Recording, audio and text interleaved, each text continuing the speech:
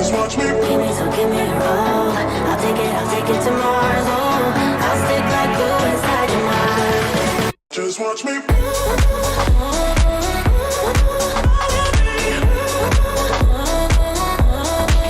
Just watch me.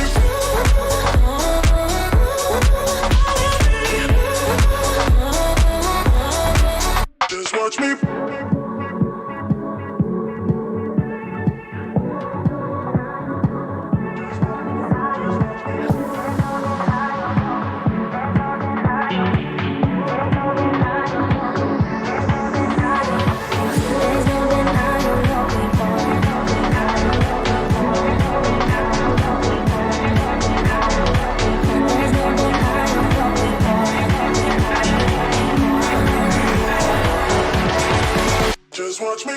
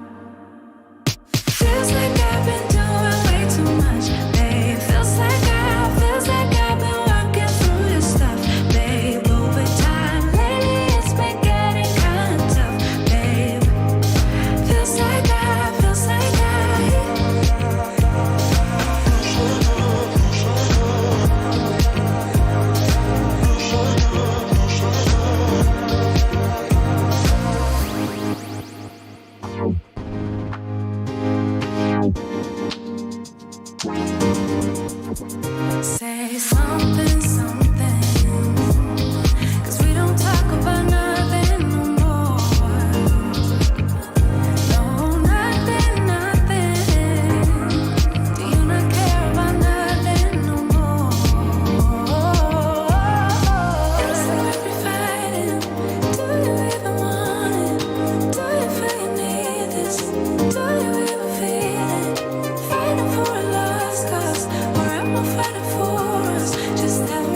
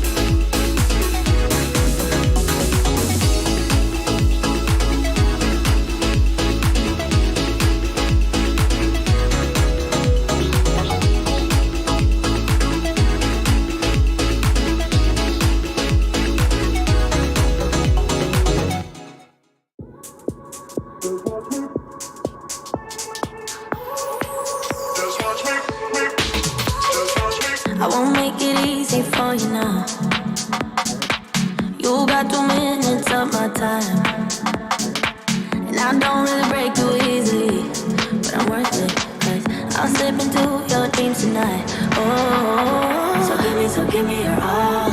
I'll take it to Mars. Oh, I'll stick like glue inside your mind. Oh, so give me your all. I'll take it to Mars. Oh, I'll stick like glue inside your mind. Just watch me.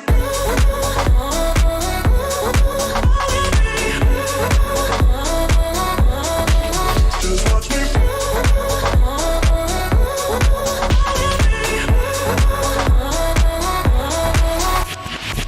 I got you wrapped around my finger, but don't you try to call me tomorrow. There's nothing personal in having a little fun. You wait and see if it's worth your while. Oh, so give me your all. I'll take it to Mars. Oh, I'll stick like glue inside your mind. Just watch me. Give me your all. I'll take it to Mars. Oh, I'll stick like glue inside your mind. Just watch me.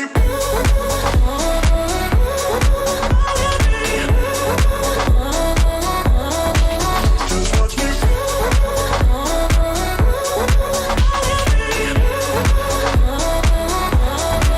Just watch me.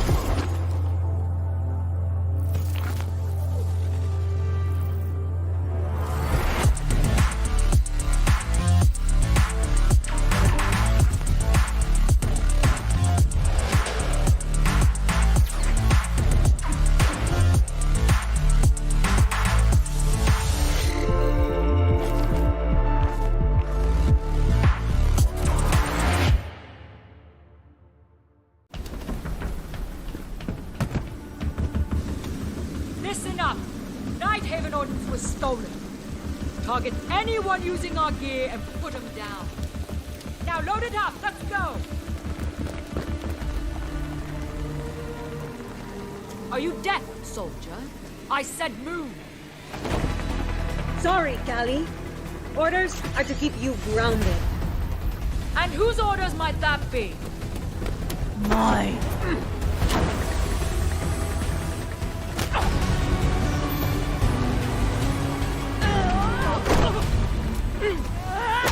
Is that all you got?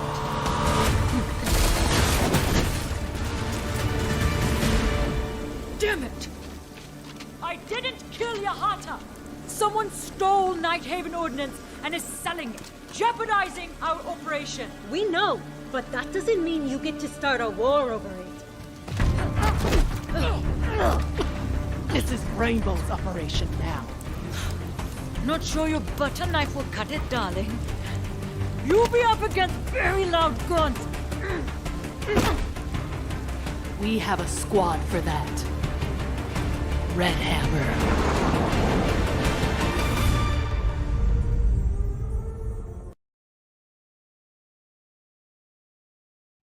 Welcome everyone to Zotac Gaming, the Esports Club Rainbow Six Siege Invitational, supported by Ubisoft. I am CCV, joined alongside Aggressive, and we are going to be bringing to you the final day of the group stages. Aggressive, the top 8 teams, both from South Asia and from Middle East, have been competing head to head against each other for quite some time now. But it's time the tournament progresses even further. It's time we start off, with the playoffs to see who really is the best amongst these two regions. Overall, this still is going to be the final play day and a lot to be decided today as well.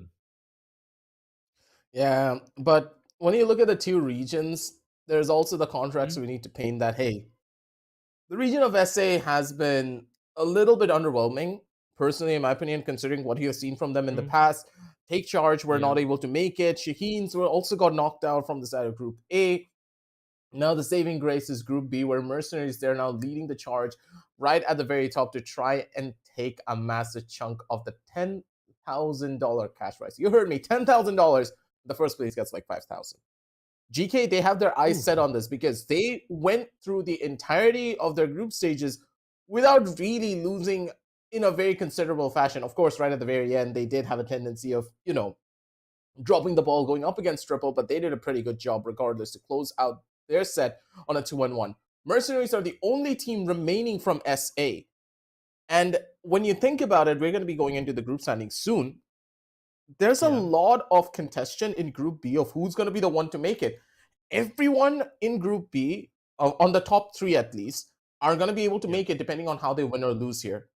So it's highly True. contested for, and I'm really hoping that whoever goes on the playoffs here, they deserve it because this Group B is highly contested. Absolutely. The Group B is shaping up to be an extremely formidable, for all of these teams. But of course, after Yep. the groups are done after today, we will be over with the group stage. The top 4 teams out of the 8 shall be moving on to play against each other in a double elimination bracket in towards the playoffs. Yet again, every single match is still going to be a best of 3.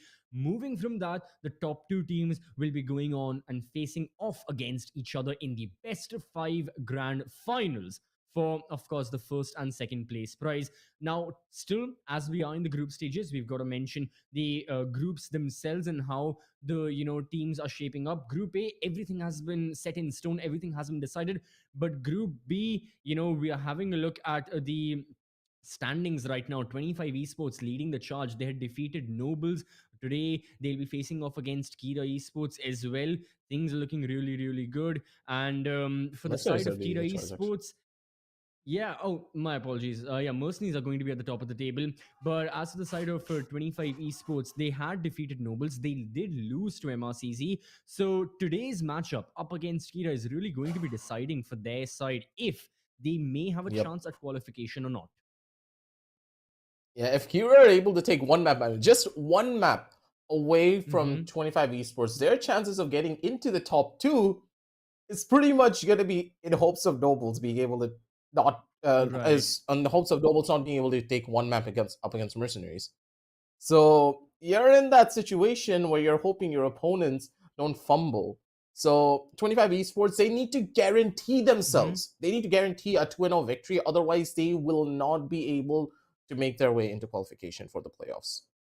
And when you know this is going to Absolutely. happen, it's going to be Mhm. one of those situations where you're like, okay, it's a lot of pressure. Are we going to be able to perform under that level of pressure? 25 Esports, we haven't really seen them in that same performance, mind you, from the other MENA region teams like GK and, of course, the members of Triple. They're very calm and composed under those high pressure scenarios.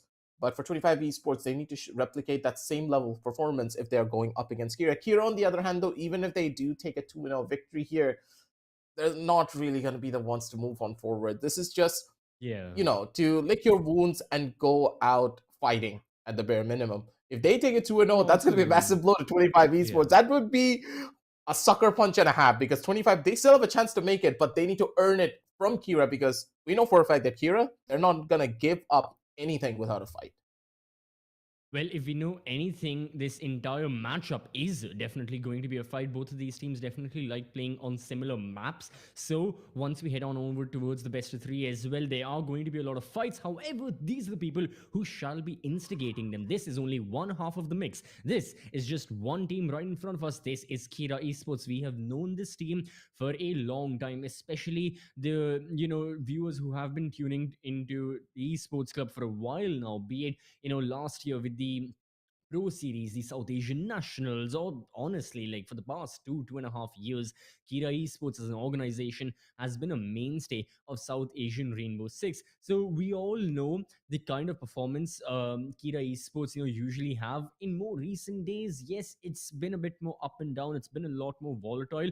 But today as well, we need to see the explosiveness. Last time we saw Kira up against the side of Nobles, a couple of the players didn't really click. Like for in the first map, I think it was Vortex who had a particularly quiet day, and then in the secondary map, it was the map of Clubhouse. Shrisha just couldn't get really started. So keeping all of that in mind, I feel like Kira Esports, yeah, they'll have to work very well as a team in order to defeat their opposition. Now, speaking about the opposition, these guys definitely know how to work well as a team. We have been seeing 25 esports, and no matter what you talk about, whether you talk about just the explosive plays of OMR or the support in which the entire structure goes, or just the unexpectedness of 25 esports, it's definitely caught the attention of a lot of people, Yeah. and it's caused 25, that amazing victory that they had against Nobles as well. So keeping that in mind, both of these teams are now poised against each other. Let's see the battleground on which they shall fight. Yeah, we just have to wait and see which of these maps they're gonna start picking up. Pretty standard bans right off the bat. Bank getting taken away. No one wants to play that map. Border and theme park getting banned out. There's a good chance Cafe's gonna get picked up. Oregon. Don't tell me. Calais. Don't It's gonna be tell banned. It's gonna be me. Clubhouse. Clubhouse is banned. Wait. I'm sad now. Just towards the end. They But yeah, it's, I mean, again, the exactly good what we old talked about. classical. Exactly. Both of these teams I'd mentioned, they have very similar territory on which they want to fight, and we see maps being repeated yet again. We've seen 25 esports play Villa a lot of times. We've seen Kira play Chalet a lot of times, and Oregon, of course, is going to be there every single day. I just hate we're starting with Oregon because Oregon is one I of don't those like bridge those. kind of maps. Yeah, Oregon is a nice number 2 kind of map in a best of 3, but still that True. is going to be the territory on which 25 esports and Kira esports shall be facing off against each other. So, ladies and gentlemen, without any further ado, let us start off. Map number 1. For 25 esports, they are fighting for contention in this invitational. Kira esports, they want to go off with a bang, and also they want this match to be as much of a learning process for their side to ensure that whatever event they play next, whichever tournament they play next, they'll be as prepared for it as possible. So Oregon is here, Kira on defense, and they shall start the operator ban process by getting rid of Ying. And again, on Oregon does make sense. We have seen a little tick in the prevalence of Ying very, very recently, the Candelas, and of course the LMG as well. So it's a very lethal combination. So getting rid of him does make a lot of sense. When I think about it in the long run, it also opens up a lot of options for the defenders. Because without the Ying in the picture, you're not forced to pick up the Warden each and every time to try and counteract that Ying. That allows the defenders to maybe play out with the Solus, maybe pick up the Aruni. And if they have the Azami open, they're also going to be able to pick that up. It opens up a lot more options and allows you to be a lot more versatile on the defensive side. And for the attackers, they're forced to find other means of trying to break their way in. And do you know the biggest caveat of this entire setup? And why I do believe that the members of 25 Esports forced the hand of Kira? They banned out Jackal. Yes, the roams are a lot more prevalent, but because of the Jackal ban coming in, Flores is still on the board on Oregon. That makes those side takes that they want to go in for those fast, heavy rushes through blue a lot more simpler because the Flores can instantly deny all of the deployable shields that are set up across the map. And that will be a big point moving down line. Yeah, the deployable shields, then you can bring in a Thatcher as well if you really want to start things off. If you are feeling that the defenders are bringing a particular anti-breacher, as is the case, if you talk about second floor kids and dorms, there is going to be a Cade or a bandits prepping up that games room wall towards closet. Even on basement, you have an anti-breacher, most likely Cade, in order to get that hatch up top. So to ensure that no attacker can push in very very easily, maybe you bring in a Thatcher, or the other, or in the other scenario, the attackers can of course just get someone with the EMP grenades, the new addition to the arsenal of the attackers. You bring in a Lion, bring in a Dokebi, and that's exactly going to be the case. Valentino is going to be having the Dokebi, and that's why I don't feel like Kira Esports are really bothering with a major anti-breacher. They've got mute jammers. Shrisha is going to be placing a couple of days towards the reinforcements just to delay the attackers a little bit, because I feel like even Kira Esports know that there's no major point in tricking the wall, or there's no major point trying to delay the breach. It is inevitable. You cannot prevent it from happening. The most you can do as defenders is delayed. So that's why waste one of the operators out of the 5 getting a Cade? Might as well branch out, get yourself a room, or get yourself, in this case, Slayers on the Oryx. So that's really fulfilling the roaming capabilities, and we need to see the roaming capabilities live in action because of how things have started. Yeah, Kira's defense is going to be a lot more vulnerable without the Jaeger present. It's gonna be a rough one, Vortex. Going down early does mean that the roams are almost close to non-existent across the map, because he's the one who wants to hold this one down. Diana, good shot coming in from him. Already had the expectation, and this is why the Dokkaebi is just so strong. Those calls give away so much information, and that's it. Siege is all about info. If you get that first tiny bit of information of where the player is holding, you can instantly run them over just by pre-firing a corner. That's how good those calls are. And look at across the map. It's so much chaos when you think about it. So many people getting caught out by these calls. They're just stuck in a hard spot, but because of that mute jammer, the smoke can just sit here in the open inside a game room. Just wait for one player to come in unsuspectedly, maybe getting a catch here as well. Timing is good, and he's gonna be able to find that shot. Coffee's gonna be good for one, but he's not gonna be good for the secondary. Players are already in from trophy, baby, and they are ready to take this fight. Oh, they're just feeding through Detamo on the flank right here, top of Armory Stairs. He gets one. However, his position is now compromised. 3 angry attackers staring right at him. This Alibi doesn't have a lot of space to work with, but what a feat that was. Isolating the first gunfight. Now, that's the key player gone. The Alibi pushes and prods even further. The MX4 Storm is here, but what kind of a storm can just be whittled up in these mere seconds? And all alone, with little to no resources to work with, it's the gun that's going to be put up to the test. Not entirely. Falcon shuts Amar down. It was an amazing effort. A triple kill here and a triple kill for the attackers as well. Ultimately, it was the side of 25 Esports who get the last laugh. Ultimately, it's going to be 25 Esports getting the first round on board, and deservedly so. Wouldn't you agree, Abrasive? The way 25 played that round, the way they got the initial kills, I think, yeah, it was a very well played round from their side. That Dokkaebi just did everything that they needed. 2 calls, and they had the entire map. That is how strong the Dokkaebi can be. And that's the thing. I would personally say, if there is a Dokkaebi causing this much of a problem, I've seen this happen in other professional tournaments, that they set up mute jammers in key positions all across the map. So even if a call comes in, one of the mute jammers can be used to just completely nullify that call. And the person can just sit there in that corner, and no one's going to think to check it anymore. Correct, when you think about it. Because, yeah, maybe the drones are going to be able to catch the mute jammer out, but because no one's going to get caught out by the call, let's say if you're playing towards the server room, no one is going to clear that. You have such a powerful roam to play around with. That's the thing. There needs to be creativity from time to time to try and counter this Dokkaebi instead of just constantly banning her out. And in this case, Kira, they haven't really gone for that creative counter. They're trying to hunker down in the side and play for those trades, but those trades are just not happening because of how confident the members of 25 Esports are seemingly here.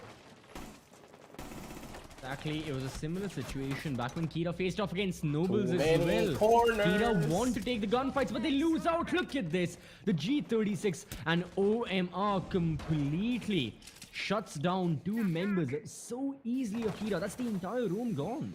Now Coffee, as the Melusi, has to go up, work his way up the blue stairs, and then try to have a little bit of retaliation. But even that isn't going to work. Because if Coffee loses his life within the first 50 seconds of the round, 25 Esports will be in a 5 versus 2 scenario. Those are numbers you don't want to be in. Slayer is an anchor, and yet he's doing so Oh, much. the captain And caught of one. course, you've got the traps. Wait, 25 Esports, they are overlooking a lot. They want to speed up the process of executing onto the bomb site, but this is surely not the way. Even Coffee causes a little bit of a mishap towards main hall. This is what I was talking about. You don't have to be so risky. It's so early into the round. The attackers now have 100 seconds to launch a proper execution. 25 Esports could have had a very, very easy round, but of course, because of them overlooking a couple of aspects as well, things will be a lot more difficult. So this round can still be won by Kira Esports. Slayer has got 2 smoke grenades, Vortex, full HP, prime position to shoot players. So the attackers won't have as easy of a time getting into the bomb site as they would think so. You gotta make it as prominent as possible. And this slow, methodical play is what's giving them the edge. Already one of the players have been spotted towards Freezer. How will you retaliate? Too many angles to consider. One from Laundry, one from Freezer. He needs to isolate one of these gunfights. Not gonna be able to find it though. Magir's gonna be able to find out one. The Ivana does the work. Sorry, the Dokkaebi does the work. And now Vortex all on his own to try to take a fight. But the Dokkaebi is just a way better when it comes down to the shots. The DMR raided down hell from above. Gets the final frag off. The members of 25, they look to easily take this entire map away from the members of Kira. And considering that Kira, this is one of their strongest maps, I don't know how this is going to go, because I always talk about this ECV. You know, I sound like a broken record because of it. Oregon is one of those maps that really tests the fundamental of a team. And whichever team has the better fundamentals overall in Siege, depending on the roam clear, the setups, the crossfires, they're always going to be the ones to win. And you can see the members of 25 Esports, they're always buddying up. And no matter what happens, if one person is taking a fight from the side of Big Tower, there will be someone coming in from Bathroom, take the trade from the opposite side of the map. And you saw that's exactly what happened to Deathomar, correct? Yeah, I mean, 25 Esports right now, with the way they're playing and with how they'll be happy with their performance, these guys are really putting the fun in fundamentals. Meanwhile, Kira Esports are going to be driving themselves crazy and fulfilling the mental aspect of fundamentals. But that's all I condense my talking point down to. I just thought of that and then I'm blank. So now let's analyze the situation as I think of a talking point. But no, really, yeah, I do gotta agree with you, Aggressive, that the coordination of 25 is there. They are quite aware of where they want to attack, and of course their droning clears out any aspect of it. If we see in the last round, Kira Esports were trying to actively contest this droning. They had Deathhammer in dining, they had one more of their player, I think, near dining as well in the snow hallway. This time, that's not happening. So this time, the drones run free, and this time, they are very easily able to move forward. And even if they have to take a gunfight, yet again, guess what happens? Falcon secures the headshot. So this is just an example of 25 Esports doing their due diligence, but also getting the kills. If we have a look at the scorecard, 5 kills for the Dokkaebi, 3 kills for Falcon, 3 for OMR. Kira do not have those numbers just yet when you talk about the frags. They look to be in a scenario where I'm really surprised how far the Ash has already walked up towards Laundry. Vortex is going to be able to catch him out. The good pixel shot coming in from him. Valentino takes a back seat for this round, and they need to work their way in. A good vertical play coming in from Falcon to maybe find one cheeky kill, but look at Slayer already close and personal with that shotgun. Has someone's phone number and possibly is going to call them up soon enough here. Depends on the angle and depends on if 25 Esports are expecting this. 2 players are already around the corner. No way! They walked out! They walked instead of crouching. That instantly gave them the advantage there on that corner. Srisha's on the off angle, but nope, the off angle doesn't even matter because the grenades is now cooked down to perfection. A good medium rare and slapped into his face. It's already a 4 versus 2. This freezer control is gone. Yeah, the attack is now. What just happened here, along the CZB? defenders. Again, you're just cutting down all space for the defenders is what happened. We'll talk later. I'll mention briefly what kind of an attack this is, you know, coming in from Freezer and Laundry, how unconventional that is. However, unconventional is what Kira have just done. These two players, Vortex and Coffee, just peeking and peeking, and that is all it takes. Now, Hibana, all by herself, type 89, close quarter combat, you can make it work, especially when the headshots are as crisp as that. And yes, Zolvik does secure the big play. Oh, first that flick and then that hit. Good God, that was around. Kira almost lost, had it overturned, but again, eventually lost out. Talk about kill after kill after kill, every one of them just being a new surprise for the players and for the fans. But yeah, coming back to my point about what the procedure for 25 has been, this is very interesting. They're going the unconventional route. These guys are attacking Laundry and Freezer. Now, I say unconventional because it's not rare. We have seen that plenty of times in international stages. If we talk about local Rainbow Six, I think the roster of Take Charge Esports used to have this kind of take like back in 2021. I remember mentioning this back then as well when they used to face off against MercenarieZ and all of their other opponents. So again, it's not something very rare. It's just the way in which 25 are doing this. It's so quick that the defenders do not have a chance to properly react to it, because Kira's defense is a very well balanced one. They have one bulletproof shield in towards bunker to hold for any bunker push. They have a couple of resources in towards pillars to watch out for that tower push. And then they have a little bit in Freezer. If they anticipate everything's going to be coming in from Freezer, they will have to shift their resources accordingly. So, but again, 25 do not give them the time. They are so efficient with that man clear, with that roam clear as well. I mean, yeah, speaking of that, it's been 20 seconds, Aggie, and already Vortex is gone. Yep. This Ash is just a nuisance. He was playing Dokkaebi before. The man had a DMR, and with the DMR, he dropped like 7 kills. He's taking entry, he's taking the first duels, and there is nothing that can stop this guy.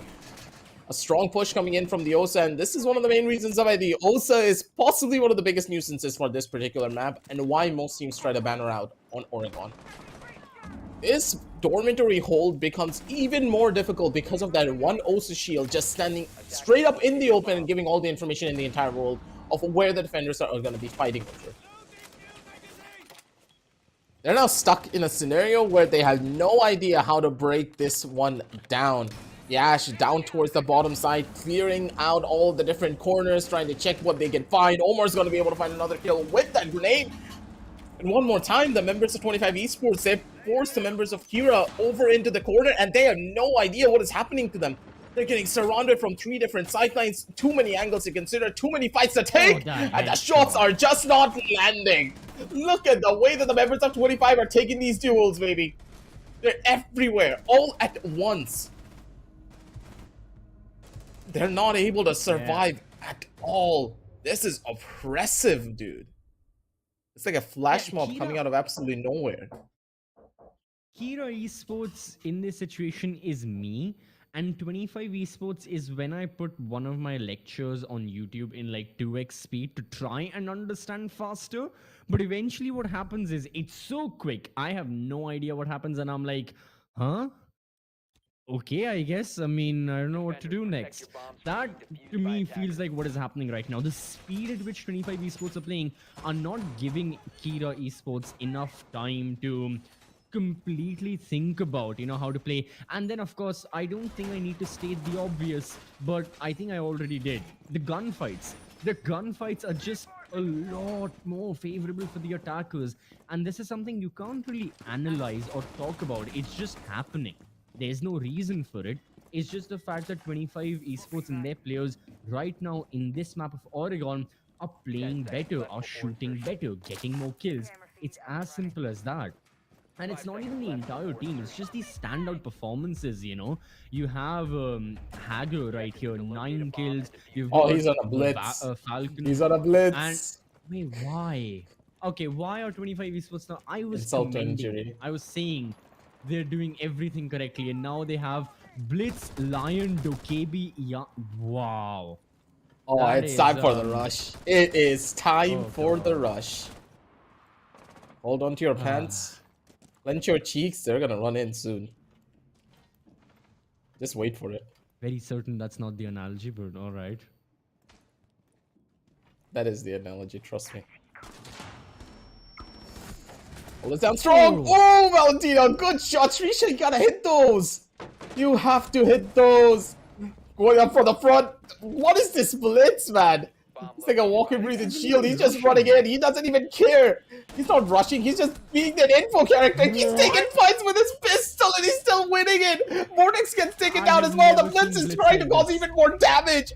Slayer on the back end. It's going to be able to find 1 kill, but then 1 kill is just not going to be enough. It's still a 4 versus 2. The diffuser's already going down, and this is happening at a record-breaking pace. That's 1. That's the second. They already won on the round. 5-0. A 5-man rush from blue? And it worked? That's CB? Oh man, that's an epic gamer moment right there. I have never seen Blitz played like this, but somehow it makes all the more sense. Like, like Hager used Blitz here, like one of those riot shields you'd find, you know, in real life, like an actual riot shield. He just soaked up the bullets. He didn't rush because he knows that's one of the vulnerabilities of Blitz, is that an experienced, an amateur player, if he sees Blitz rushing towards him, he's gonna panic, he's going to miss all of his shots, and then of course he's gonna die. And an experienced player, that may not be the case, so they may be able to shoot a rushing Blitz. He didn't do that. Hager instead just soaked up the bullets, ADS'd with the G92, and then landed headshots. How? I mean, okay, I am no one to question that. That was very, very interesting. But Aggie, the main question I want to ask is, are we looking at a potential 7-0-7-1? Possibly. I know it's on Kira's best map. Kira, I don't know what's wrong because this is not how they play. Normally, Kira's that type of team. Okay, they have a lot of energy and a lot of momentum on the first map, and if they don't lose out on, don't win out, sorry, on the first map, and if they lose, then they just can't do anything. The team completely breaks apart, and I don't know why this happens all the time. CCV, where does that energy go? Do they believe that it all depends on that first map of how they play? Being this momentum based can never really work out in the long run because sometimes you will lose the first map. You're not going to win the veto every single time. And this duel coming in towards Armory, that's going to be an even tougher spot. Look at the HPs of the players. They're already getting shut down from so many sides. And Umar, what is this? The guy's just able to pre-fire pretty much anything and everything. And one by one, they're just dropping like flies. Valentino gets another one. Attic is cleared. They're in. Wait. Alright, whoa. But only temporarily. He gets caught out. Even so, it has been a minute and 15 seconds into the action phase. It's everything has whittled down to a 3 versus 2. Slayer is on top of White Stairs. He cannot enter the bomb site, and even if he peeks, he's gone, and his teammate is in the same position. Deathmer, we have seen this man try to clutch and isolate 1v1s before. He was on Alibi. Bomb site was second floor. He did it previously, but saw this time him. he cannot. How do they get away with peaks like this? Like, do you see this? Oof.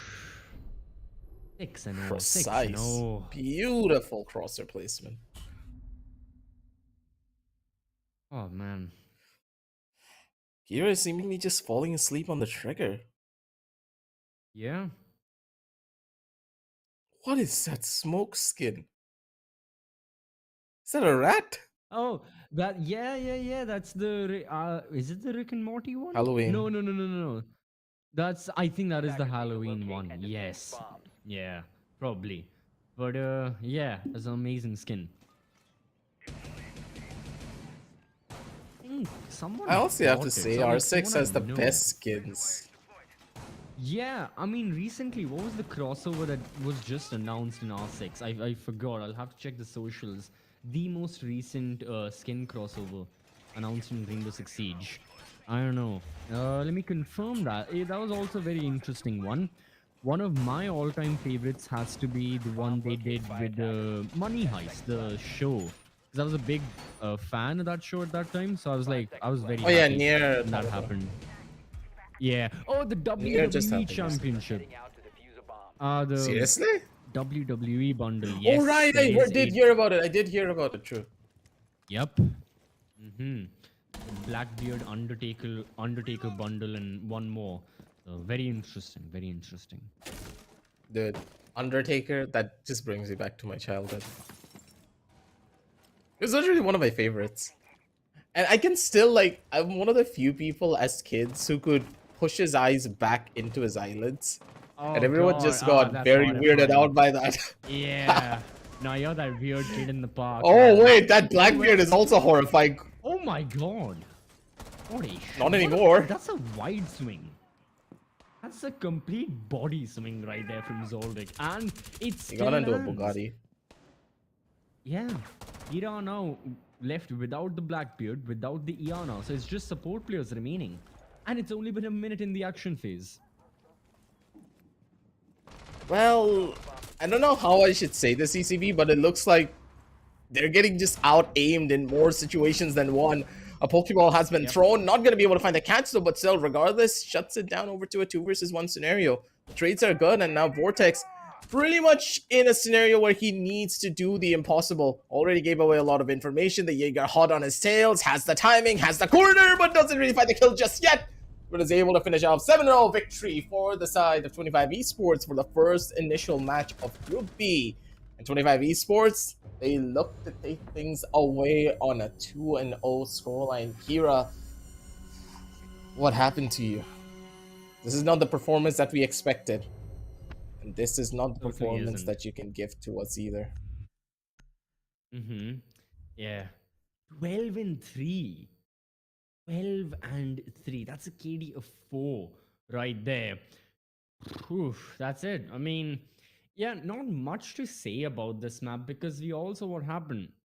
The strategy of 25 esports, even if it's not, completely like breaking the wheel, something completely innovative, something completely new, it's effective. And that is what matters. That's it.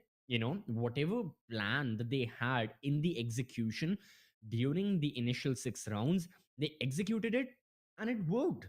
It's as simple as that, and it genuinely doesn't have to be more complicated than that. Rainbow Six as is already a very complex game. You do not need to add any more of complexities inside of it. So the plan that they had worked very well, but I think the biggest instigator that essentially led to the 7-0 were the gunfights. Grace, if both of us have been talking about it since the start, we have been hinting that Kira Esports have been a bit lackluster in their performance, especially when it comes to the fragging department. And this was just a clear-cut example of that. Nothing more to be said about what took place at the end on Oregon. It's just a bit of a sad story. 7-0 scoreline to start things off. That's gonna, that is gonna kind of, put a dent into what you really want to do. Kira not being able to take that one away. Maybe on Chalet they can pull off a miracle, but even there, it does depend on if you're on the attack side or on the defense. If Kira are on the attack, there's maybe a slight chance. There's a slight chance that they're going to be able to turn things around if their mental is not completely shattered, of course. If they're able to collect themselves once again, be the Kira that we know them to be, then yeah, maybe. They could do it. But after what we saw on map number 1, the team is just not on the same pace. They're falling asleep on the trigger. Some of the shots that we know Death Umar can hit, he's not able to hit them. Like that kill on the smoke. We know that Death Umar instantly, as soon as he sees a pixel, he's going to be able to take that shot. But he fell asleep on the trigger? That can't happen. Not Maybe like he wasn't this. looking at the crosshair. Again, could have been so many reasons, but ultimately what matters is the result. Doesn't matter how or why it happened. it's the fact. It's what happened, right? And he lost the round. Kira Esports lost the round, and ultimately, again, we can see the result 0-7, right, for their side. So Chalet Sure. can be a new beginning for them. I don't know. At this point, I mean, yeah, for the side of Kira Esports, try anything, because this may just be the final map they will be playing in this invitational if they lose out on it. And if they can, of course, push it forward to map number 3, push it forward to Villa, it's going to give them that ray of hope. However, let's have a look at the match summary and let's see how Oregon numerically developed and numerically ended as well. And yeah, the numbers once more. We have been talking about these and we'll mention about these once again. They just speak for 100% themselves. cost. What? 2 players. That is amazing. The first kills as well. I mean, okay, yeah, another thing to highlight. Every single round, the first kill was done by a player of 25 Esports onto a member of Kira.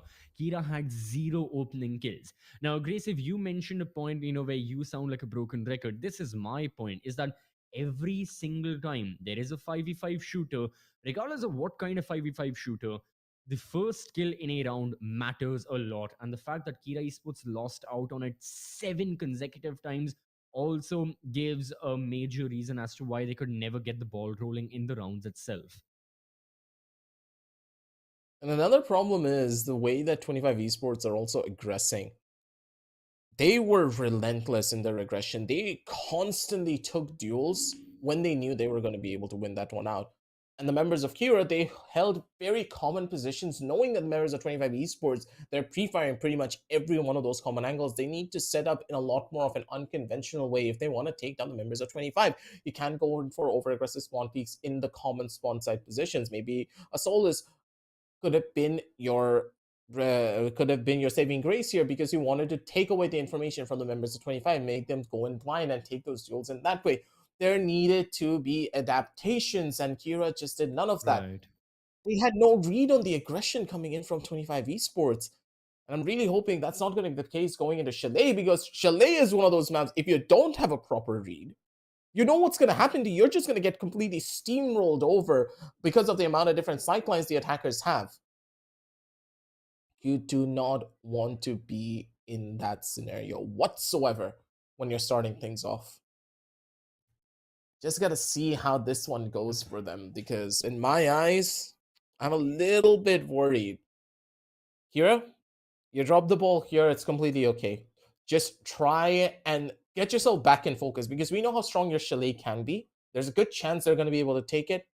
But for us, we need to find out if that is a probable scenario. We're going to be heading on down over into short little break, ladies and gentlemen. Don't go anywhere. We'll be right back.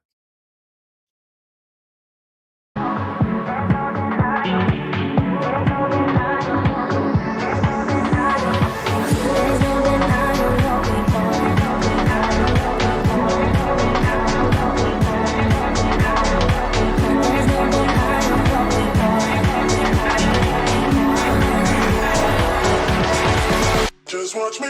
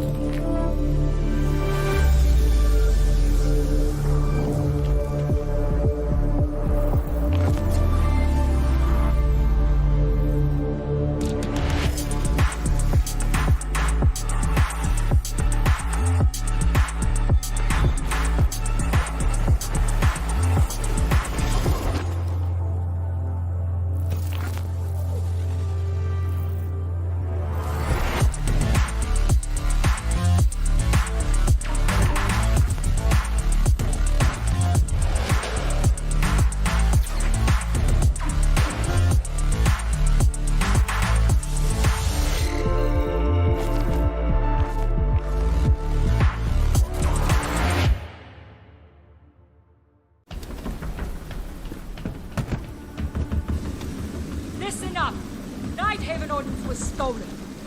Target anyone using our gear and put them down. Now load it up, let's go!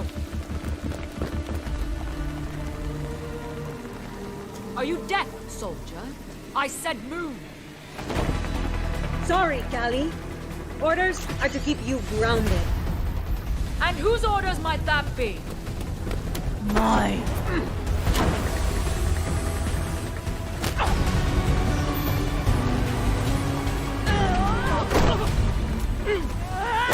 Is that all you got?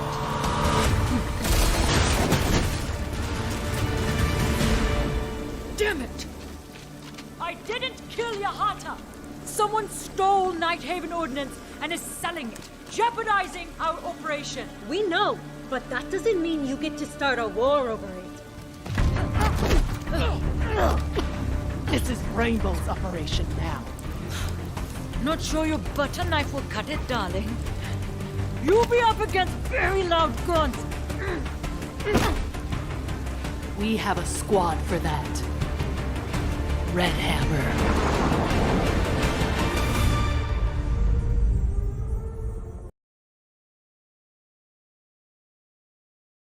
Welcome back everyone to Zotac Gaming presents the Esports Club Rainbow Six Siege Invitational, supported by Ubisoft.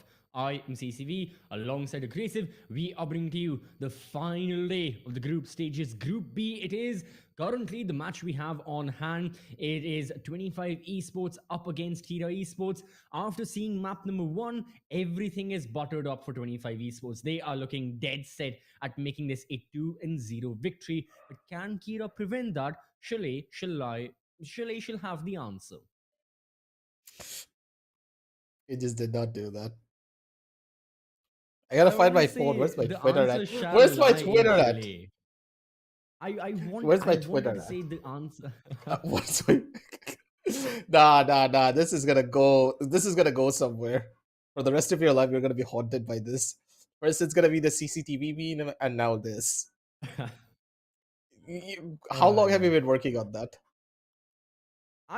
Honestly, it was improv. I tried to improvise. It was working in my head. I just couldn't speak it perfectly. But no, truly, Chalet will have the answer to whether or not Kira Esports can try and push this forward. Because honestly, the situation they find themselves in, it's not a good one. And by the situation, I mean the entirety of the invitational, really aggressive.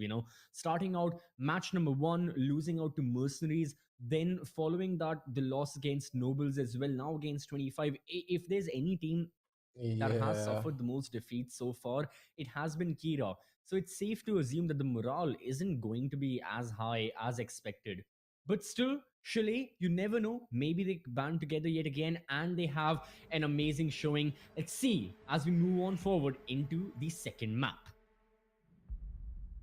I'm really hoping to see Kira just be a little bit more aggressive in their approaches. They've been giving too much leeway towards members of 25, allowing them to dictate the pace of this matchup. And Siege is one of those games that you do not allow the attackers to dictate the pace of how things are going to go. You need to be the one on the defense to start things off on the right foot.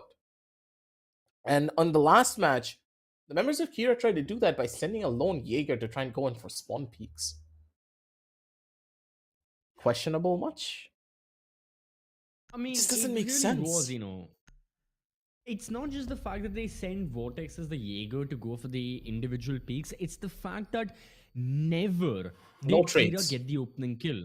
Yeah, no trades, and never did they get the opening kill. And this is what I'd highlighted in the summary as well. Be it Vortex as the Jaeger, be it Deathhammer as the alibi, never did they manage the opening kill. And that right there is the problem. If Kira Esports are not able to get that front foot, and get themselves forward, how exactly can they manage to play off of that man advantage if ever since the round starts, they themselves are lagging behind the opposition? Regardless of that, perhaps Chalet will be a bit different. The operator ban surely are. The KB banned for obvious reasons. We saw just how prevalent she was, in the hands of Hager, and of course in general how strong Dokkaebi is. 25 Esports completely revolving their bans around the aspect of hard breaching and hard breach denial, and and final ban was Valkyrie. So it's safe to assume that all of these bans, none of them are anything out of the ordinary. Very, very standard and very, very set in stone operators that are taken off the board. Yeah, this is probably one of the most conventional bans that I've seen in the longest amount of time. A fuse has been Yeah. picked up, but I don't think that the fuse will be taken out as soon as they know the side's going to be over towards bedroom. A bit unconventional, don't you think, to start off in bedroom? It's been a while since I last seen the site get picked up by a lot of the teams as well. A lot of the MENA region teams in general have a tendency of taking that first floor a lot more and then shifting their way towards basement. It's kind of weird how the resurgence of those first floor sites have came on down through. Other than Clubhouse, where Take Charge is the only team that start picking up the bar as their primary sites from time to time, no other team will ever go to the first floors of any map, other than Chalet. Because Chalet's first floor is possibly one of the strongest sites to hold if you have proper map control. Absolutely, and yeah, it's that vertical extension as well, right? This is Yeah. the thing that it goes against. Usually in maps, you are looking at horizontal extension. You mentioned Clubhouse, a great example of that. If you are playing, say, gym and bedroom, you are going to extend all the way towards CCTV and cache. If you are on Villa playing towards trophy and statuary, you may just extend to aviator games. But on Chalet, it's not like that. On Chalet, My it's that God, not vertical again. extension. But no matter what map it is, so far it's been the same result. One of the players, that was Slayer, to go down initially. However, this time, not in exact trade, however, an equalization of the man count. That is still something in the favor of Kira Esports. Sure, Slayer is gone, but the IQ departs as well.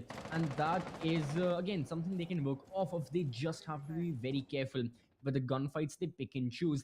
They cannot give freebies to 25 Esports. And already, 25 so far look a little bit all over the map. The players are all individualized, they're not together. I think they're just looking for map control, but this is not the same 25 Esports we saw on Oregon. Yeah, they're taking very aggressive control by themselves without really having anyone to try and back them up when they get put into a very sticky situation. That could just be the thing that costs them down the line if they're not able to find one more trade-off from the side. Falcon is going to be able to open things up, catches out Bandit Battery too. This looks to be a little bit more of a nuisance and a problem. Sorry, the mute jammer, what am I saying?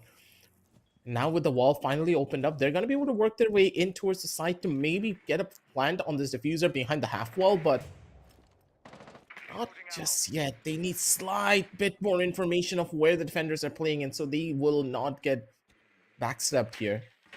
It's the calm before the storm. But this storm is fast approaching, and Virgil is just waiting to make his appearance.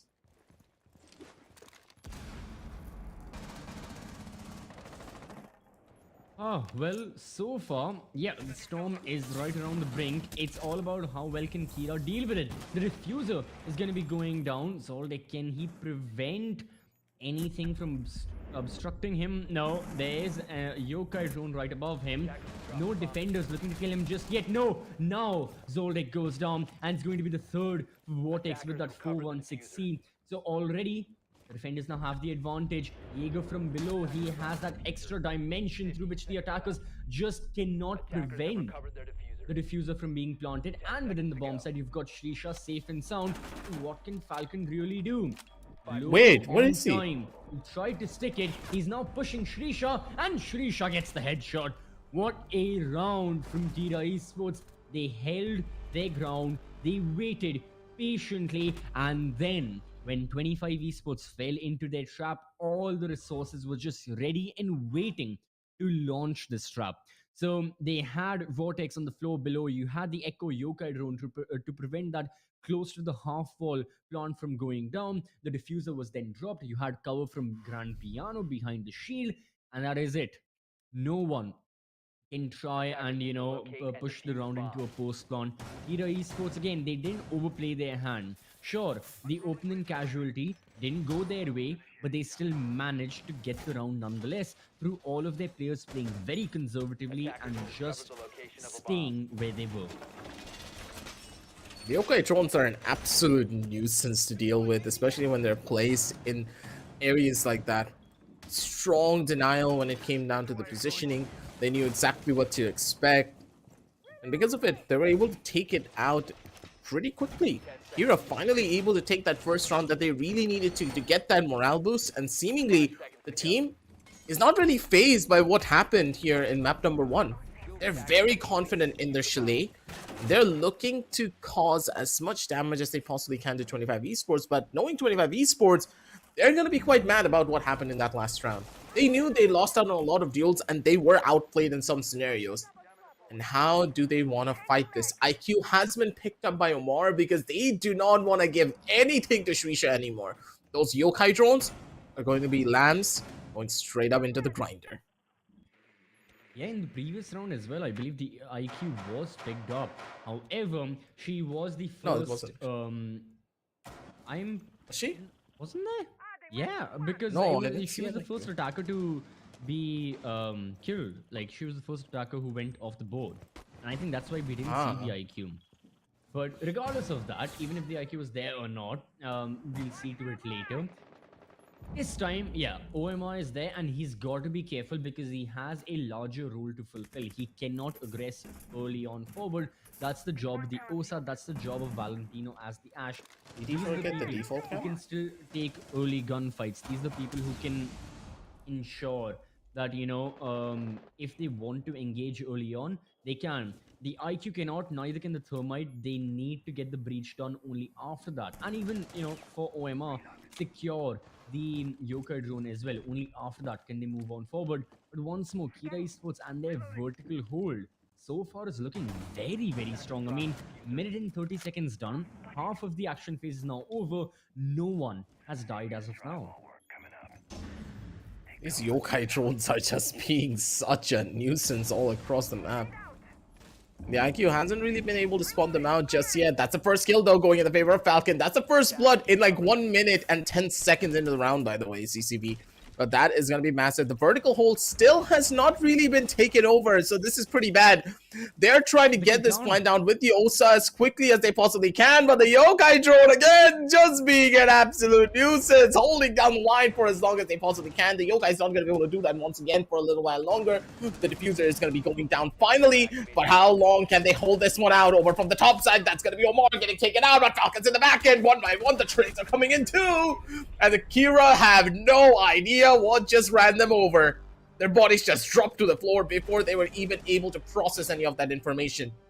They got the denial, but right after the denial, the members of Kira just started scrambling around to try and find the remnants of their teammates of 25 Esports.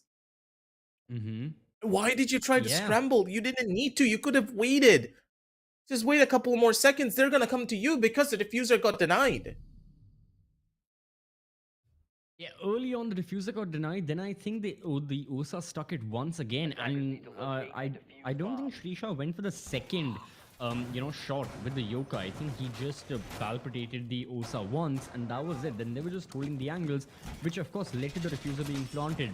And since there were no lines of sight directly on it, except for that yokai, very easily 25 Esports managed to push into a post one. And I think that was one of the biggest fears of Kira Esports. They didn't want the round to go into that post one because that would mean the time pressure falls onto the defenders itself, unlike the opposite, which was happening early on. And as soon as they saw the diffuser went down, I guess they panicked. They wanted to go for the shots. They went towards second floor, towards that bedroom balcony as well, trying to prevent trying to see if any attacker was there, trying to prevent the diffuser from being planted up top.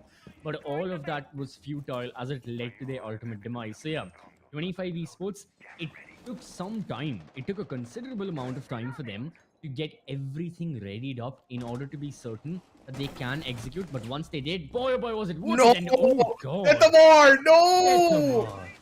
He loses out on You that. can't lose those. You can't lose those. And 30 seconds. CCV, you know that as action well. phase. You can't. Yeah. True, true.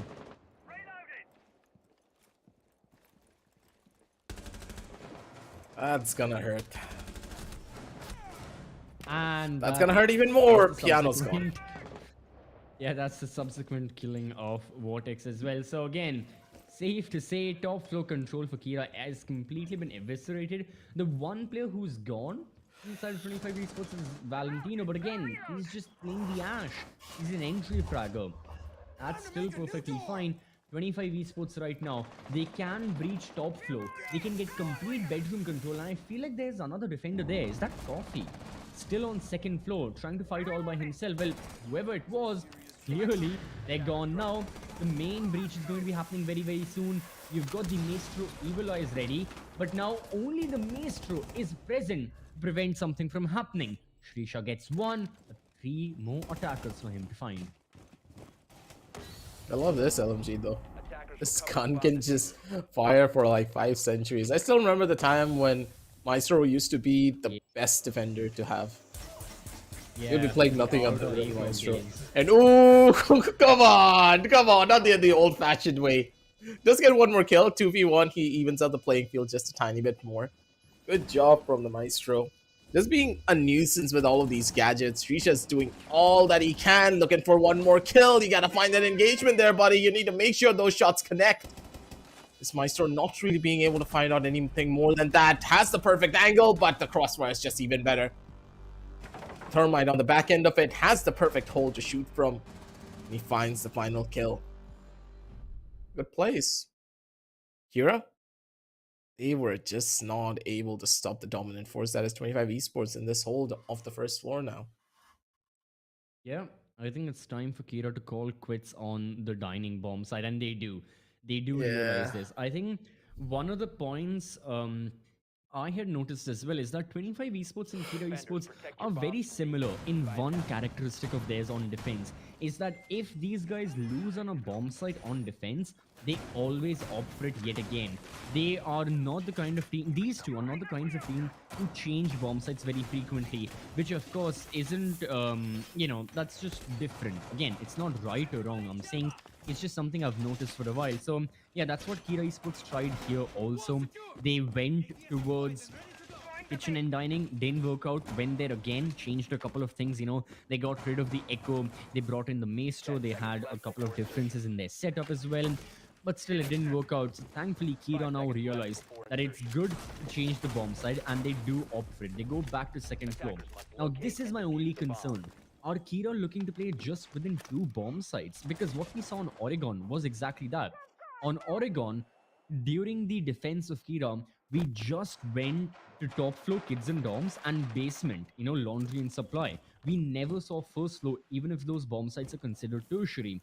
Is this what Kira are planning here? Do they not want to go towards first floor gaming room at all?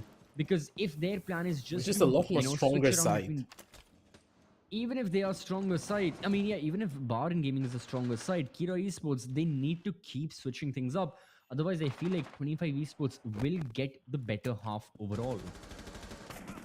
Like he's gonna be able to spot out one of the yokai drones, so that's gonna be an even bigger nuisance. This one yokai drone though, it's not really breakable unless the player just goes to the opposite side of half wall. I'm expecting the IQ to make their way in from there, and it's gonna be Coffee finally getting the first opening kill, mind you, of the entire best of 3 for the side of Kira. They're finally able to dictate the pace of this matchup. One gunfight, one win is all that they needed, but how will the members of 25 now retaliate to try and turn things around from here? Zoldyck opens up the wall and gets his way in towards this room. Why? Coffee. No! Why? Another one. Do it. Oh my god. Nah, This guy just, too. like- Nah, this is not, nah. What? You know the game of whack-a-mole, right? Yep. Mm-hmm. It's just like, oh, I see one. Oh, I see the other one. Oh, I see a third one. Now, okay, you know what? Once this round is over, I'm gonna do what's needed. Okay, this round is over. That play from Kira Esports. Agi, I don't know if you're very familiar with this, but this is a legendary expression we use here for South Asian Rainbow Six. That right there was a certified Jigesh Kurini moment. I'm just gonna say that. I don't know what Kira Esports were trying right there. That was What was that? Why ever is that necessary in any sense of imagination? Why is I my love the fact that question. hey, one guy went down. One guy went down. It's like, God damn it, I can't get the kill on him. The other one's like, oh, don't worry, boy, don't worry, buddy. I'll get the trade. I'll get the trade. He also dies. God damn it, even I died right now. Third guy comes in and be like, all right, I'll do everything that you guys can. He also dies in the process. And the other members of Hero are like, wait, did you guys all go through the one window and die to the same person? Putting on a little show. Ah, Come on. that.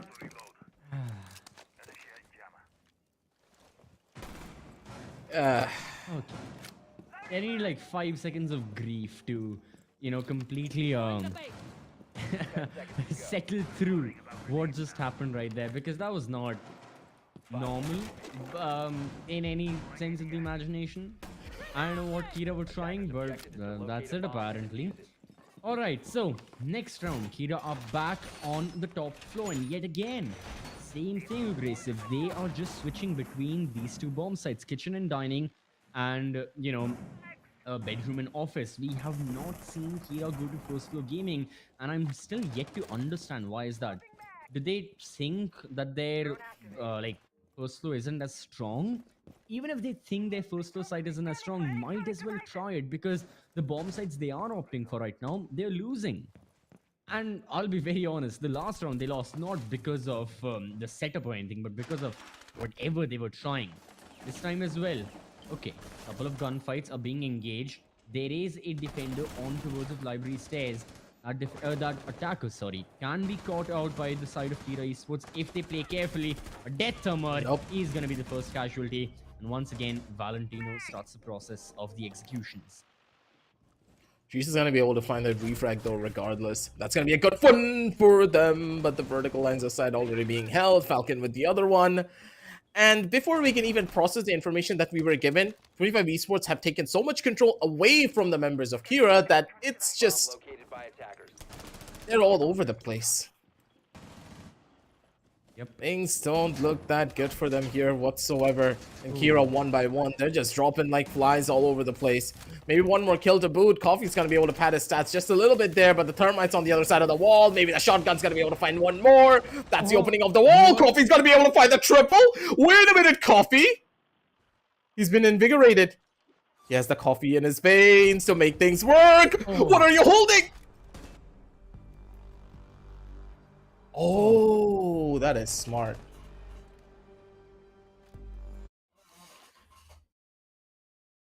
But why hold that? You have a barbed wire there. You know you have a barbed wire there. Where did the ash pop from? I didn't see the... Was the ash prone or crouched or something? Because she just appeared in front of the screen. But alright. Regardless of that, yeah, unfortunate. Coffee had his chance, just having a golden opportunity. Sadly, couldn't register that for a proper clutch. We saw that in round 1 of Oregon as well from Deathhammer. He whittled down the 1v4 to a 1 versus 1, lost out on that.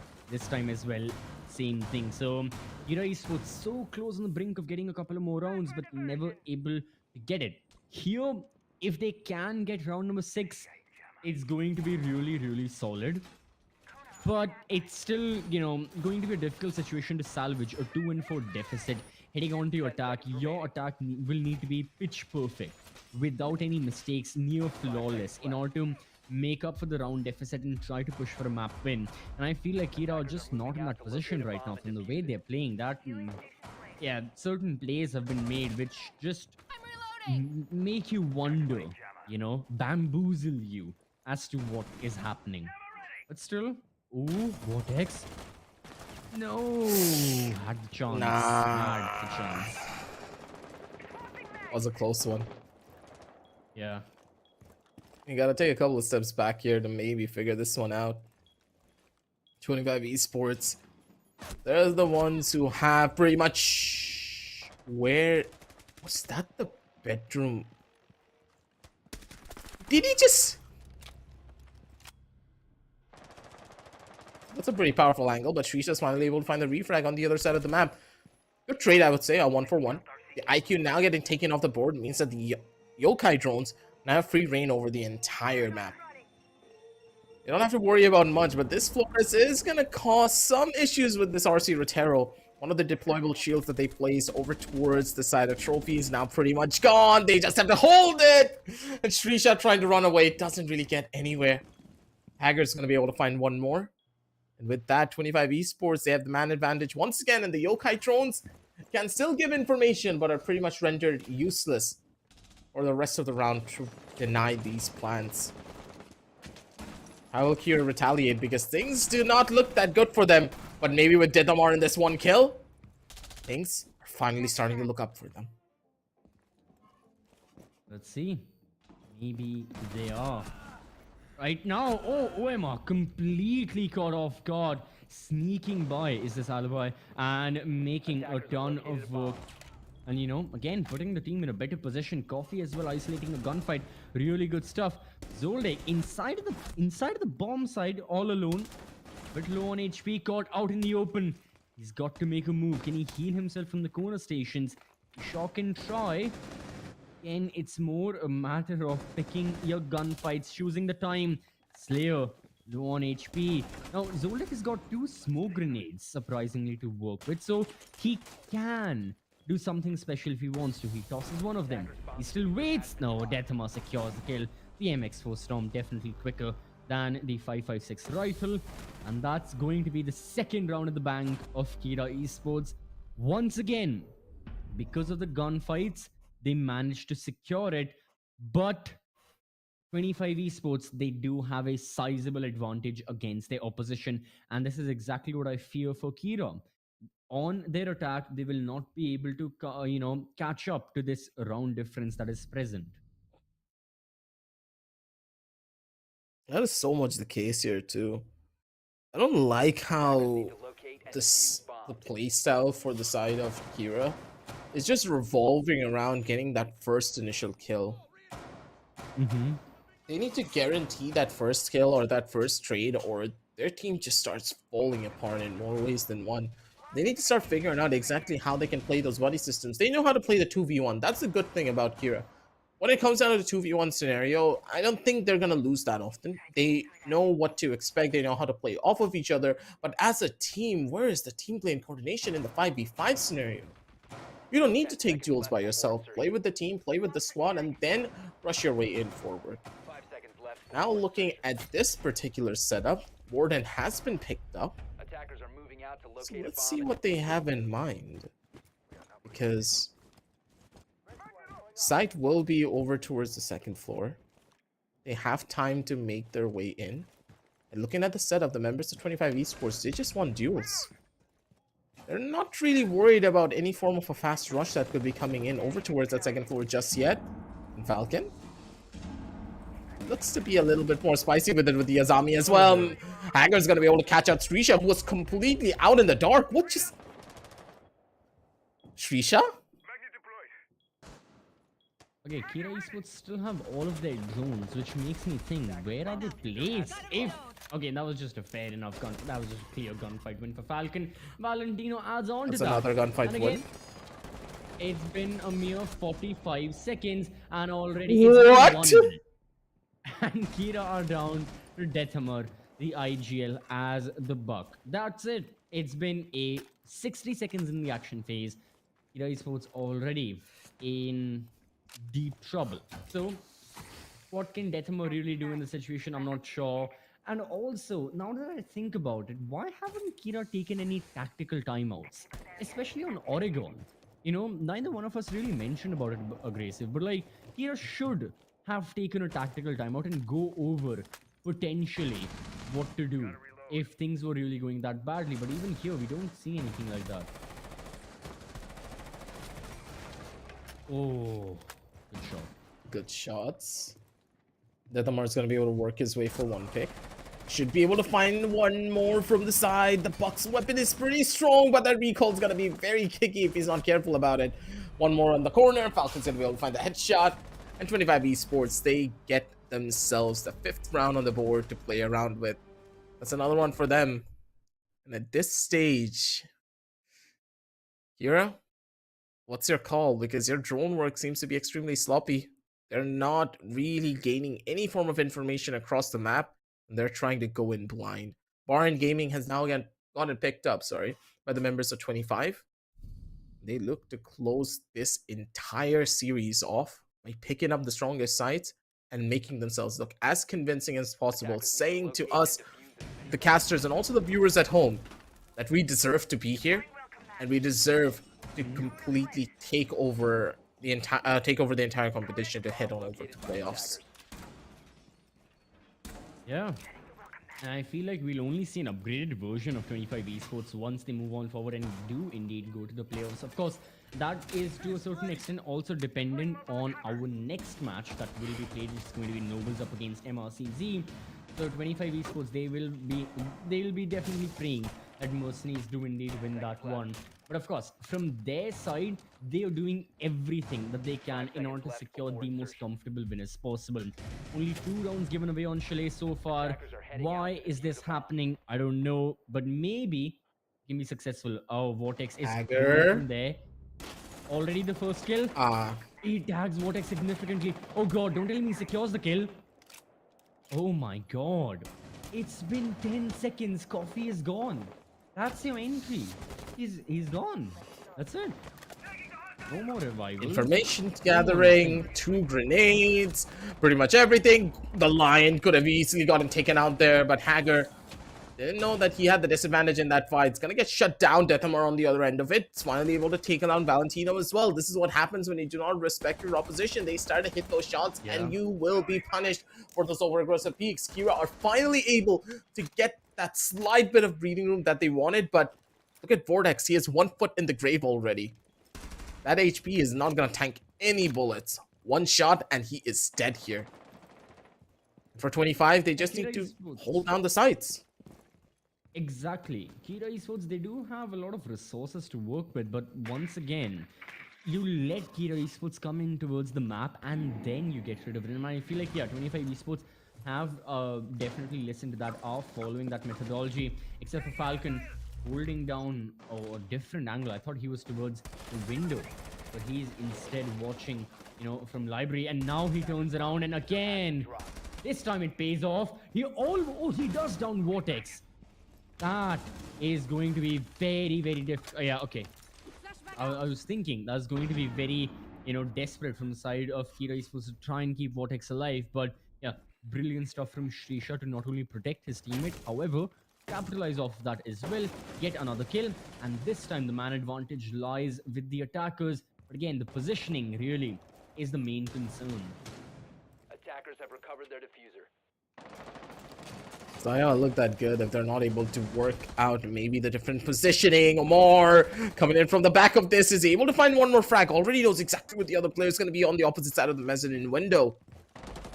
He's just got to wait it out and see how he rushes his way in. Looking at Zotac, I don't think they know exactly where he is. They have no idea he's over towards the side of the library staircase. Now they're going to be able to force him off that particular angle. And at this point, they just have to wait. The site is still towards the first floor. Don't forget that, CCV. And they only established vertical control right about now. They still need to jump into the site to try and get the plant down, dude. This is not going to be that simple. Shrisha has the opening, has the information, but with only 15 seconds left, they need to try and rush this engagement. They need to win every single duel at this point. Things are not looking that good for them. That's the first set of sounds. They're giving away a lot of information. Couple of seconds left. Zotac good for 1, and Omar's going to be good for the secondary. They ran out the clock a little bit too much, and they had no information of what was happening in towards the side. They got shut down, and the members of 25 Esports, they are on towards match point. Kira. You had such a good start. You had so many good shots, but you lost out on the map control. Absolutely. I mean, they wanted to, and exactly right. Kira had the right theory. They wanted to get that map control. It's just a matter of time, and with the positioning, it just costed them so much. Is that they were not able to fulfill that. They were not able to be there in the nick of time to essentially start with, be it the execution. They still had to drone out the bomb side. They still had to get all of that map control up top. And all of that, again, just too much of a burden for them to be able to successfully carry on forward. So, all of that being said and done, once again, Kira Esports right now do definitely are in heaps of trouble. They now need to win 4 rounds consecutively if they want to ensure this map goes to overtime, which at this point is not looking like the most realistic possibility or not looking like the rational outcome. It's like 25 esports can secure this whenever they want. This basement objective, a small chance, but again, if Slayer as the ace goes out first, it's going to be quite dangerous. No, Ira Esports finally have amazing retaliation. Shrisha gets the opener against Hager. One of the players is gone, and one of the major nuisances What? is Wait, eliminated. what? However, what a peek from Dude, that what? Shrisha out in the open as well. Shrisha had no clue where that came in from. That Vector, who sure it is lethal. There's no way that Shisha even know that window was opened up. Valentina just got the better timing. Looked towards the other side and caught out the timing. Now Vortex is now the one in contention. He needs to worry about a lot here, and because of the hold coming on down over onto basement, it's going to be even more difficult. Yes, they opened up the wall, but that's not going to give them anything. They still need control over towards the vertical lines of sight. And also towards Wine Cellar. There's no one. And the Azami is just holding behind the Kiva barriers. That's even more utility they need to worry about. There's another Kiva barrier set up as well. They have no more lines of sight to play around with, and where's the soft reachers? Someone needs to try and break this.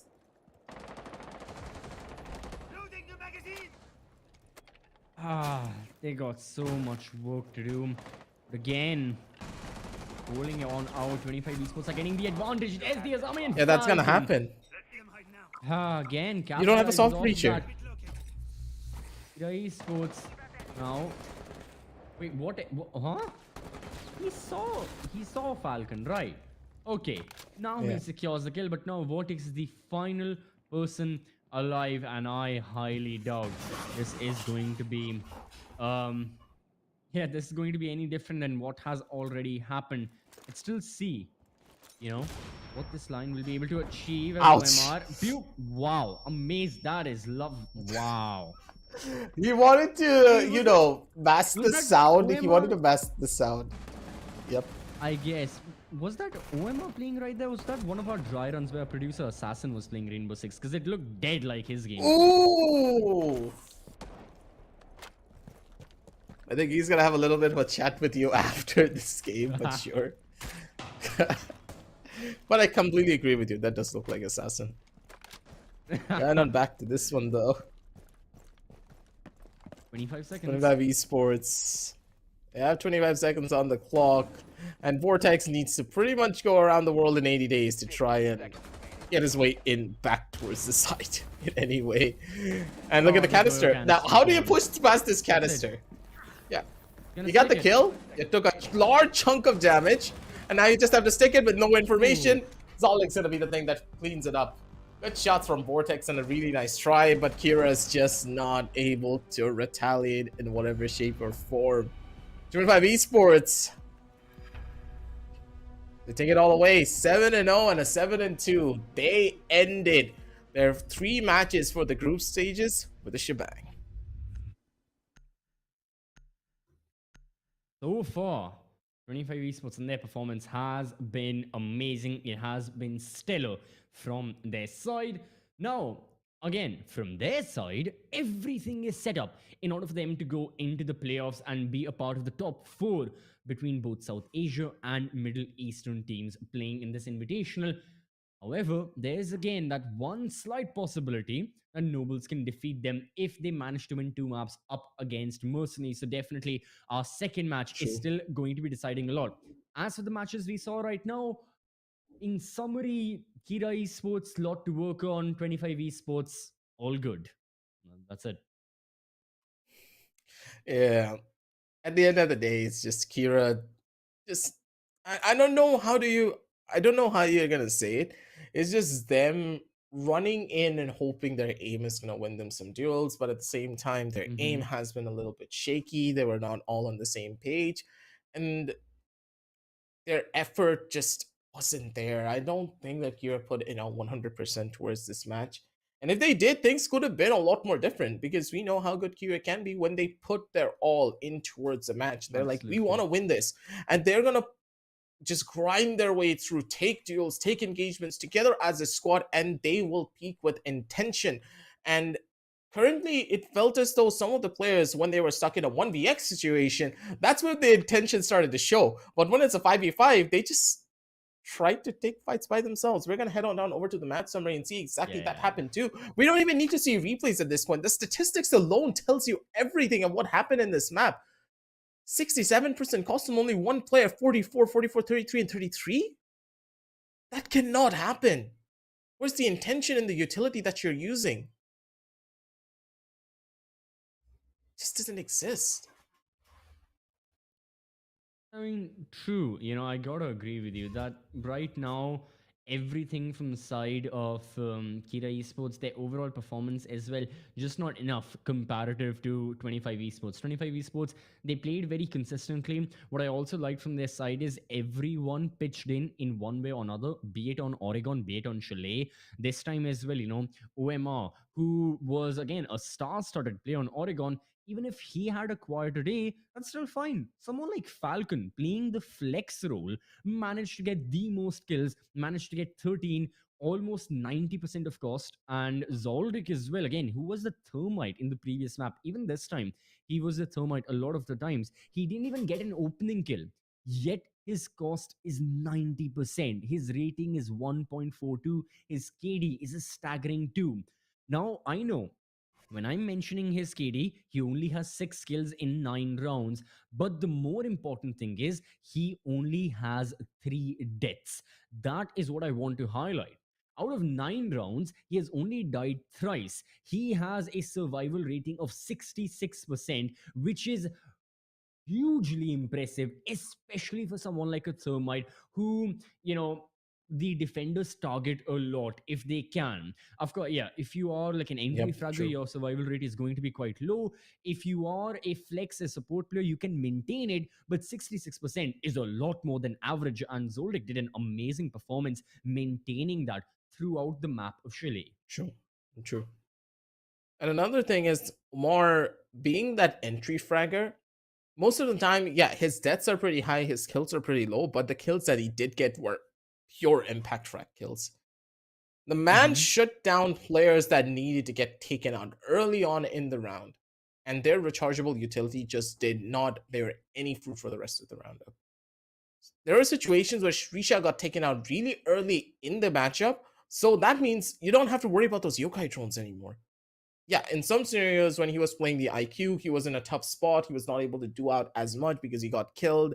And then the yokai drones had free reign. But the way that all of this panned out, all of the players, they know each other's roles. They knew how to take over the map. They played it smart. They played it systematic.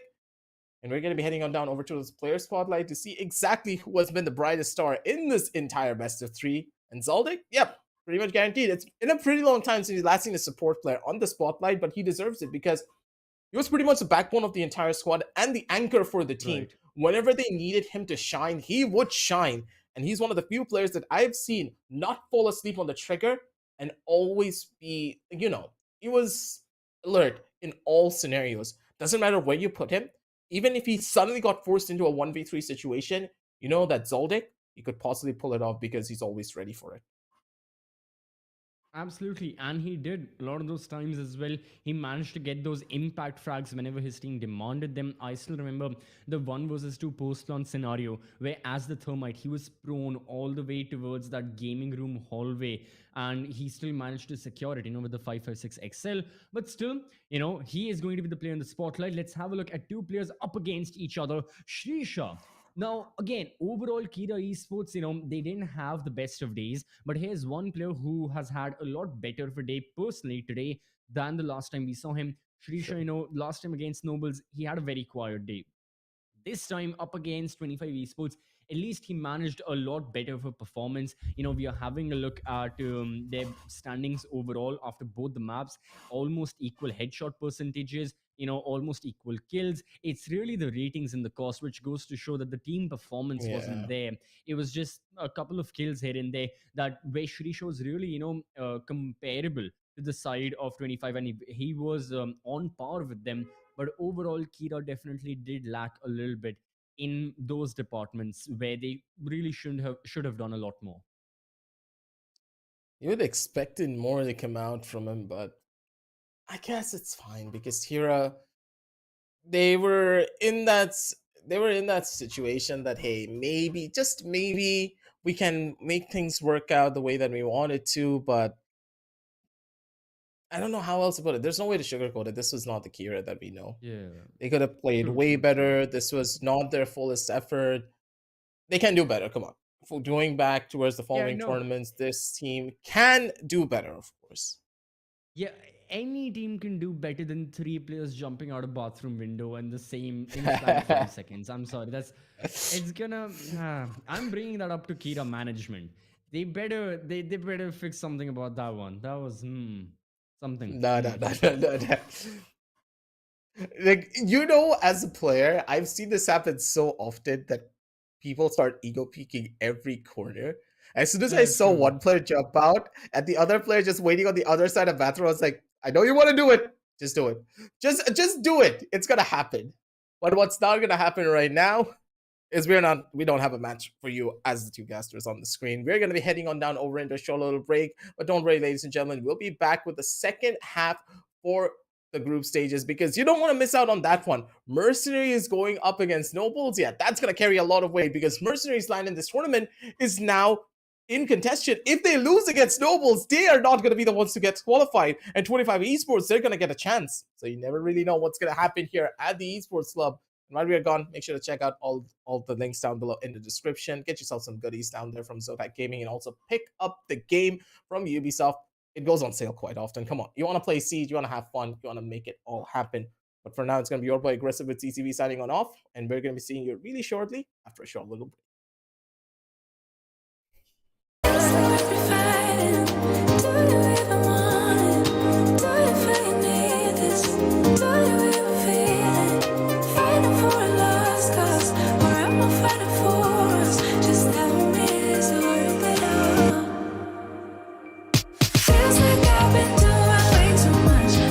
Feels like I've been working through this stuff, babe, over time. Lately it's been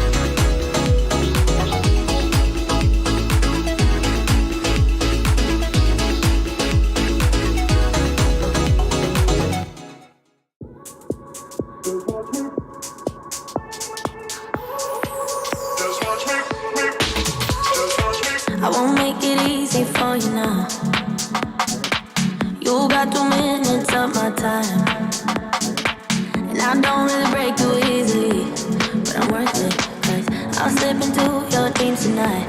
Oh, so give me your all. I'll take it to Mars. Oh, I'll stick like glue inside your mind. Oh, so give me your all. I'll take it to Mars. Oh, I'll stick like glue inside your mind. Just watch me.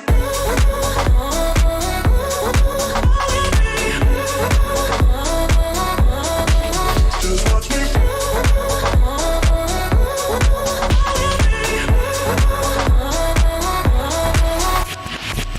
I got you wrapped around my finger, but don't you try to call me tomorrow.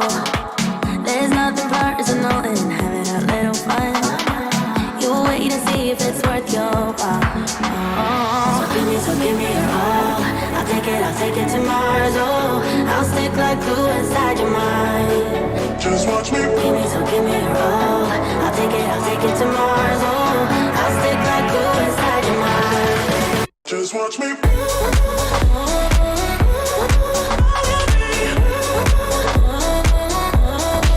Just watch me.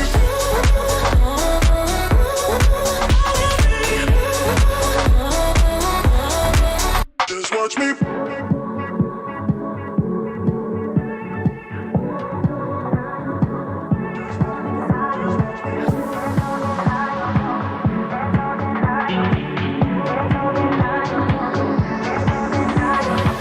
There's no denying what we want.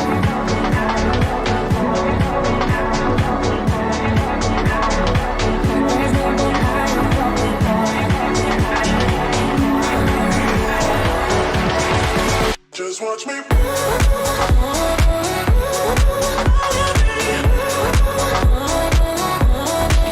Just watch me.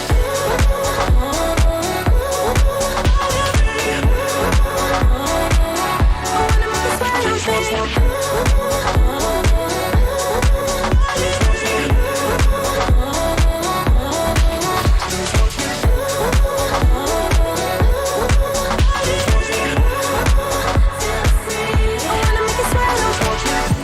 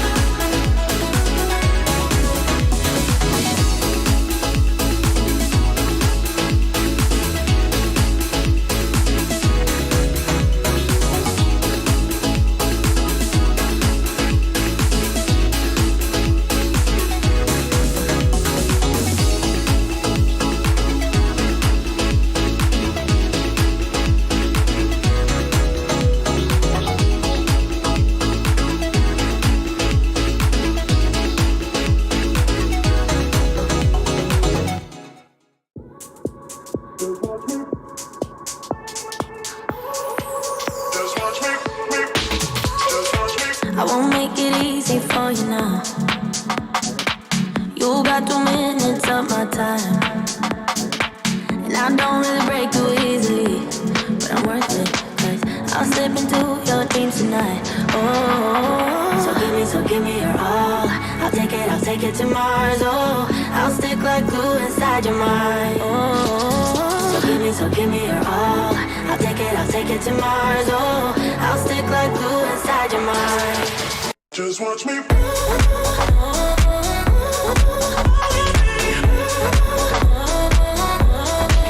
Just watch me.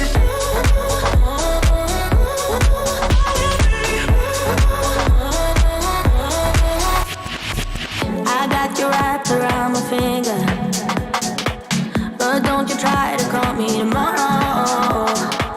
There's nothing personal in having a little fun. You wait to see if it's worth your while. So give me your all.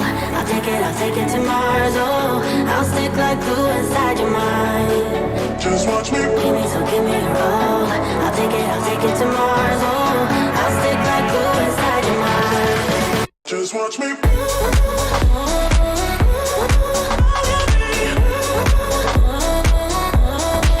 Just watch me.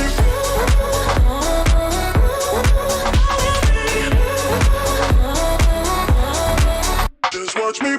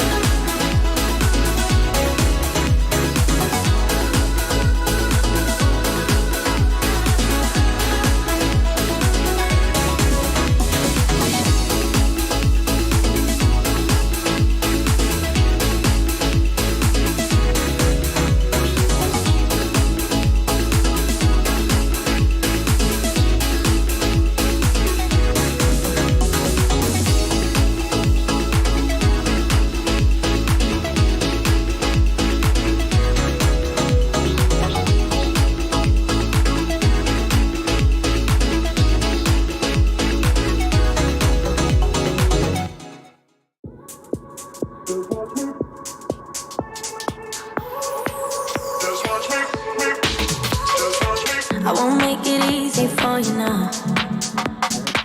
You got 2 minutes of my time, and I don't really break too easily, but I'm worth it, 'cause I'll slip into your dreams tonight. Oh, so give me your all. I'll take it to Mars. Oh, I'll stick like glue inside your mind. Oh, so give me your all. I'll take it to Mars. Oh, I'll stick like glue inside your mind. Just watch me.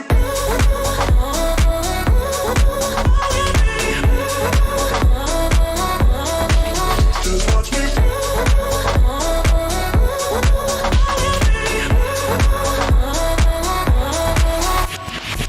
I got you wrapped around my finger, but don't you try to call me tomorrow. There's nothing personal in having a little fun. You wait to see if it's worth your while. So give me your all. I'll take it to Mars. Oh, I'll stick like glue inside your mind. Just watch me. So give me your all. I'll take it to Mars. Oh, I'll stick like glue inside your mind. Just watch me.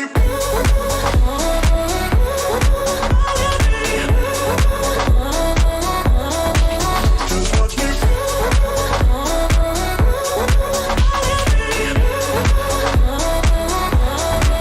Just watch me.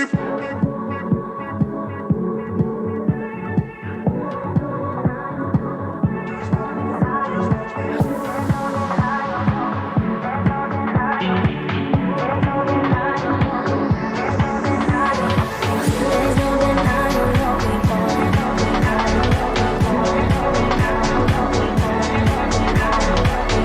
no denying what we want. Just watch me.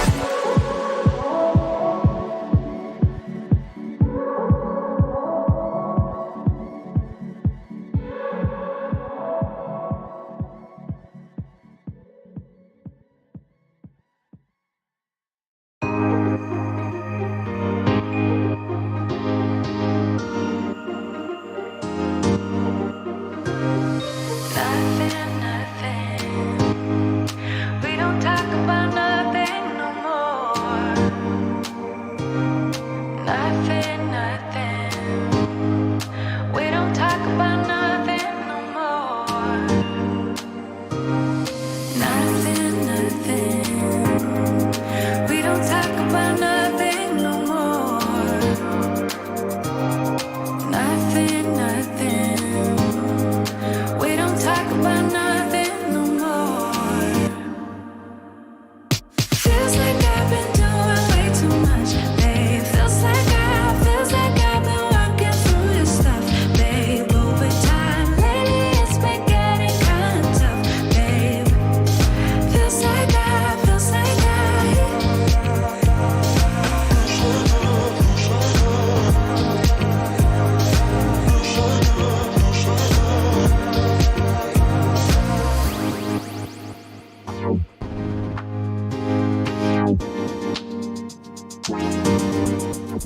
Say something, 'cause we don't talk about nothing no more. No, nothing. Do you not care about nothing no more? It's like we're fighting. Do you even want it? Do you feel you need this? Do you even feel it? Fighting for a lost cause, or am I fighting for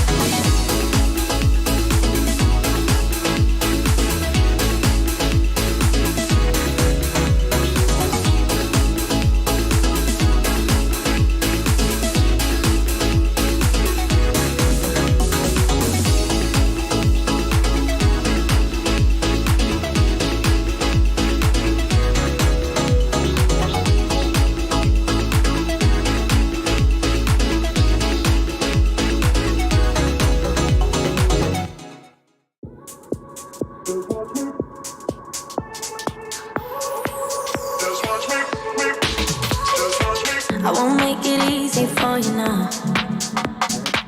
You got 2 minutes of my time, and I don't really break too easily, but I'm worth it, 'cause I'll slip into your dreams tonight. Oh, so give me your all. I'll take it to Mars. Oh, I'll stick like glue inside your mind. Oh, so give me your all. I'll take it to Mars. Oh, I'll stick like glue inside your mind. Just watch me.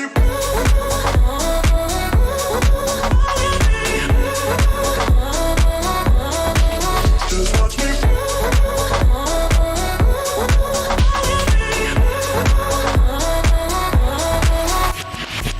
I got you wrapped around my finger, but don't you try to call me tomorrow.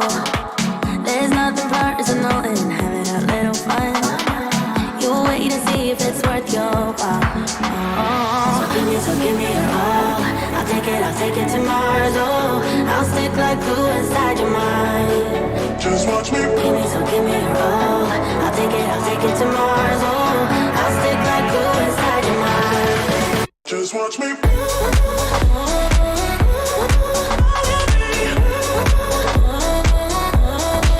Just watch me.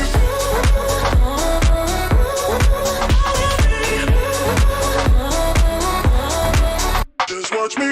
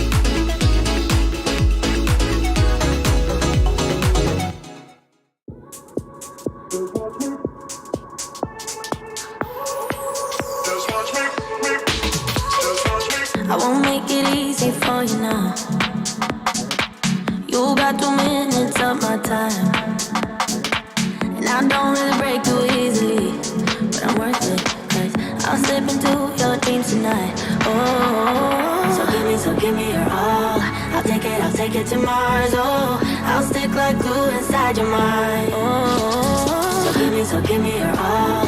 I'll take it to Mars. Oh, I'll stick like glue inside your mind. Just watch me.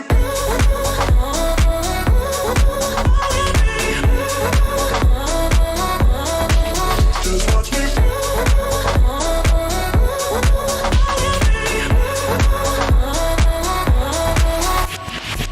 I got you wrapped around my finger, but don't you try to call me tomorrow. There's nothing personal in having a little fun. You wait to see if it's worth your while. So give me your all.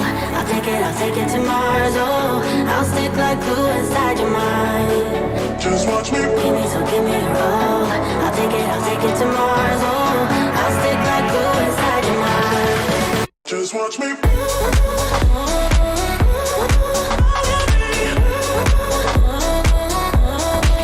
Just watch me.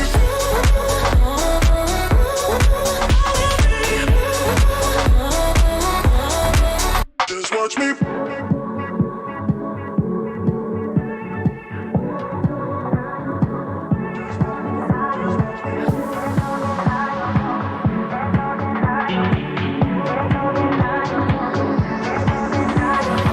There's no denying what we want.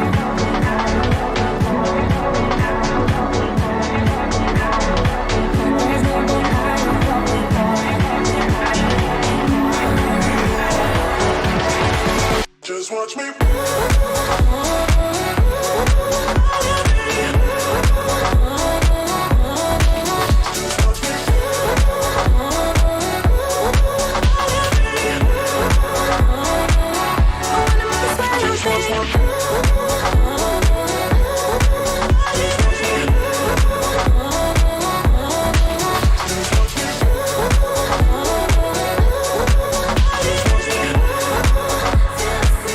I wanna make it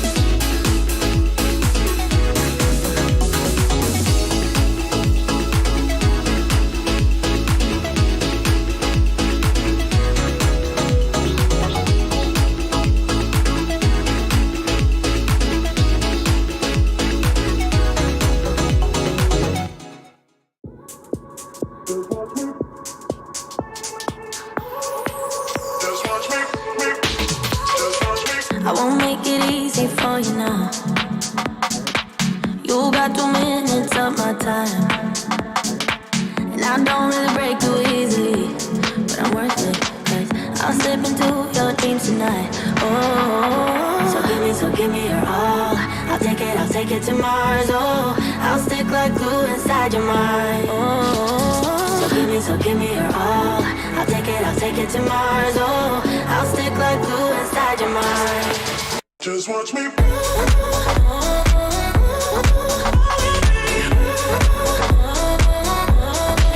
Just watch me.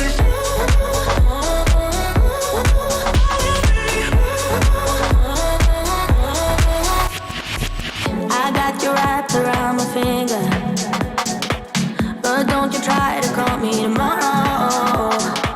There's nothing personal in having a little fun. You wait to see if it's worth your while. Oh, so give me your all.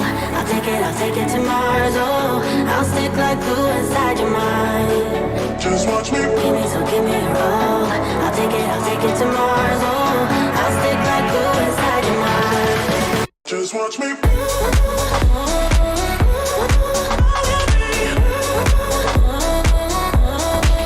Just watch me.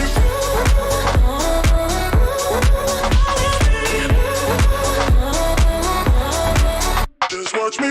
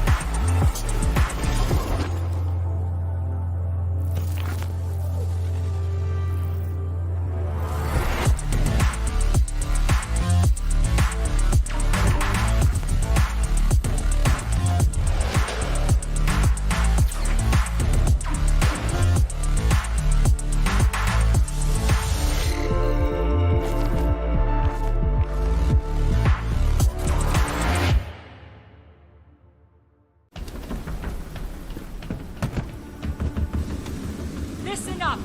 Nighthaven ordnance was stolen. Target anyone using our gear and put them down. Now load it up, let's go! Are you deaf, soldier? I said move! Sorry, Callie.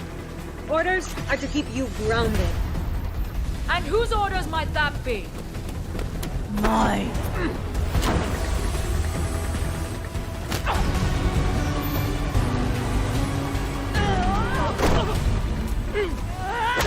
Is that all you got?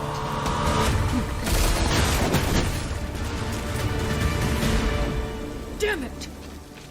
I didn't kill Yahata! Someone stole Nighthaven ordnance and is selling it, jeopardizing our operation. We know, but that doesn't mean you get to start a war over it. This is Rainbow's operation now. Not sure your butter knife will cut it, darling. You'll be up against very loud guns. We have a squad for that. Red Hammer.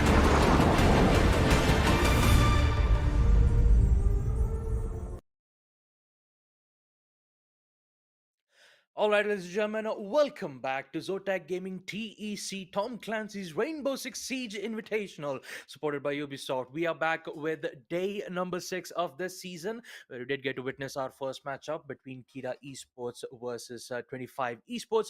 Unfortunately, the match did ended up with a 7-0, 7-2 scoreline, with 7-0 on Oregon and 7-2 on Map Chalet. So now we are here with match number 2, and you could call it as SA's final hope as we take a look at this. As we take a look at the group stage itself, Mercenaries Yes. versus Nobles. So, Grace, what do you think about the first match, and do you really think that Mercenaries have a chance to stay in the lead? See, this is it, right? The first matchup today was a little bit one-sided. I think that's putting it Mhm. politely and lightly, to be honest. Again, a 7-0 and a 7-2. A little bit rough there, to be honest, for Kira. Mercenaries, though, Mercenaries are completely on top of their ball game at the moment. I would be very surprised if they struggle today. However, again, Nobles, they're so desperate to try and get into those playoffs. I think this is the main thing that they want to be looking at. They want to beat Mercenaries so they themselves have that opportunity to try and go against 25, go for a bit of a revenge tour against them. And again, two very, very, very highly skilled teams. And if, this is the end of the group stage fully now. We had the end of Group A yesterday, we had Group B today. And again, the issue there is, of course, yesterday's end to Group A was that it ended with a 2-1. Are we expecting a similar thing here? That's kind of the idea and the questions that I want to be playing around right now. But let's have a look at these gorgeous lineups for these two teams. Again, two absolutely stacked rosters, Babagusta. Yep, Nobles Esports currently in third place, and if they win this matchup up against MRCZ, then they will be qualified for the playoffs. So currently, Team Mercenaries they will be having a lot of fight in their hands, and especially when you have players like Sky G, Lone Soldier, Easy, and Joseph. My God, for Mercenaries, they have a lot of work to do, and also a bigger challenge for them to deal with if they want to secure this playoff stage in the Invitationals. Yeah, exactly. And again, we do have some very, very. Do you know what? This flexible roster is the name of the Mhm. game here with these guys. But let's have a look at Mercenaries first before we get stuck into that. We can talk about that as we get crack-a-lacking into the game. The Mercenaries lineup. I'm sure all of you at home know this lineup like the back of your hand now.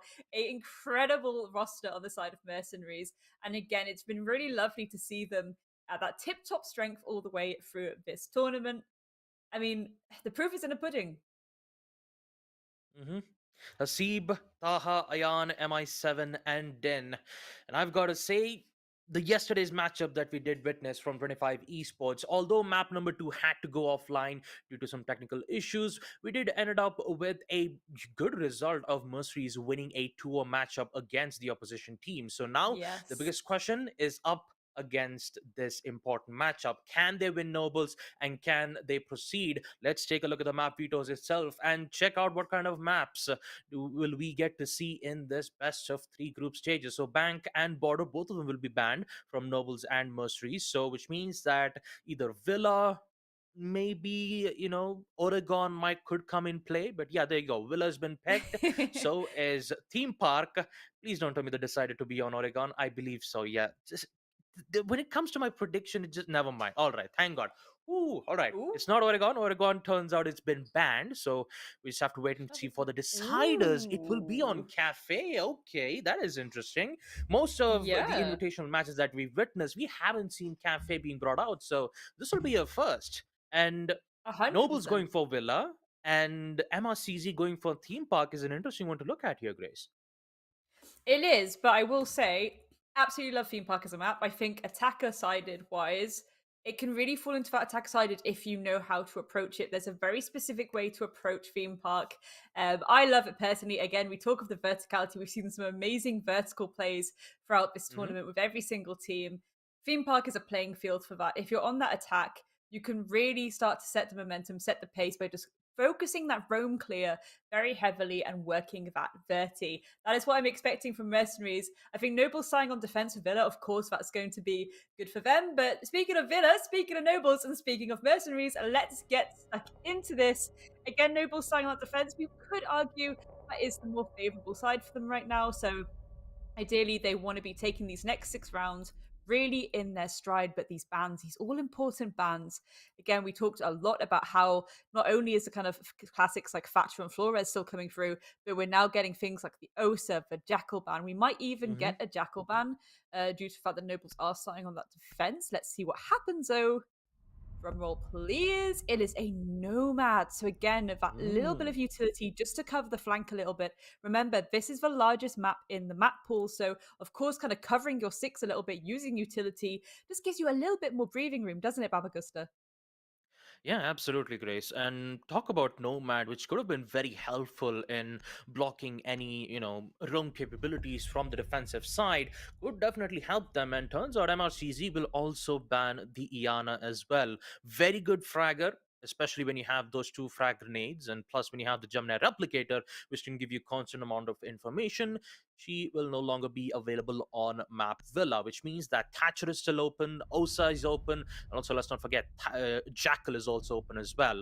Defensive side, we're starting to see Azami to be more of like a higher percentage ban. So expect Azami to be on top bans in this invitational. So last ban could either be either a Solace, maybe Valkyrie. We've seen a lot of Valkyrie being played a lot, but turns out they will ban Valkyrie nonetheless on map Villa itself. I could understand that.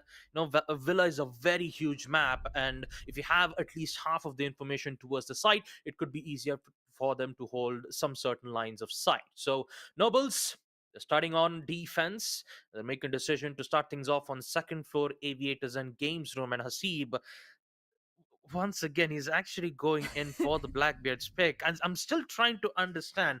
We've seen the same thing from Hasib while he was going up against Kira Mm. Esports. It actually did work out. I'll give him that. But knowing that the group stage is on the line, is bringing Blackbeard worth it? And especially doing so in the first round? Do you know what? It's a weird one because what we've seen is when teams in this tournament are taking the Blackbeard, especially on Villa, I kind of think, okay, maybe we're going to go to, 90 on Aviator, we go to that 90 window. That would be a good place to viably have that Blackbeard. You get that bit of extra cover over your face so people can't go for that headshot. You can hold that cut off really nicely, hold on to 90 really nicely. But often what we'd see is people then push from bedroom. Um, yeah, people push from bedroom with the Blackbeard. I think that's a little bit of a waste of that utility, a little bit unneeded as well. Why not take an OSA if it's on the board, if you want a little bit of cover as you're making that approach from half the map? Again, I think maybe this is a case of in the moment people are being like, oh, okay, I'm not actually going to push window, I'm going to come with you guys. But that's really where you expect that utility to be used in that situation, in my opinion. So again, it's a bit of a squiffy one. Again, it could just be preference, Babagusta. It could just be that they're like, I'm really comfortable on this. This is a comfort pick for me. No one's going to swing around and headshot me because I've got a shield in front of my face, and I can just kind of keep pushing and working that aggression. Maybe it's a bit of a kind of safety feature just to work a bit more aggression. Again, aggression really is the name of the game with some of these teams in this tournament. So yeah, maybe it's just a comfort thing. But I would personally love to see them go a little bit more classical with it. Maybe something for the utility burn, an Osa, even like a Jackal, for example. I think even something with maybe claymores in pocket if you're really worried about the nomad ban or you're mindful of your six and you're not watching those drones, maybe just some claymores. I think this is a moment where people are like, how about a gridlock? And I'm like, yeah, how about those gridlocks? I Yeah, don't really how like about gridlock? gridlock Yeah. too much as an operator, I'll be honest. I Mhm. much prefer the air jabs. Again, I think it's really good that it does give you a little bit of damage on your opposition, and that can kind of slow down their approach, so to speak, but it's not the same as like that audio cue or that insta-kill of a claymore. So it's still kind of very up in the air for me whether I actually like gridlock on comp maps. It's something that I always argue with people about, but yeah, it's just my personal preference. Just like the Blackbeard might be the preference of a lot of teams in this tourney right now. Yeah, I mean, back then, Blackbeard used to be a nuisance. I mean, especially Mm, when that specific operator was released in the Navy SEALs alongside yeah, with Valkyrie. Valkyrie. Blackbeard was the meta, all right? Back then, he had like infinite HP. Throw an impact, throw a C4, even maybe toss an entire building to the rifle shield, it would still stay alive no matter the cost. Mm. So, since it's been drastically reduced, from all the way to 5000 HP or God knows what HP to a 90 HP, at least the defenders have still a chance to maybe, get 2 or 3 shots headshot into the, in towards Blackbeard's head. So at this point, you still have some good counters, but back then, Blackbeard was a menace to deal with. And then afterwards, when we thought Blackbeard was done, Operation Chimera came in contact, and next thing you know, we had Lion and Finka. Oh my God, everything just went nuts. And also, we just, the Lion thing came to an halt. Everything just came back to normal. This time, when it comes to Yeah. this meta-wise, especially when you see the Azami coming in play, I was like, man, that's actually good. Mainly because of how much of lines of sight you can create, lines of sight you can block, as knowing that you Mm. have a portable kunais that can help you sort of like work as a bulletproof shield. So it usually works out well. And since you've talked about Osa here, Grace, Osa, she is very much used on a map like Clubhouse, especially on CCTV balconies, on gym balconies, especially an area where the defenders have easier control on. So the good amount of challenges that Osa can deliver here, it's more of like an even ground.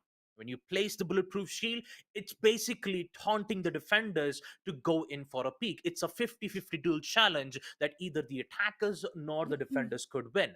And because of that, it always heavily relies on the person's marksmanship. If he's really good at Yeah. accuracy, if he could deliver those maximum shots, then he has the highest chances to win those duels and eventually end the game with a good note. So if you take a look on a certain map like Villa, then yes, Osa could definitely help them. They could Yeah. create some line of sights, but I kind of feel like Mercenaries don't want to challenge those 1v1 duels, but instead they want to go in for some different approach, like maybe information, cook grenade approach. Although, yes, Iana could have helped them with those cook grenade to secure a lot of kills just by being on first floor. So their main goal is to, maybe try to, control the roam games from the defensive side. Once it's been cleared, then they can focus on the site and potentially go in for post plant. I believe that's basically what the game is for MercenarieZ end. Make sure that they clear out the roam games very efficiently so that once they head in towards the site, they can have at least, maybe they could reach the site in mid rounds or maybe late rounds. So again, apologies for the delay, folks, as we have finally got the confirmation. We are heading back to round number 1 as Nobles will be on defense, Mercenaries on attack. SA's final hope on securing a spot on the playoffs. So let's see what'll happen. 100%. Again, I think obviously people are just going to pick the same operators as before, as per the global rules. So nothing new to talk about just yet. But again, going into this, we look at how probably like bog standard by the book, really, the Aviator game setup here is. Apart from really that Legion, we've seen this a lot too. In this tournament, people really love to rely on that Legion. And again, just to give them that a little bit of a safety net, I'd say, before that final collapse.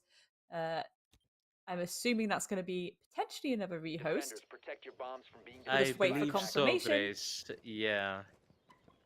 But I do think they've used one of their rehosts, so they're just going to have to actually wait for Lone Guardian to get back into the game. For the meantime, though, they're going to start setting up these lines of sight. And this is the interesting thing as well. Will they go for a more aggressive setup, or will they go for kind of batten down the hatches approach? Because we're seeing one reinforcement on the left there on that B site, it looks like they are going to open up and have those aggressive lines of sight towards the study balcony. So again, this is a very hyper-aggressive approach if you are trying to approach them from that southern side. I expect the roam clear though to come through from the bedroom. I'm just wondering what util they're supposed to use there. Of course, we have Pure Risky on the Mozzie as well, presumably putting those pests around bedroom, especially around those drone holes. And maybe this is where Joseph and Pure Risky can get a little bit hyper aggressive. As you can see, Mercenaries have indeed spawned there, so yep, it's going to be a full roam clear, Babagusta. Yeah, I definitely have to agree on that, Grace. It's a full roam clear for Mercenaries' task to make sure that there wouldn't be any aggressive approach being made from the side of the Nobles.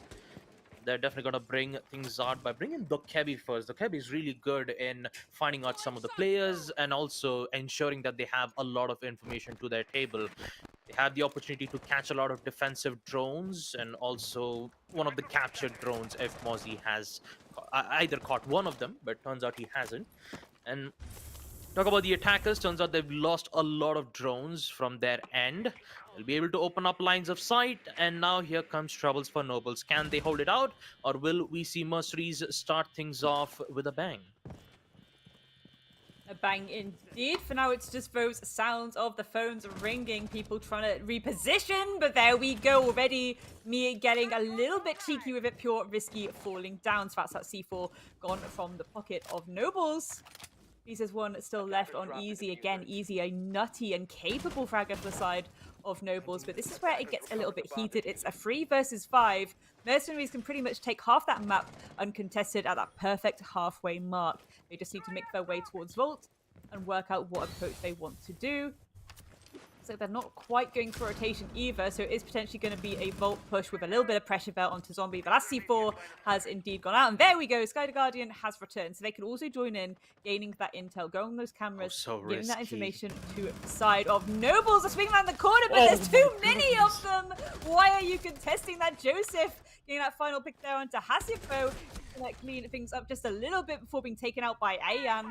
This is where Easy, again, a really capable fragger, but it's a 1 versus 3. They're mindful of the balcony, but this is where they could potentially just try and apply this pressure. There we go to that Zombie doorway, and this is looking very, very nice already for MercenarieZ. But again, Easy, if he can isolate these engagements, get into these 1 versus 1s, this could be easy pickings for him. We've seen him win his 1s time and time again throughout this autumn winter. So again, it's just a case of him being patient with it, not too desperate. But there we go. Speaking of desperation, Ariane, they're just hungry for it. The swing and the clutch out. Goodness me. All right, there you go. I mean, that push though from Legion, that was a very risky thing to do, especially with the smoke grenade. If the duration of the smoke was increased for maybe more than 2 to 3 seconds, the Legion could have got away with a kill or two and just backed off easily. But it was a risky take. Lone Soldier, especially while he was making that push, he had chunk of informations to give it to Nobles, but by the time that they entered in towards the side, they had no firm grip, or should I say their site was vulnerable to attackers' control on the site, and it was difficult for Nobles to bring that round back in that moment. So since Sky Guardian has arrived back, it's a good thing to say that Nobles will be with their full team. So Rooney will be present, so is the double roam games from Easy and Lone Soldier. So Pure Risky will be the one who will bring in the mute this time. The jammers, the C4s, the usual stuff. The biggest change, the biggest important objective that I have to see is Nobles' roam game. So if they succeed in holding out the statuary room for a very long time, maybe maximum try to hold them out in mid rounds, give them less amount of information, then that is a thumbs up for Nobles, mainly because of the amount of time that they've wasted for MercenarieZ, and once they return back towards the side, that would be the time where they would get the advantage. But round 1, it was a 4v5 unfortunately, but turns out it could be once again MercenarieZ taking out Easy like that while he was attempting for a run out. Sure, didn't work out too well in their favor, but MI7 on the other hand, he is very low on HP. And that's the second opening kill, round 2. That's the opening kill twice in a row now. Really capable entry coming through there from MI7. Again, pressure starting to be mounted a little bit. They've gone for the extended hold here, which is good going. Again, at least it wastes a lot of utility. So that's a good little change up by the side of Nobles. But look at this drone game actually on point. It's really applying the pressure to MercenarieZ. We see at least 1, 2, 3 drones at a time to pinch out one person. It's very, very efficient. Again, granted, you might lose some of those drones in the process, but it's really going to start to apply the pressure to these roamers, push them back. Look at this already. Lone Soldier and Joseph both being fully pushed back now, more towards Classical Hallway. And again, it's still half the round or so. There we go. Lone falls, but Joseph trades it back almost instantaneously. But look at how much breathing room this enables MercenarieZ to take about the halfway mark yet again, and they've got all of that control on that side of the map. So good going yet again. This is what I mean about that window pressure, that additional line of sight just to hold off the rotation. This is where they start to set up their approach for that collapse, Babagusta. Absolutely, Grace. Now it's a 3v4. Nobles are currently facing the heat of this situation as Joseph is currently the one who has secured the first kill. But MI7 is still alive and kicking. Sky Guardian, good way to disable the summer breach charges that's been placed around from Ace's side. So time will be halted a lot. Pure risky. Not quite sure exactly why he would shoot the bulletproof cams because it would give a lot of information all the way to the other side. So Jan is making a push all the way from 90. Vault has been opened up, and now since that they're slowly pushing in towards the side, they're starting to lose a lot of time though. 35 seconds. It's a 3v4. MRCZ has the advantage, but they still need to be careful of that close range combat. It is exactly where Purisky is. Sees the head, he gets the first, and now here comes the tension. Mid-range gunfight, won't be able to get it through. And Din is he just played it so smart, knowing that it's a shotgun player playing on close range. He just needs to be careful.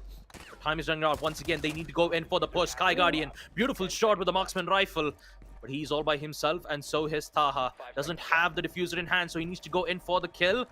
Pushes in all the way towards games room. Does he get the kill? No, it does not. Sky Guardian just uses the pressure to its advantage as he waits for the perfect moment, picks up the head. And just like that, we will see Nobles recover back round number 2.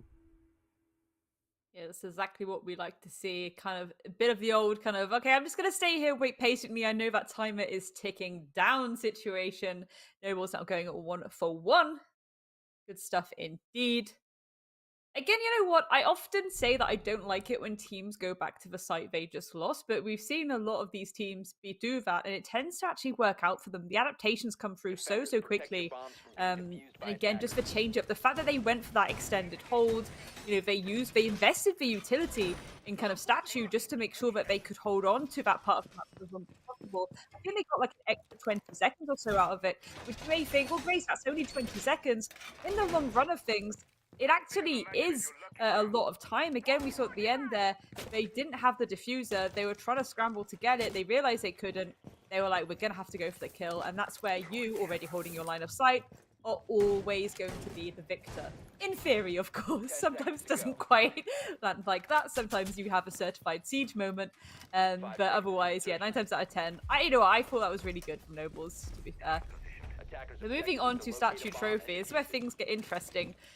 Again, ideally, you want to be doing that full roam clear, but a lot of teams so far in this tournament seem to be really just going directly, and that's exactly what it seems is happening here. MercenarieZ, at least 3 or so, are going a little bit more direct here, starting to apply that pressure. We do see a little bit of a lurking for that second dimension too, but I'm wondering whether that will stay or whether that pressure will just come in a lot closer again. Yeah, this time, since in the previous round there wasn't any roam game, but oh boy, that inverted rappel definitely has to hurt for Easy. This is the 3rd time that he's been picked off quite early though, and this is definitely going to hurt for Nobles. And turns out the pressure that's been still giving around from the bathroom side definitely it gives a lot of power to the side of MercenarieZ. The Sky Guardian, oh boy, playing close with danger, and he will secure the kill, eliminating Fink out of the play. A job well done, as a risky maneuver had been made for Nobles, especially just to save Pure Risky's life. Look at the teamwork that we've seen from Noble as they're patiently trying to save their teammate, and also establishing crossfire angles to secure a trade. So now Taha will be able to detect Wamai, who's currently taking a chill pill from the bathtub, but now he needs to get up, and he needs to realize that there are 2 angry players of MercenarieZ slowly making their way, but he gets caught out from the Blackbeard. Oops. 4v3, 3v3 as Lone Soldier comes in with a bang. Just like I said, the trace from Nobles definitely looking strong. 100% just holding those lines of sight, waiting for that approach to come in, these tiny, tight angles. Again, if just a little bit of more information needed on the side of MercenarieZ. They do have the Flores on the board with 3 drones still in pocket too. So again, it's all about that intel, that utility destruction that can really enable this setup to come through. Hasib, of course, on that Blackbeard as well. That's going to be a little bit awkward to probably try and contest with. So there we go. Speaking of which, Hasib, beautiful pick down Sky Guardian. Granted, Sky Guardian was on the tiniest bit of health, but again, in that 1 versus 1, if you're both going for the headshot, we know the Blackbeard comes out on top. Lone Soldier getting tagged up a bit, the C4 coming out. I don't think it's going to quite land on anyone. There we go. A little bit too early. Hasib fully aware now that rotation may come up Armory. This is massive, actually. They've got all this control. They now have Astro as well. Lone Soldier, though, No more Astral Hold for you, Din. I'm going to take you out. A 2 versus 2. Make that a 2 Okay. versus 1 as MI7 takes the down onto Joseph as well. So now technically a 1 versus 1. Can they make the res in time? MI7. Oh boy, looking to this get is huge. a little bit. Oh, the timing! The timing! There we go! MI7 with a 2K at the end. It's the things we love to see. Again, in those moments, you're really just relying on pure instinct, really, aren't you? I know one's downed. One potentially might be going for the res. It's at 50-50. Do I go for the res? Because I've seen often, actually, Babagusta, people use their downed teammate as bait. Yeah. They'll make a little rustling. They'll make sure a leg is poking out. And do a kind of like, ooh, we're here. And then when someone tries to make that play of shutting down the res, actually one of them will be stood there holding the tightest angle. And it's the entire time it's just been a bait. It's nasty psychological warfare, that. Yeah, it's basically it kind of reminds me of a meme where an old guy just said, "Just call an ambulance, but not for me." Yeah, it's literally, that's exactly it. Call an ambulance, but not for me. That's exactly it. But no, the Nobles did try and go for the res, and MercenarieZ were able to secure that. But yeah, that is literally the case. That is literally the case. Solis finally being brought out to play IC. Yeah. That's going to be an interesting one. Nobles looking to shut out that utility on the side of MercenarieZ. Yep. Turns out MercenarieZ are looking very good, especially with the Blackbeard pick from Hasib. I'm very surprised that it's actually working out well for them, you know, engaging in those 1v1 battles. But in the previous round, last time I remember, it was Lone Soldier who had to, you know, bring things around with a triple kill. But once he had to deal with the 1v1 situation, turns out he had less amount of info. Ayan, once again, this is the second time I'm seeing an Astro being challenged, and MRCZ is winning it 2 times in a row. This is definitely not a good way for Nobles to be losing their initial gunfights. I mean, talk about, you know, MercenarieZ getting their early pick in the early round. That's already spelling dangers for Nobles, and they have to be careful. This is not a good way to be losing players, especially in the early round. And that too, it's the Jaeger. They could have helped themselves into, you know, protecting those crossfire angles, but turns out it did not. No trade's been given, so MRCZ, they're currently at the helm. Go, Selma's going through to open up additional lines of sight for MercenarieZ. Lines of sight for them to take advantage of. Lines of sight for them to look at with the finger boost. Lines of sight for them to look at with that Blackbeard shield as well. Baha going for a little bit of an extension here, going underneath, going for a little bit of fruity action, willing to go underneath that basement. I think Pure Risky may have got a bit of an audio cue there, or an intel cue. I mean, speaking of cues, an intel cue must have come through there. Easy, beautiful C4 there onto Iron.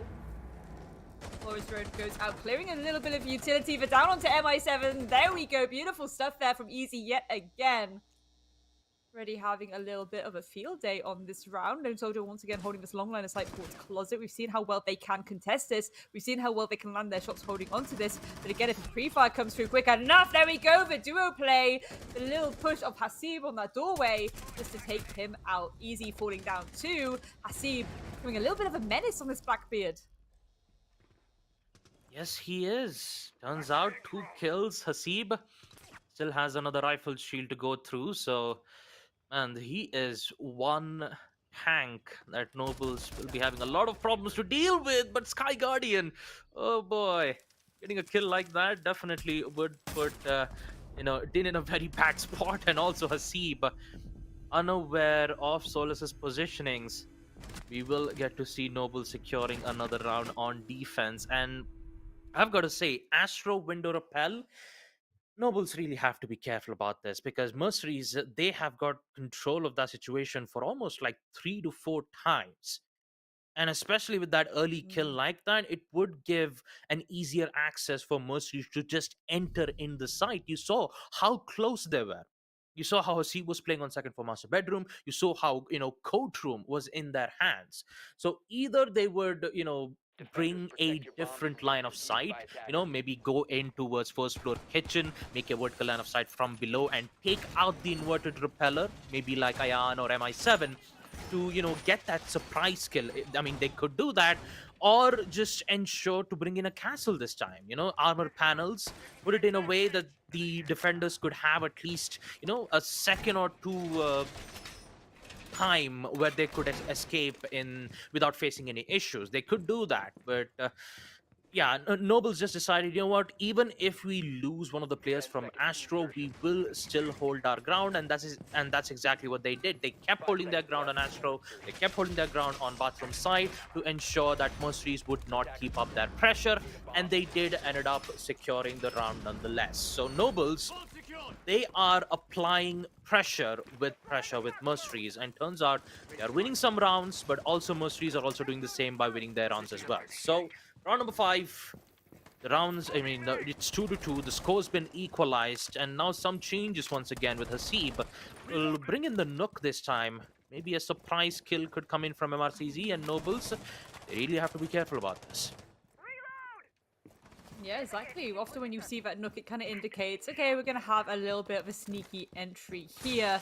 It's like Hasib is looking to get stuck in towards living room, make their way potentially through bike, and then eventually up Astro stairs. So this is where this could catch them a little bit off guard. However, is that pure risky lurking? Are they able to see that that Nook is approaching? I know someone's playing on the corner there. This is where things get a little riskier for the side of Nobles and for the side of Mercenaries as well. It's that util versus util shenanigans that we're going to start to see more and more as time goes on. Man. Now very quiet before the storm. Attackers have located a bomb. Nobles just trying to hold on to their lines of sight, hold on to their areas for as long as possible. And again, for the rest of Mercenaries, Hasib can cause a little bit of an upset, but they're the ones that have to try and maintain that pressure, start to go for that clear. And there we go. As I say, Iron already. Beautiful nade kill there onto Easy. So already the rest of Mercenaries starting to make a little bit of leeway, clearing out these roamers, giving a bit of breathing room for Hasib to work off the secondary distraction that can occur to these roamers. That can make Hasib's job so much easier right now. Pure Risky, I do actually think they know. I think they have indeed spotted it out with that Solar Scanner that there is a Nook lurking downstairs. So that explains Mercenaries why they're willing to hold on to these sites for so long. Yep. I'm pretty sure that Hasib was unaware, but turns out I think he's using the gadget as more of like a distraction, but turns out they will end up with securing a lot of important kills this time. Lone Soldier and Easy, both of them are down. Steady control is in their hands. Pure Rescue will be eliminated as well. Using the power of distractions, MRCZ has figured out a way to make their push, but it's a 2v4. Anything could happen, and Joseph, still alive and kicking, will secure the kill off by removing Den. But they have gone in for the plant. Jan just taking out one more, which leads to Joseph leaving in a 1v3 situation, a difficult one of that too. He only has an impact grenade that could maybe deal major damage, maybe highest to 50 in close range. But knowing that you have crossfire angles to deal with, and once his location's been compromised, he has no other voice to get the kill. He will get one. But the quick trade will happen nonetheless in the study room itself. My goodness, Mercenaries, a powerful display of skills on attack as they are winning their attack rounds in round number 5. 3-2 will be the scoreline. But the biggest question in round number 6 is we could see maybe a 3-3 equalizer or a 4-2. But I kind of feel like kitchen and dining room could go in favor for Nobles, especially with the info game that's been brought in from Pulse and Maestro. That's going to be a big one. Again, we do see that they were previously bringing a few smokes, so maybe also it's going to give them that extra bit of cover for the plan. That could be why this setup is being done the way it is. Again, those Evil Eyes can be a little bit of a pain in the rear if you don't deal with them quickly. See the barbs on Maestro as well, actually. So again, barbed wire is barbed wire, I suppose. It can really give you a bit of delay, a bit of an audio cue. But combining the Pulse of it, Pulse and Kitchen go together. Like you expect, Pulse lives in the kitchen at this point, basically. His bed is inside this cupboard. We just expect Pulse to be here forever and ever and ever. It's his house now. But again, it's not just about the fact that you can get that vertical information and go for those, what I would consider glorious C4 kills, but we're not actually seeing that many C4s. We're just seeing 6 Pokeballs. 6 grenades out on the Melusi, Legion and Solus. So again, that's a little bit of of a Jimmy Russell for me, to be honest. I expect more C4s there. But again, the pulse can also be used for that all-important external Babagusta. That is where they're giving that information on the positioning alone, and that's where those roamers can react to that information. It's not just about verticality, it's about those one-on-one horizontal gunfights as well. Yeah, true, Grace. And Nobles have actually won those 1v1 duels, especially when we see the attackers gain the high ground. So there's high likely a chance that they want to challenge those. But since they have a lot of information, they could use it to their advantage, especially with the help of Pulse's cardiac sensors. They'll be able to detect anything, any single, heartbeat that the attackers are slowly making their way. So for now, Lone Soldier will detect a lot of attack drones. He will destroy some of them, but he's kind of in a very dangerous zone, so he'll get caught out from then, all the way from study. Less info, that's the danger zone. And I'm not quite sure whether Lone Soldier, being in that position could have been a good idea. So here comes Easy to go in for the trade. He will secure so and fall back to safety. My god, in just so low HP. 5 HP, MI7 will get stung from the Legion Goo mine. He will still stay alive. Ayan will just try to use the IQ sensors to detect any electronic gadgets. That even includes Pulse's cardiac sensors. So if he starts using those scanners, then you will be constantly detected from the IQ sensors. And now here comes the biggest game of all, the verticality. Can we see Noble secure, or will we see MercenarieZ get back in control? We'll be able to see that in a minute mark. 100%. Verticality starts going up from Iron, though, looking for those alliance aside, and that's going to give a bit of an audio for Joseph. Joseph really wants to get hungry on this Astro Stairs. Again, just hearing those constant audio cues. Again, being mindful of the teammates constantly giving that information on that house cam, but Iron, there we go, Easy falling down. They're able to go for those Verti picks, and Sky Guardian desperately trying to tag back. Actually goes a little bit aggressive here, goes onto those red stairs. Very interesting movement, and here we go. That's a little bit unfortunate. Joseph, there we go. Joseph finally gets his Astro Dubbington, as MI7 had come down these stairs, not before they collected one of their own, because now it's Joseph in a 1 versus 3. There's one. Taha sticking that plant. So again, if they're able to push Hashib now, I believe it's actually upstairs. That could be a massive difficult situation to be in.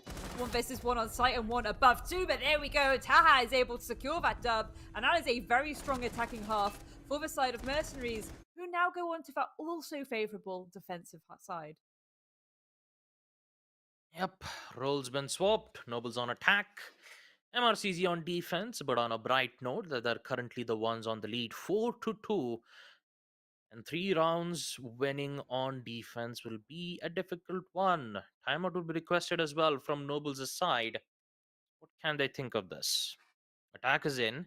I'm seeing Pulse being brought out, and also Goyo, which is very great at wasting a lot of time for the attackers. And since whenever we see Pulse being brought out, we always expect it to be on first for kitchen and dining, because it's the only side that Pulse is very strong.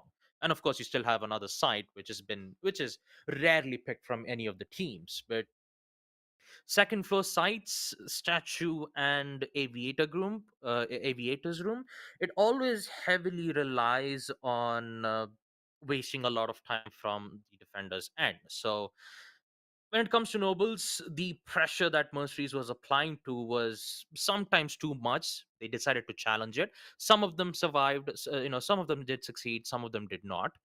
And now, with the second half coming in play, Nobles, they are in a bit of a pickle right now. Since they're on attack, it needs to be precise, it needs to be well coordinated, and the main thing that they need to do is just figure out those loopholes. Especially the frost mat traps, which could be placed in an unexpected ways that Nobles might forget about those traps. So C4s galore from the side of MRCZ. So you have 3 C4s, traps, jammers, and also some, ADS for those projectile denials, which means that one of them will be going in for a roam. That could be either Hasib or MI7. And maybe for Nobles, they could either bring in a Dokebi or a Jackal to try to counter those. I think that's the thing. We do often see, Badokabi just because those EMPs as well. The EMPs clear so much utility. It seems an interesting one because really there we saw a lot of the utility clear coming through just from the Flores on the side of Mercenaries. I am very curious to see what Nobles bring to the table here. They're bringing that Jackal actually, so this is interesting. They're bringing the Jackal and the Nook in combination. I'm wondering if they'll 6 off once they see the kind of setups that are being brought, maybe. But again, this already indicates to me they want to use that global utility to hunt out those roamers as quick as possible. And again, putting easy of all people on that Nook, that's going to be a little bit nasty. If they can get the breathing room, again, just using that Jackal ability, if they can give that intel to Easy to just go on a little bit of a tear. Again, 9 times out of 10 when you have the Nook like that, it is a solo push, and that could be kind of dangerous. So this is where the information needs to be absolutely on point. Combining the global utility of the Jackal with that Lion as well, it's double global Bab Augusta. That's a lot of information. That's a lot of pinching and holding down those roamers in positions. And again, this is where we want Easy. This is where we want Pure Risky to be using their utility that they have in pocket to get those so important entry kills under their belt. Attackers are moving to defuse a bomb. Yeah. It's always about the info games, and if you look at the side of Mercenaries this time, I just realized the site's on second floor and they're still bringing in the Pulse. Pulse currently playing in second floor. Okay, that is interesting. Hasib traps the EDDs, very powerful if the attackers are unaware, or maybe if they misdroned it, or if they give some misinformation, and that could cause dangers for Nobles' side. But you also have the Jackal trying to find some information on the defensive side, especially the roamers at that. Hasib will be in a bit of a trouble though if that Astro repel would come in from the Windows side, forcing the defenders to have an entire shutdown from the Astro side itself. So once they make their push, it's always heavily relied on defenders hoping to get a recovery, or maybe at the very least waste a lot of time from their end. And the Nomad will be a big pick from this. Start things off, Hasib. There goes Sky Guardian, and once again, Mercenaries, they are looking very good on these early peaks here, Grace. Attackers have recovered This their is it. diffuser. Just really shutting down that approach from Nobles. This is where Nobles, again, need to play more around those duos. We see they're a little bit spread out here. This is where they can get caught a little bit off guard by Mercenaries. Joseph, however, is going to get that pick there onto MI7. So this is where we want the trade to come through, but it hasn't just quite come through yet.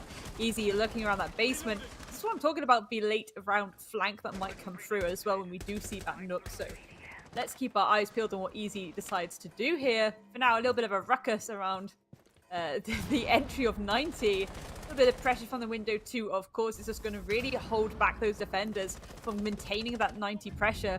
And also, ideally, at some point, Selma should start to open up that vault wall. That turns out it's been denied from the impact nades, Grace, especially from Hasib's end. That's the reason why you don't see the Selma breachers coming in from the walls side, but there goes the information game. The hunter becomes the hunted, and it will be the Jackal securing its skill to remove Taha out of the play. Now their main focus has to be the side, and turns out they're losing a lot of time. 40 seconds. Easy and the Jackal currently in the red stairs, and it's a 3v4 situation. Currently, Mercenaries are the one who are facing the issue here, but the bright side is that Vault is still taken care of, and turns out Ayan will be met with 2 angry attackers. Push, beautifully done, no trades, and this is looking so good for them. Denials will be done as well from the Vulcan Shields as Hasib secures 1 kill as well. There goes Lone Soldier. 3v2. Nobles are trying to lose control of the situation.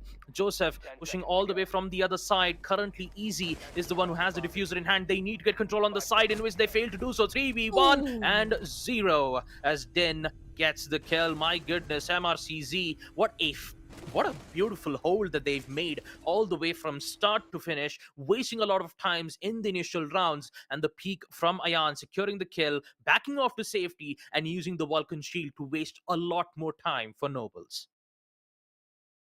This is it. I think they need to maybe keep a little bit closer though when they're going for these entries. And I don't mean that in the sense of, just conga lining into the building. I mean more the fact of, one of them jumps in, they're getting droned, they go a bit old school with it, they go for that clear, they get the information. If they fall, someone comes and joins behind them. Little things like that. It's good to have that kind of old razzle dazzle when you do have the nook on the table, but often you do kind of want that little bit of an extra edge, a little bit of a safety net, just to make sure those trades are coming through by just having someone close by behind you.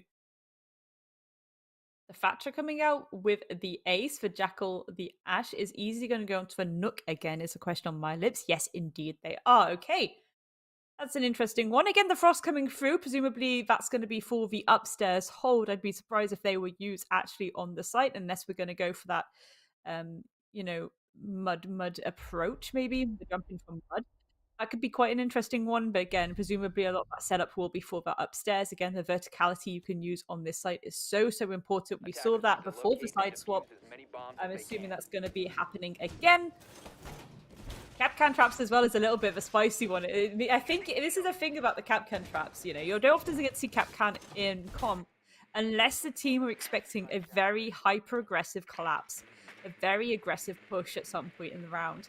That's where Capcan can come through beautifully, because if people aren't droning it out properly, it can catch that aggressive entry completely off guard, take half of their health away if they haven't already been damaged at any point, and that essentially leaves some easy pickings for the rest of you 10 to clean up seconds shop. remaining. Yep. You know, back then, Capcan was like a one-hit death. Attackers are moving And out he to had locate like a bomb 3 and defuse it. EDDs, which has a laser pointer to it. But now, since there is a huge, rework that they did, wait a minute, let's just focus on Taha's run out all the way from the fountain side. Want to be able to get one information purely given that none of the attackers have spawned in from that specific site, which means that they're either spawned in from main entrance or from ruins.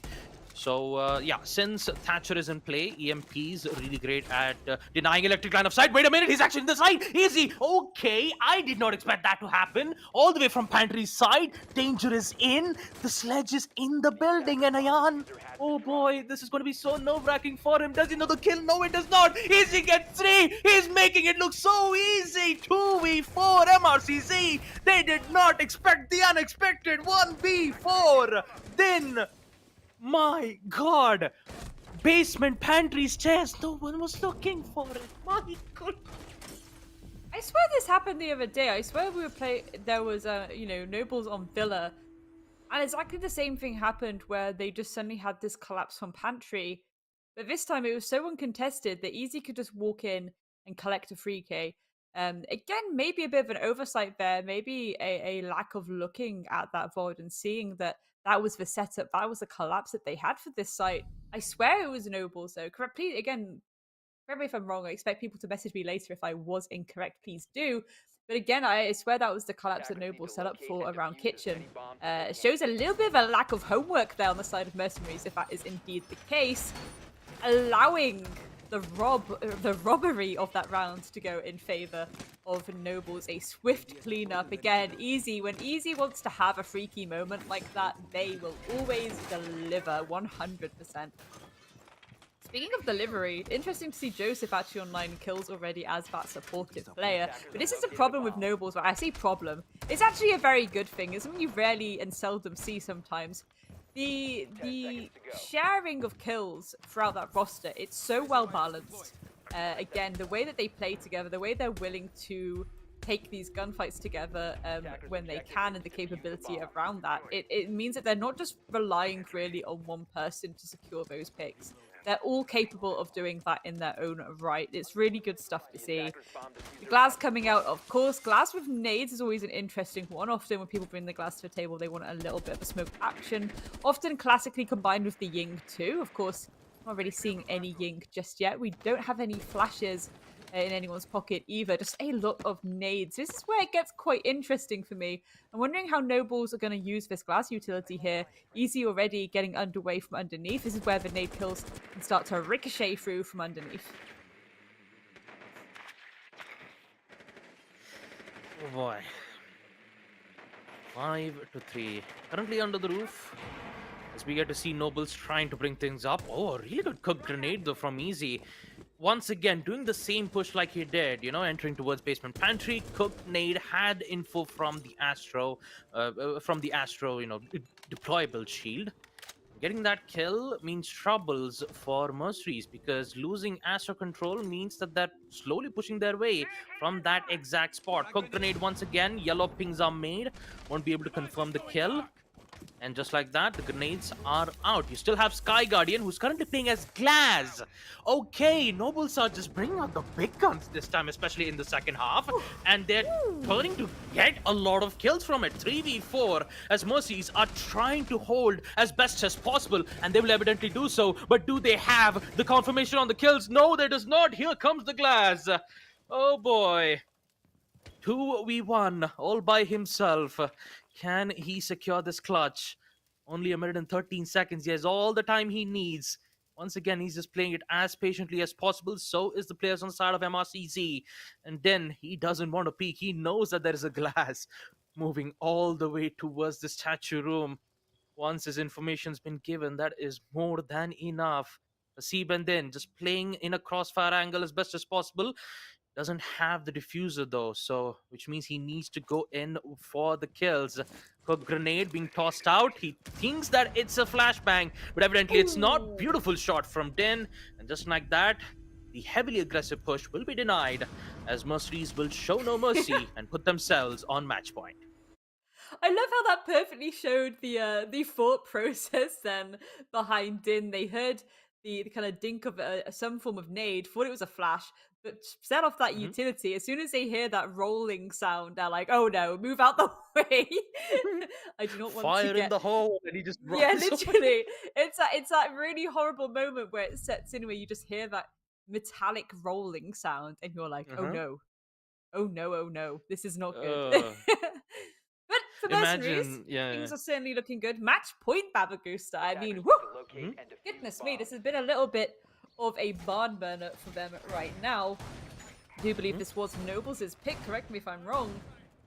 Yeah, Again, it was going to Noble's that pick, all yeah. important- Yeah, I'm going to Theme Park, which can maybe be a bit of an off pick. Again, just going to a comfort map that you've really heavily prepped for. I am certainly excited for that one. I love me a bit of Theme Park. Mercenaries starting on the attack as well. This is where I want them to be doing it all to an absolute T. But for now, let's see if they can secure this map win. Or will Nobles fight back with a little bit of ferocity? We know they can do it. It's just about going through the motions here. Exciting stuff, Babagusta. Exciting indeed, Grace. Attackers are And moving out for to locate a bomb Mercenaries, what a journey that they have been here in the Invitationals. Securing their win up against Kira, 25 Esports, and now their only biggest concern is Nobles. And securing this have a higher chances to qualify for the playoffs. And this is, like, it's huge talking about it. So, 6-3, MRCZ currently in match point, and turns out Nobles are bringing the big guns yet again. This time the Mountain, the Mountain as I'd like to call it, who is slowly making his way from the main stairs, which means that they'll have lots of information, lots of terror, and lots of distractions that Mercenaries needs to be careful about. And there it is, the terror has continued, and Easy start things off with one, only to get refracted all the way towards push, but for now he'll just patiently wait and make sure that none of this would happen. But wait a minute, it's already happening. It's all just chaos all around the place, and it's Nobles who'll take things under control. Joseph will be there to revive his teammate, and now it's a 2v4 situations where Nobles, oh boy, are they angry about this here, Grace. Attackers recovered the diffuser. Certainly so. This is where Mercenaries need to mind themselves a little bit. Don't get hyper aggressive. You know there's a Monty on the board. Deal with it in 1v1s where you can. But again, the Monty, Joseph there. Ooh, Sky Guardian. Beautiful pick there onto Din. Ian can trade it back, but again, it's still a 1v3. Severely outnumbered. And as I say, Joseph on that Monty is going to be a bit of a formidable force here. The plan is indeed going down. I don't know what information there is to call that out. Ian, and certainly now he knows he's in the retake situation. Desperately looking for the heads here of these players. Gets tagged up just a little bit and finished off there by pure risky. As I say, Nobles, they don't want it to be over just yet. Holding on for dear life here. Yes, they are, Grace. They're just bringing in a different operator every single round. One round we see Glass, one round we see Montaigne. And although you might see that they're just picking meta operators in the beginning, attacker repick is a thing. So once we head into the prep phase, Mercenaries are clueless about that surprise spec. So Sky Guardian, on the other hand, will definitely just go in and just say it out loud that I'm bringing in the OSA. So just be wary of those bulletproof shields that might act Attackers as need to a locate and defuse Montaigne bomb. shield, sort of. But yeah, it's a very powerful gadget nonetheless. But for nobles, they have to do, you know, they have got to do it mainly because that the match point is in line for nobles. Mercenaries, if they win one round of defense, then they will secure map number one and hopefully put them to map point on map number two, which is in fact a map being picked by Mercenaries. So if Theme Park does not go well for nobles, then that could cause a 2-0 in which Mercenaries could gain the upper hand in the situation. So nobles, they don't want to give it up just yet. They know that this is their map pick and they are trying to claim it. Attackers are moving out to locate a bomb and defuse it. Really love the fact that they're still committing to that Monty. Combined with 0, that's going to be a little bit nasty. So much information to be gained here. Again, before we did speak about that global utility potentially giving that information and also pinning down the side of mercenaries, but this time they're really relying on just good old-fashioned sight, good old-fashioned knowledge, less to do with, of course, pinning people down. A lot of claymore use, actually, both pure risky and known soldier bringing those claymores, actually using them, it seems so far, at least pure risky is. Attackers have dropped So the again, bomb just in really expecting runouts, expecting high progression from mercenaries here is indeed match point still. So I think that's a good call to make. But look at already, we're seeing an extension on that main stairs. We're seeing the pinch as well, approaching that piano corridor. Will Joseph spot it out? This is the interesting thing to me, Balagusta. The extension the mercenaries have gone for here. But look at this, the drone work constantly, the information being constantly fed to the rest of nobles. They just have to react to the intel. Yep, and I believe with the Montaigne getting caught off by surprise is definitely not a good way for nobles to lose. Look at that crossfire angles, beautifully placed, because they had no idea where Taha was. Oh boy, this has just gone south way too quickly for nobles as they just lost 3 important attackers. All it needs is just one gentleman from the first floor to get job things done, and now nobles, they are feeling the pressure. Map number 1 is definitely not looking too good from their end as lone soldier has lost a lot of HP. Sky Guardian will secure 1. There goes Jin, aggressive push all the way from the study side. He knows that there is one playing from the purple shield, but he cannot secure the kill. Sky Guardian all the way from the Waltz's side as he's trying to figure out a way to get the kill, but at least on the bright side they have control on second floor AVG. But the main problem is they don't have the diffuser. The diffuser has been dropped somewhere else, and which means that they have that they are forced to go in with those kills, and they get caught in that crossfire. And in the end, mercenaries will secure map number 1. Villa, what a performance that we get to that we do get to see here, and also Taha, what a performance that we do get to see from this gentleman. 100%. Again, just really unfortunate there. I think Nobles did a really, really good job of droning out.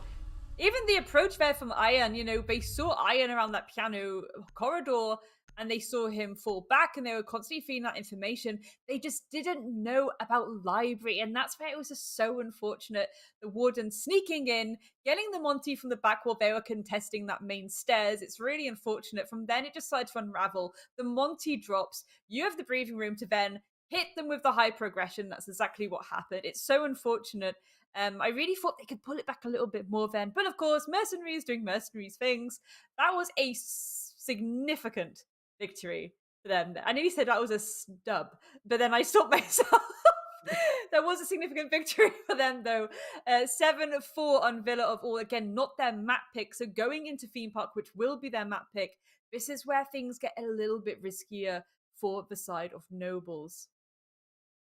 Yeah, for nobles, I'm pretty sure map theme park will be a difficult time for them, and if they have to secure it and put themselves off to the playoffs, they have no other choice but to face them head on map number 2. And if they do secure it, then map number 3 cafe will be the decider. So let's take a look at the map summary, talk about the ups and lows on map Villa, especially from the side of mercenaries, as they're the one who secures map number 1. 7-4 Ayan with 16 kills.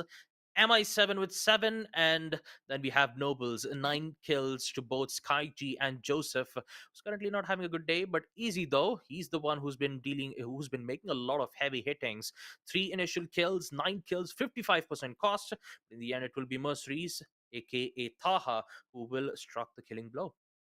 This is it though. Like I spoke about Nobles, how it is they really play as a team, so you often see their scoreline is very even Stevens. Ayan is on 91% cost, 16 to 9. 16, that's almost double the kills Hasib got. 91% cost. That is unheard of. Again, Ayan having an absolute field day on that map, significantly just boosting their team to victory there.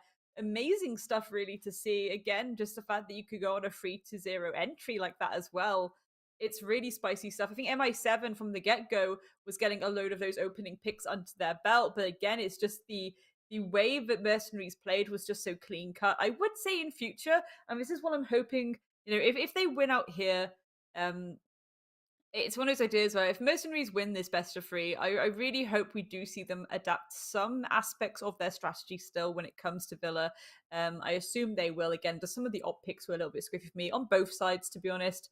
But again, Ayan, look at that. Goodness me. Amazing stuff there. Yep, 91% cost and 3 initial kills from Ayan. That is like the best ratings that you can ever get to, 1.68. But the same thing cannot be said for Nobles though, because they are facing elimination. So, oh boy, map number 2. What will happen on Theme Park? That is the biggest question, because Theme Park, the whole map itself, I used to call it as Meme Park back then, but now it's called as the Meta Park, as I call it. So now let's take a small little break, as we will be back with Theme Park for map number 2. Don't go anywhere.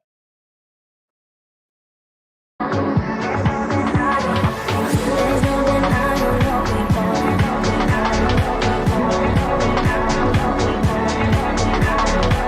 There's no denying what we want. Just watch me.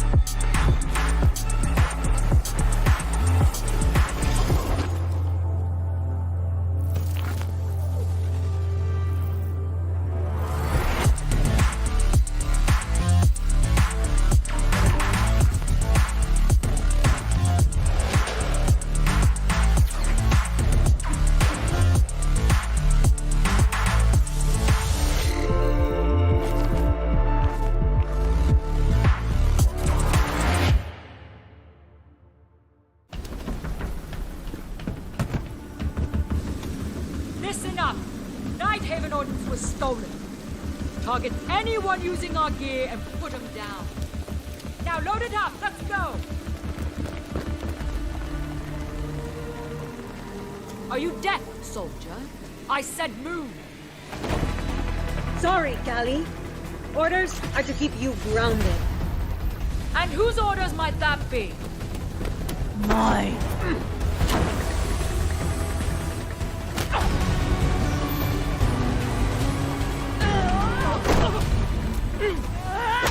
Is that all you got?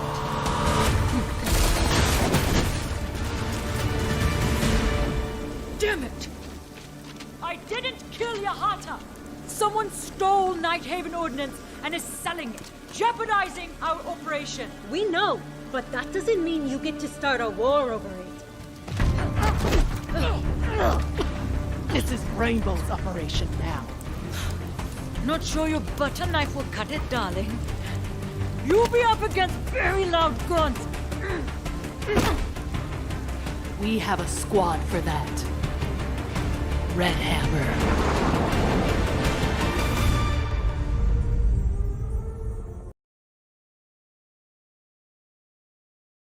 Alright folks, welcome back to Zotac Gaming TEC, Tom Clancy's Rainbow Six Siege Invitational, supported by Ubisoft, as we are back with map number 2 between Team MercenarieZ versus Nobles. MercenarieZ have secured their first map up against Nobles in their own map pick. Actually, Nobles' map pick, securing things off on a 7 score line. And now, map number 2 will be the spiciest one to look at, Theme Park, which has been picked by MercenarieZ. And you could say the odds are favoring for MercenarieZ, but Nobles, can they bring it back? Grace, what do you think about it? This is a thing, right? Theme park again for me. It's a map I love. I think a lot of teams end up a bit too scared to go to it. I don't know why.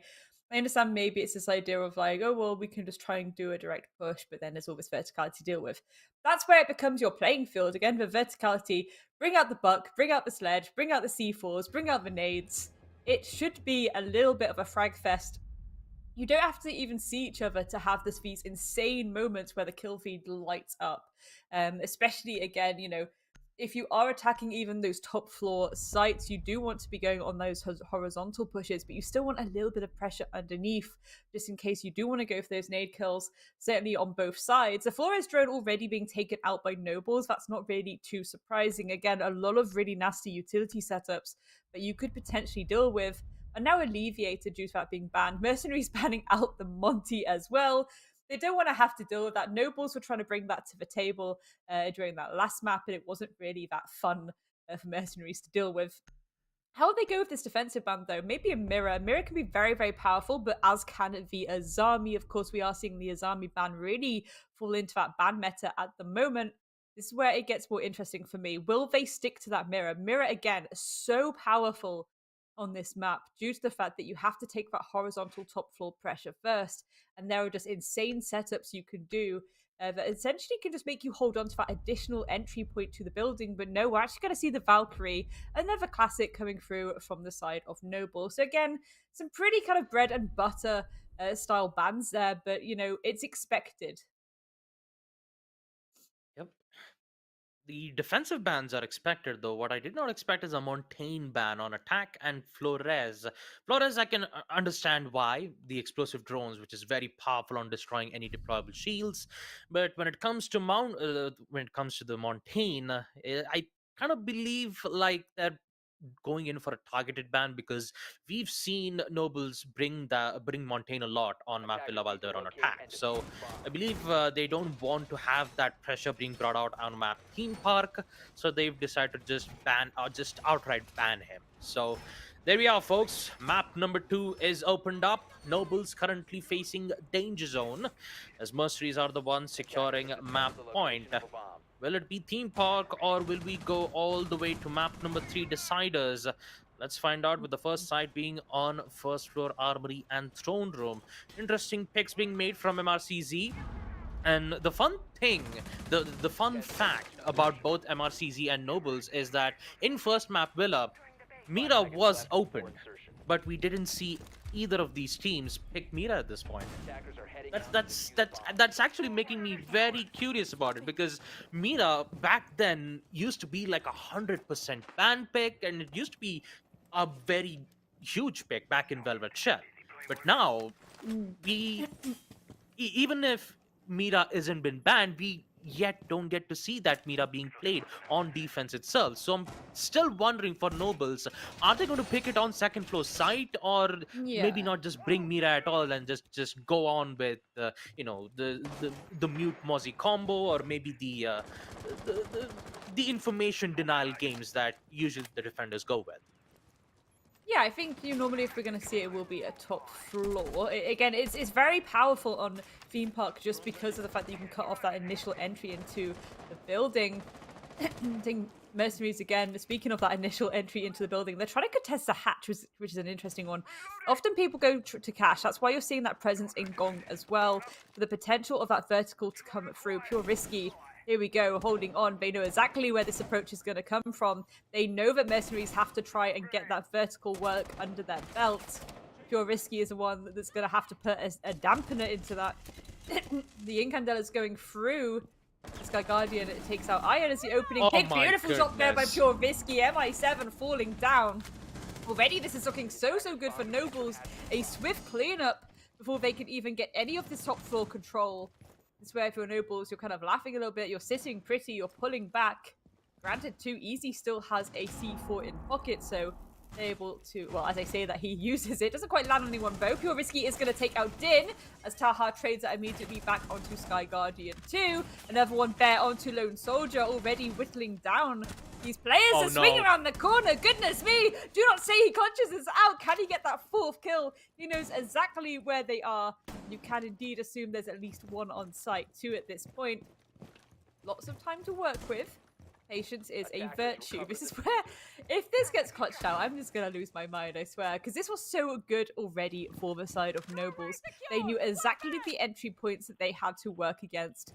And they held on to it so well. I think Mercenaries did a little bit of an oopsie just by trying to contest the hatch for as long as they did. I think they should have pressurized Cash a little bit more first. Got at least a stronghold there. But for now, Taha, they're going to open up that connector hatch and jump down these back stairs. This is where, again, you can cause a little bit of a distraction, but you need to be careful about the audio cue. The house cam has indeed spotted him out. So for information, doesn't matter that the hatch is open, doesn't matter that you tried to go for the old bait and switch. They know exactly where you are now. That Vulcan shield as well, doing a lot of damage. You're going to try and tank the Vulcan fire. I respect it, but they're not willing to peek you just yet. And that hold from Peter, there we go. The pre-flash to the wall, Pure Risky, securing that Dubbington. And that was a very strong start for the side of Nobles. Yep, there was no other choice for Taha to just push in and get picked out. 'Cause even if he did secure the kill, the crossfire angles that Nobles had played was the only vital way for for the defenders to secure the round. It was Taha who had to who did secure those three important kills. But the main thing that I have to talk about is Pure Risky. One, like, you just cannot simply just sprint all the way towards the dragon stairs, peek from the window, get a kill, and not get shredded out. It's just, I just cannot believe that he took such a risky decision, knowing that he is out in the open and somehow gets away from Mercenaries' line of sight. He gets a kill, and what's even more so is that Mercenaries got in much more trouble as they start losing a lot of bodies in Cash Room itself. That was, it's in his name itself. He does risky stuff, and he is in it for the money. That is for sure. 3 kills already in the first round. But now round number 2 is things where Mercenaries start to be in a bit of a serious tone this time. A C bringing in the Blackbeard, MI7 going in for a very quick repick out of the Twitch. Shock drones, very important in removing those important gadgets. And now we're going to see Mira being brought up here from Lone Soldier, just like you expected, Grace. 100%. Again, it's just the knowledge of having to hold on to that extension, that presence on the top floor especially. And even now that we've gone to a top floor, Pure Risky is still below here in lab, lurking around. willing to catch them a little bit off guard. Of course, those clones being out too, that can cause a little bit of a bait as well. Again, both teams trying to get into your bait and switch already as well. We did notice that the hatch was getting open to apply the pressure there, but again, because he ran down the corridor in that last round, Taha, they knew that he was approaching from there. So it's, again, I want maybe a bit more sensible behavior around that. But again, look, the long lines of sight. Hasib kind of going for the risky swing in there, given the fact that there is this long line of sight all the way down the map like that. This is a problem with theme park that a lot of teams find, and it's why I think they don't want to go to it. The lines of sight, the long angles that you have to try and contest. Here we go, the C4 going out. Taha opening pick there onto pure risky. I think that C4 was indeed shot out though by the side of MercenarieZ too, so we're going to see them hightail it out of there. No windows being brought to the table. Of course, it is a bit of a familiar sight now. Really allows you to hold on to the first half of the map. That's where those Selmas potentially, this is the issue, right? Do you use the Selmas, or do you save those Selmas to open the wall when you go for that final collapse? It's a difficult decision to make. You can get up close and personal. There we go. There's at least one being used there, but it's actually jammed by the mute jammer. So again, a little bit of util needed there on the side of MercenarieZ just to deal with that. And these are the kind of setups we start to expect when it comes to theme park. It's really good stuff. Both teams playing it very textbook right now. But don't be cool going out. It's going to make sure that this break room is completely clear, which it's not. That Vulcan is going to start to get set off a little bit easy. Significant pick there onto Din. Gets tagged up a little bit. Sky Guardian falls though. Hasib as well, still on that Blackbeard. I'm going to assume at this point, to be honest, Babagusta, it is a comfort peak. Speaking of comfort, goodness me, Easy. You are so comfortable to take these engagements. Iron, beautiful pick though to shut down Easy before he can cause any more ruckus. Here we go. The pressure on that break room. Is where they're trying to set up to at least try and do something, try and get a bit more aggro, try and get into the site. Well, that's the second time I'm seeing a Nitro being shot at from MRCZ, denying 2 explosive ordnance from defense, but turns out they're losing grasp of the situation, but they turned it around. Okay, never mind. I thought Nobles had things under control, but turns out I was purely wrong. Okay, I was caught out of the open. All right, MRCZ. Man, what a way to surprise me like that. 1-1. Round number 3, Nobles, they definitely did not expect. Although I have to admit, once they were making a push, instead of using the Ace Salma breach charges to, maybe open up that wall which has been situated from yellow stairs, it could have been easier for them to just, block line of sight from the smoke grenade. Maybe that could have helped them in countering the Mira mirrors, but somehow they did end up with securing those important kills, mainly because of MI7's shock drone, removing the mute jammers and eventually opening up those important line of sights. I believe that's exactly what happened, and that's what I'm guessing. But what's more interesting thing is that out of the 2 C4 that I've seen, one C4 which is in cache and another C4 which has been tossed from the cache room, both of them were shot midair from MercenarieZ. And I'm not quite sure who shot it, but that actually, I've got to say, I like how MRCZ is going through from this. They denied 2 explosive ordnance. They even succeeded in removing those mute jammers. They opened up line of sights, and they quickly stormed inside the building, removing players one by one. That is an excellent attack phase if I see one. 100%.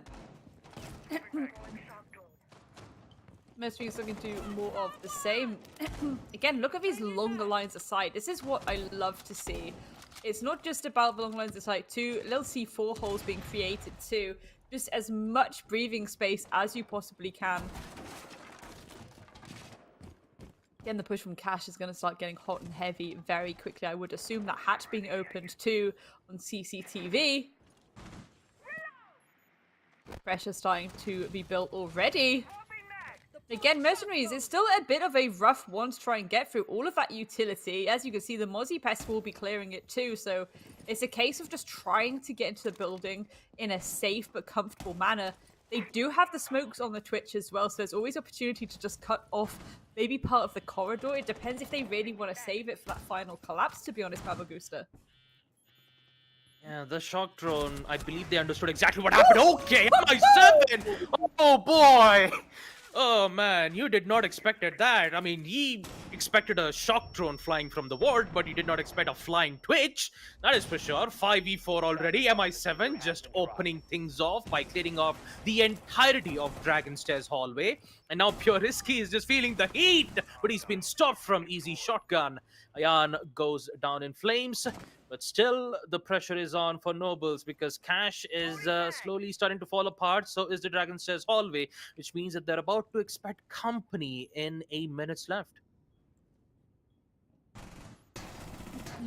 Oh, gorgeous shot Okay. there by Pure Risky. Hasim falling down. No immediate trade just yet because he is safely behind that shield with C4 from Easy. Doesn't quite land on anyone just yet. The swing and pray. MI7 falling down again and no trade. The smokes are there to cover, but just not quite in the right position just yet. Lone Soldier, beautiful pick there. Taking out Tahan, whittling this down to 4 versus 1. Poor Din.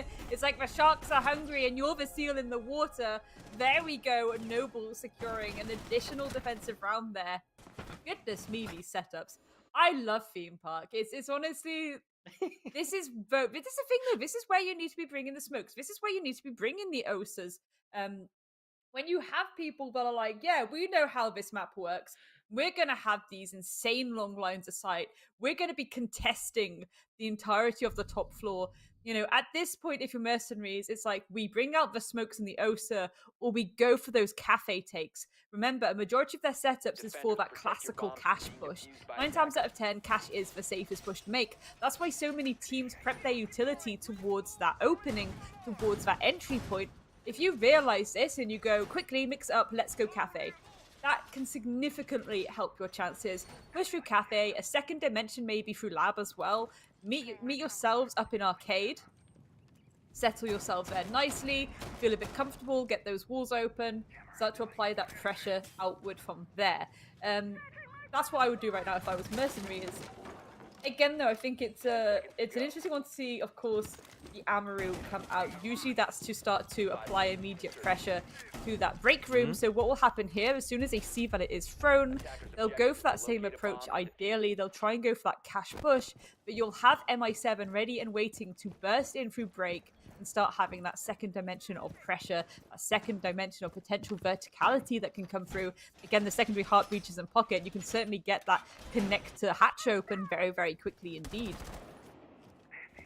Yeah, it's always a risky thing to bring in Amaru, but if you've seen some weakness, maybe, get to hatches way quicker. You could say the Amaru could be the best pick, but you still need to have that surprise element on board. But turns out the surprise, unfortunately, has been ruined from Joseph. Hasib goes out. There goes the Iana, and MI7 using the Gara hook chooses to go in with an approach. Information from the drone says that no, don't go in there. It's actually a very dangerous thing to do. And MI7 might be thinking, well, in the previous round, I kind of cosplayed as a shock drone.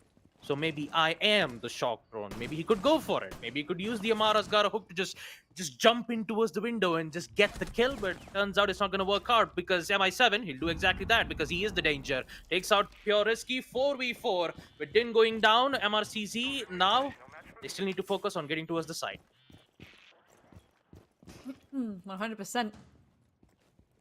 There we go. This is it. MI7 hunting for any more roamers. At this point, mercenaries should start to feel a bit more comfortable. That hatch getting opened too. Again, as I said, with secondary hard breaches in pocket, and I imagine that connector hatch will be open very, very quickly. I couldn't tell if that was as easy there. Roughly underneath the hatch. Sky Guardian is directly under the hatch, actually. So again, that hatch starts to get open. We might see a little bit of a C4 attempt to come out. The two of them playing in a duo around that area. So already I think they're kind of roughly gauging what this setup will be from mercenaries, what this execute is going to be. A little bit of a hatch and maybe pizza wall take. I am taking out Lone Soldier. That's the Legion off the board. No more goo mines. Presumably there may be a few on site though. And here we go. This is where things start to get a little bit hot and heavy because this entry is getting set up to get things started, get things underway.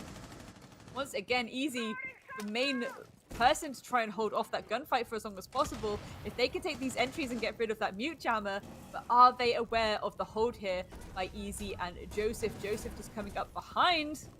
Sky Guardian is mostly contesting that pizza now. There we go, the hatch is open, but no one's going to get aggressive on it. Everyone's just going to let that get open. They're going to let that wall get opened as well. The C4s go out, doesn't quite land on anyone just yet. This is where things get very chaotic. 14 seconds to go. This is where the pressure is mounting for Mercenaries. They have to go for this collapse. Babagusta, there we go, Easy tries to shut it down initially, gets caught off guard a little bit, but down coming through. Sky Guardian taking down Din as MI7 takes out Joseph. Goodness me. Defenders winning just by the timer ticking. An absolute scrap fest on site there. Goodness me. Do you know what? It was the right idea on both sides. It's just Nobles had all the power because of the time it took for Mercenaries to set up that collapse. True. You're absolutely right, Grace. The connector hatches, really, Babagusa, like the connector hatches should have been opened a lot sooner. As soon as they knew they had that control, they had the tin can openers in pocket. You're just like, okay, Aruni tin can openers, go open the hatch. We'll get that open nice and early. Start to apply that pressure more and more. Yeah, they are like little tin can openers. And apply that pressure more and more. A little bit scrappy there, a little bit scrappy. It's kind of really good to see, though, Nobles really playing into the idea that they had the time. Again, the aggression coming out there from Easy, just playing into it, knowing when to peek, knowing when to hold back. But yeah, Mercenaries, it's this idea of like close but no cigar. They were doing the right things completely. It's just the timer really kicked them a little bit there. Yeah, I believe it mainly had to do with those mute jammers, Grace, because in round number 4, they had the same operators, right? They had the Twitch, the shock drone. It could have helped them in, denying mute jammers, opening up lines of sight easier. But since MI7 was trying to bring in a much more aggressive approach by bringing in the Aruni, I mean, there's a lot of operators that starts with A. Aruni, Azami, a lot of operators that starts with A. But yeah, as I was saying, the I forgot the name of the attacker. My goodness, Jesus Christ! Describe it to me. Creatively describe it to me. It's a Gara hook. No. It's a Gara hook. Aruni? That Aruni, No, yes, all right. I got confused Amaru. with Amaru, sorry, Amaru. You confused. yeet up. It is confusing with the A's. Amaru, who yeets up with the little hook. Yeah, so basically Yes, Ayan. Amaru. No, not Ayan. God damn it. What is happening? Amaru. Babagusta is currently Amaru, losing yes. their mind. Oh my god, no. No, not the rhyming words. Oh jeez. All right. Ooh. So basically what I was trying to say is Aruni. No, sorry, it's Amaru. I forgot. I am so sorry. Amaru, yes, Amaru. I am so sorry, folks. So basically, bringing in Amaru brought in a lot of pressure from second floor. They have succeeded in clearing out the entire room, but the main problem was they couldn't remove the important gadgets which was necessary for the attackers to enter in towards the site. There you go. Okay, I am done. I have nothing There else we to say. go. Jesus Round of applause. Christ. It's been a long day for you, I am Babagusta. I do feel. No, that's exactly it. You need that util in pocket to try and open up as much flexibility and enough opportunities of attack as possible. Again, though, Mercenaries, they can pull this maybe to a 3-3 split. Significantly strong team. This is their map pick as well. I think Nobles have done a good job of scrapping it out this far. And again, it'd be really quite interesting, actually, if Nobles are able to take the majority site picks here, because that puts so much pressure on Mercenaries for their own defense. Oh boy. Here we go. Round number 5. Once again, MI7 bringing in the Twitch. I mean, at this point, Twitch is very important when it comes to denying those important gadgets, especially the mute jammers, because once they lose control on information, they lose on everything that's in towards the side. And it'll be much more easier for the defenders to just push in with those kills. And I just realized Nobles has a total of 4 C4s, so definitely going in with those C4 kills, maybe some denials. I believe they'll use information from alibis, prismas, and try to play with it accordingly. So attackers once again droning it out, the usual stuff, trying to find exactly where the bomb is, where the jammers present, where the jammers are. Once they make their push, they'll be able to remove the gadgets and push in. Easier said than done, but what's more difficult is the players establishing crossfire angles. And the most thing that they have to be careful about is easy and pure risky. And I've got to say, these two deadly duos is going to bring pain to MRCZ. Okay, Joseph, my God, pistol in hand, he just confirms the kill. What an aggressive play there from the Goyo. I did not expect it, that aggressiveness. My goodness, an early kill, and that is the Heartbreacher, done and dusted. 100%. Just getting that information and going for it. That's the Selmas taken away from the side of Mercenaries. They do still have the tin can openers on Hasib though, and of course that Twitch utility can open up some opportunities to deal with any kind of mute jammers that Easy may have put down there to give those walls a line of defense. Of course, it's going to be a little bit difficult. The Mirrors and the Mozzies, along with those mute jammers, to deal with from the get-go. Of course, this is a bit of a slow start at the moment from Mercenaries. It does look like they're going for that full rotation towards Cafe though. That certainly is going to make things a bit easier. MI7 making this push as well. Just underneath. Maybe a bit of a switch over at some point. Again, though, no one actually has nades, so they can't really go for that Bertie. Unless Hasib goes underneath just to start working that skeleton key, which is what I will assume is about to happen. Easy with the shotgun in hand, though. This is where things get a little bit dicey. Yet again, we want the util to come through. MI7, there we go. Pure risky falling down to begin with. Oh, beautiful shotgun to her face. Iron, unfortunately, falling down there. All that Ash utility taken. That entry clean deleted from the server. Sky Guardian, beautiful pick there onto Din. MI7 falls too. And before I can even get my words out, Noble still coming through so strong with this defense. Holding off that collapse for as long as possible. And yet again, Mercenaries just not using that util effectively that they have to go for these pushes. Yeah, it's just mostly individual pushes that we saw. Like, we saw two players from the double doors of waiting room just pushing, even though they had information on the first, pushing it for the second time. Not quite sure if it's a good idea, because playing on close range is just, just dancing around death. That is for sure, because shotgun in close range is just certain death for any attackers that comes at that range. Yeah. I think what could have been nice there is maybe sending the Twitch drone up into the office drone hole, getting those jammers off the wall, using the Buck secondary hard breaches to open that wall. Then you get the Buck to yeet themselves down those stairs and start working that verticality on that office where you have all that destructible floor, because then whoever's holding onto office, they're either forced into vault, so again, there's a bit of corner defense there for you to contest that breach now, or again, it makes them go into meeting, which makes things a little bit hotter if you are holding that crossfire.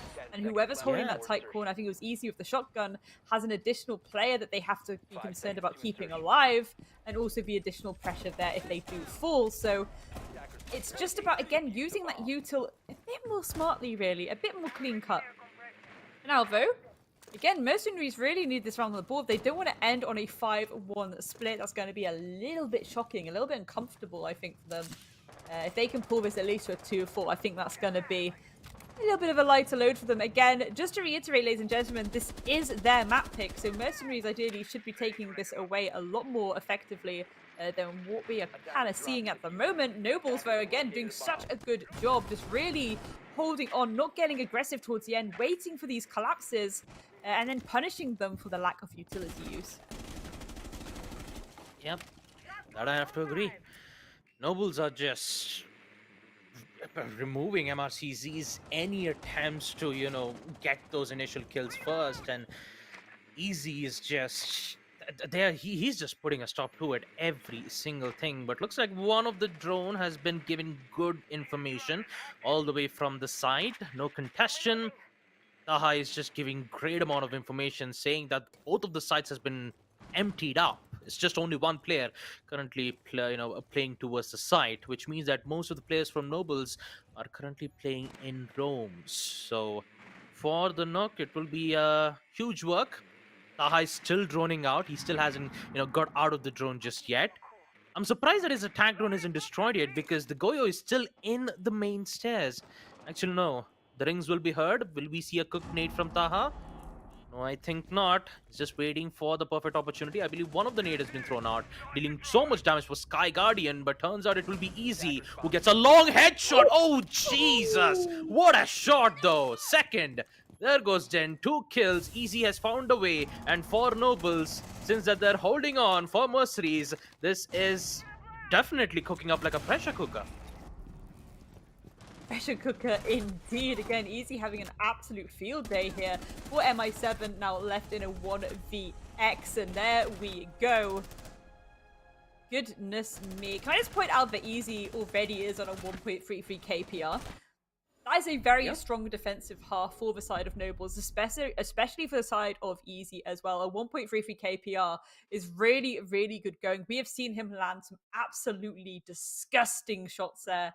Again, for Mercenaries right now, 4 rounds on their trot to try and pull this back to even Stevens. It's going to be a little bit difficult potentially. Again, though, we see them bring the Pulse, the Mirror, the Warden. They're expecting probably a similar approach from Nobles, maybe a bit of aggression as well. A lot of flash utility potentially too, given that they're bringing that Warden out as well. Or even just a bit of cover for the smokes for Dokkaebi and the Jackal being used as a wombo combo. Double global yet again, Babagusta. You know, Grace, I don't know why, but my Baba senses are tingling right now. The main reason why I'm saying this is because most of the matches that I've seen on Theme Park, the first half usually ends in 1 to 5. I've seen multiple matches, like there was a team in South Asia called Mahadi Esports versus Team Retrograde. They were playing the same map. And I've seen a lot of theme park maps which ended the first half on a 1 to 5, and then suddenly when we see the second half being on defense, they would bring it up, they would bring it all the way back to OT and win it.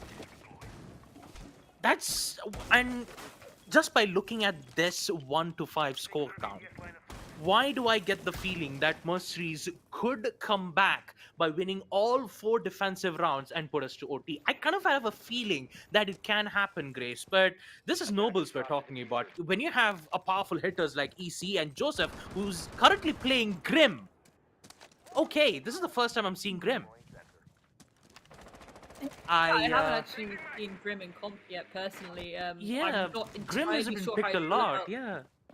Yeah, the utility, I don't personally feel like it can be that impactful in comp times. That's why we haven't really seen a lot of it. So we need to really be paying attention to what Joseph chooses to do here. Again, maybe just a bit to clear some of these setups, or at least clear people away from setups, so that these corners can be, contested a little bit easier. Is what I would assume is going to happen here. Claymores to kind of push away any high progression. Speaking of high progression, Pure Risky getting that dub onto Iron, but immediately goes for the Logic Bomb too. So already they're getting stuck in from the cash side. Maybe this is it. Maybe Joseph is just the bait here. Joseph is just holding on a little bit of pressure on Cafe to at least keep some of Mercenaries distracted while the rest of them easily clear that cash and CC push. Yep, since those gadgets can give loads of information, the Hive basically acts as an information drone. So for MRCZ, this could cause dangers for them since Ayana's been gone out. MI7 with the Bandit, I'm thinking that he's going in for a Bandit trick. And even with the Thatcher and the Kebi still being in play, the secondary EMP charges, turns out they don't have to worry about it. Hasib just took out the Thatcher instead. 4-4 equalizer, Taha, cardiac sensors, good information game, but I'm not quite sure exactly where he's giving the information in the first place. But it's always relied upon the Grim Reaper Joseph to see whether if he could bring things up, and turns out he will equalize it to a 3v3 situation. But turns out Nobles have got things under control. As Sky Guardian gets 1, 2v3, it's all down to Hasib, and then to figure out a way to get a kill or 2. And that Hive is definitely going to give them a lot of information, but then somehow survives the onslaught. Sky Guardian goes down, 2v2. The Hive is giving so much info, but deployable shield saves his life. 1v1. It's Pure Risky versus Hasib, the captain. He goes down. Oh boy, the ship has sunken. And Nobles will secure match point. What just happened? The Grim Reaper, I gotta say, I'm sorry, the name is just Grim, not the Grim Reaper. It's just found good amount of information all the way from yellow stairs, and securing that 1v1 was crucial for Nobles, because for a moment there I thought they were about to lose it. It is. It's match point now as well, which is just like, again, Mercenaries map pick. We are on match point. Mercenaries could be about to lose their map pick 7-1. That is significant for the side of Nobles there. And again, though, it's just some of the util plays here. I love the fact that what Nobles are doing, again, it's this pressure, this additional dimension.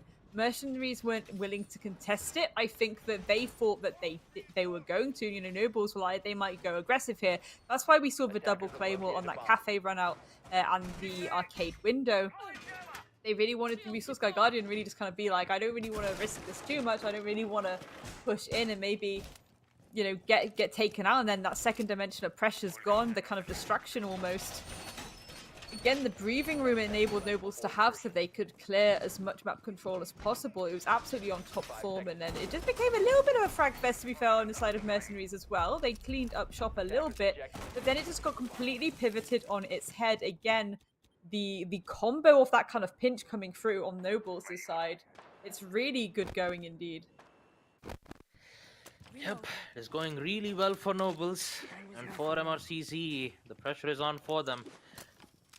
Higher chances of a decider to be opened up, and Nobles is mainly aiming for that situation. Oh boy, there you go, already an early pick itself, and it's Joseph to take out MI7, the important player for Team Mercenaries. No C4s, mute jammers will still be present, but removing one player already at the early round just spells danger in the middle of the battlefield. So already lost one. So that means they can heavily rely only on their traps, their information from the evil eye cams, and some denials that they could use from those C4s and those Vulcan shields. But looking at Nobles' composition, you could literally see that they're going in for a full-on Rome shutdown with Jackal and the Kebi in play. So Rome is full-on gone. And for MRCZ, the only thing that they can do right now is play in cover, play inside, maybe play in crossfires in a way that they can survive trades and get those important kills, and maybe they might be able to find one. Taha almost gets it, he does, but it's a down. The Atomic Taj will be destroyed, but pure risky, he will get one more important kill, and that is Ayan C4 to open things up for a line of sight. Can he get the kill? No, he does not, but a Seeb's impact does, confirming the kill. There goes your heart breacher, and that is the only heart breacher Nobles has. This is not good for Nobles. This is it. However, no more C4s left on the side of Mercenaries either. So again, that verticality can be a little bit safer for the side of Nobles. Easy, beautiful pick there onto Taha. But look at Din holding on to barrels for as long as possible. Chris tagged up just a little bit as that pressure starts to come in connected. But Hasib can shut it down. Lone Soldier and Joseph both falling. Goodness me. 2 versus 2, getting a little bit scrappy now. Just the absolute change-up you have to do as soon as a hard breacher falls. Look at that. There we go. Easy and pure risky. The cleanup at the end. And I can't believe my eyes. That is a 7-1 victory to Nobles on Mercenaries map pick. Oh boy. The Caster's Curse is definitely in effect. Oh boy. No, we talked so much about MRCZ saying that they have good advantage on map Theme Park. Turns out I was wrong. 7-1. What a dominating performance from Nobles. 7-1. For a moment that I actually had hopes for Mercenaries to secure a lot of defensive rounds in the second half. But yeah, turns out Nobles, they do know their stuff, especially on their attack phase. Bring in Grim, getting most of those kills.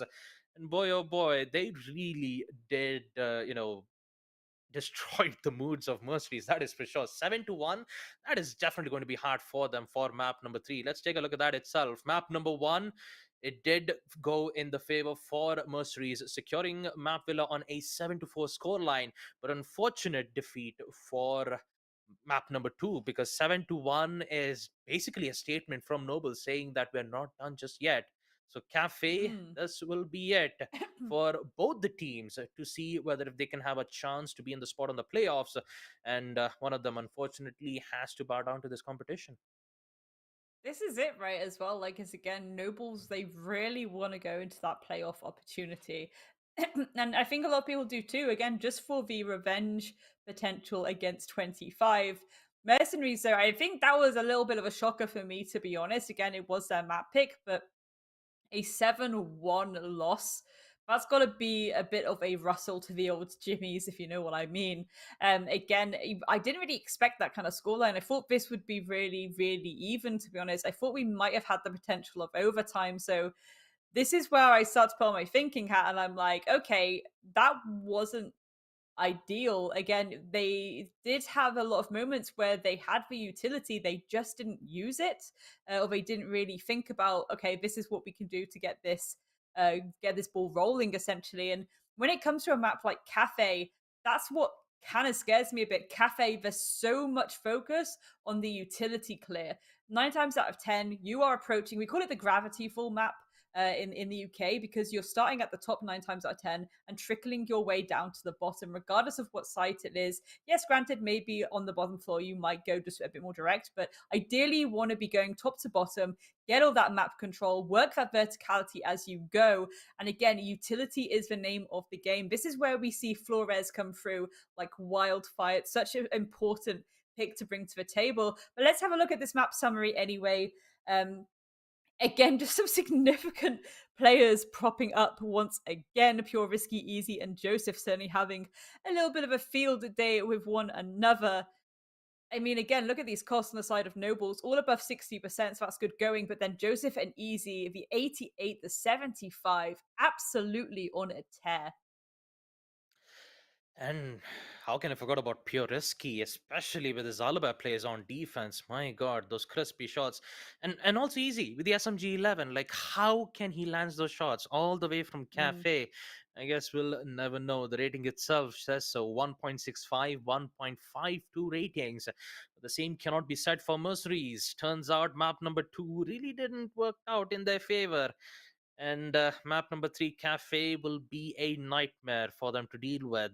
Especially with the 7-1 scoreline. Map number 3, Nobles are currently sitting at the driver's seat. And MercenarieZ, they're just having a seat, technically, but they can still have a chance to bring this back. But Cafe Dostoevsky, I have other minds. The main reason why we keep saying that theme park is always defender favored is most of the SM matches that I've casted around, we've seen a lot of defender round wins more than attacker round wins.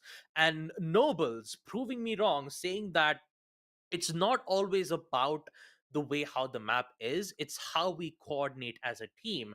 And they proved us by winning 2 rounds in attack back to back by bringing in different operators. First they brought in Grim, and Grim really did give good amount of information. Though it kind of feels like it's really effective if one of the players are currently hunkered down with their deployable shield. So once that information comes in, then they are high likely to get targeted by a cooked nade or something else. So I kind of I was surprised with the in the way how attackers played with Nobles, but Cafe is definitely will be the one to see how well both Nobles and MercenarieZ play. So we're gonna take a short little break once again, folks, and we'll be back with map number 3. Until then, go grab some popcorns, grab some H2O. We'll be right back.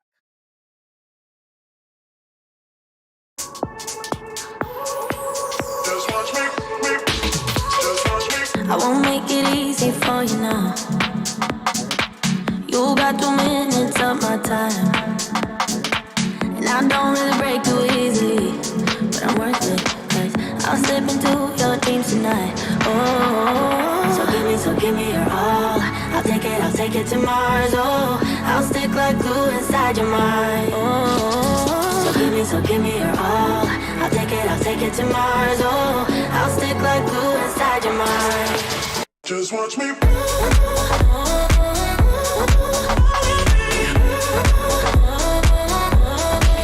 Just watch me.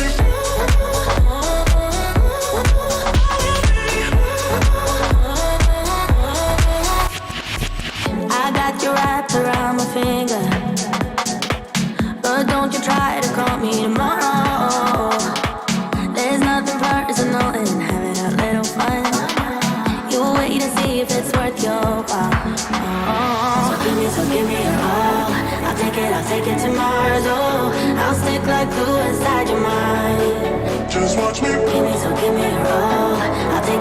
take it to Mars. Oh, I'll stick like glue inside your mind. Just watch me.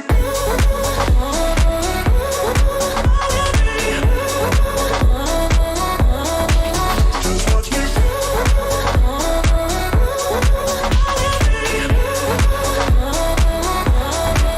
Just watch me.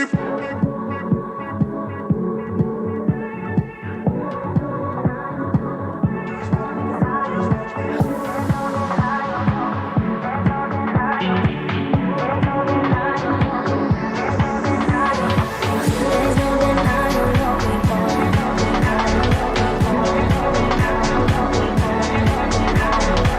There's no denying what we want.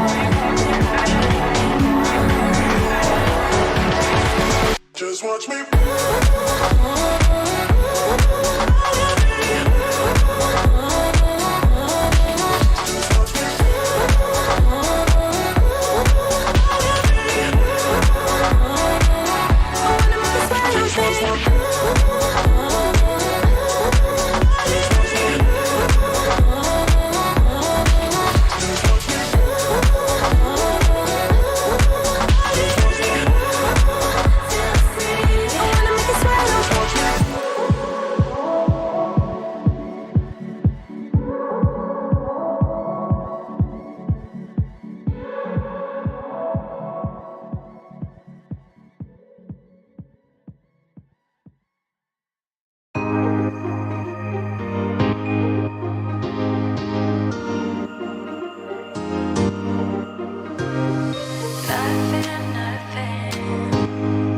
We don't talk about nothing no more. Nothing. We don't talk about nothing no more. Nothing. We don't talk about nothing no more. Nothing. We don't talk about nothing no more. Feels like I've been doing way too much, babe. Feels like I've been working through your stuff, babe. Over time, lately it's been getting kind of tough, babe. Feels like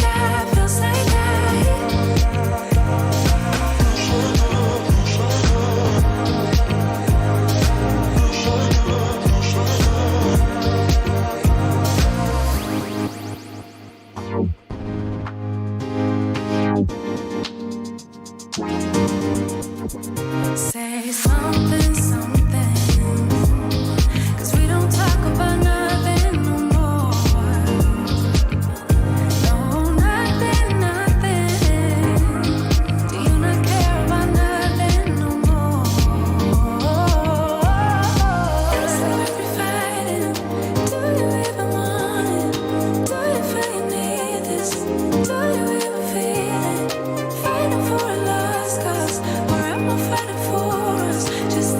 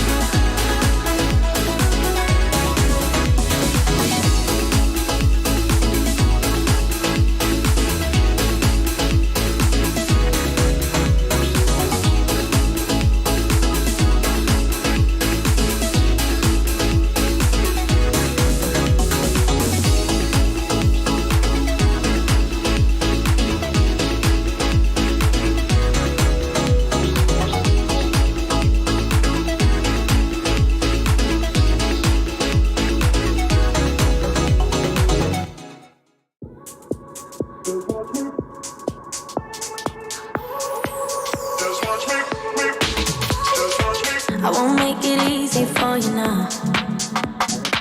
You got 2 minutes of my time, and I don't really break too easily, but I'm worth it, cause I'll slip into your dreams tonight. Oh, so give me your all. I'll take it to Mars. Oh, I'll stick like glue inside your mind. Oh, so give me your all. I'll take it to Mars. Oh, I'll stick like glue inside your mind. Just watch me.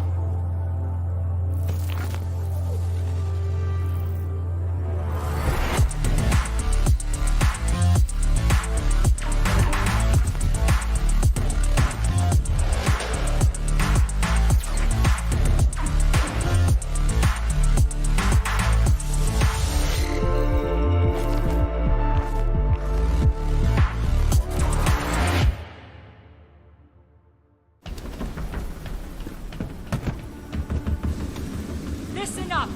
Nighthaven Ordnance was stolen. Target anyone using our gear and put them down. Now load it up, let's go! Are you deaf, soldier? I said move! Sorry, Callie. Orders are to keep you grounded. And whose orders might that be? Mine.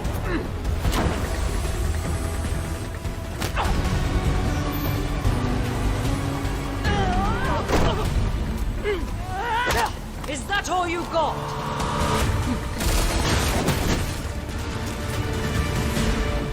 Damn it! I didn't kill Yahata!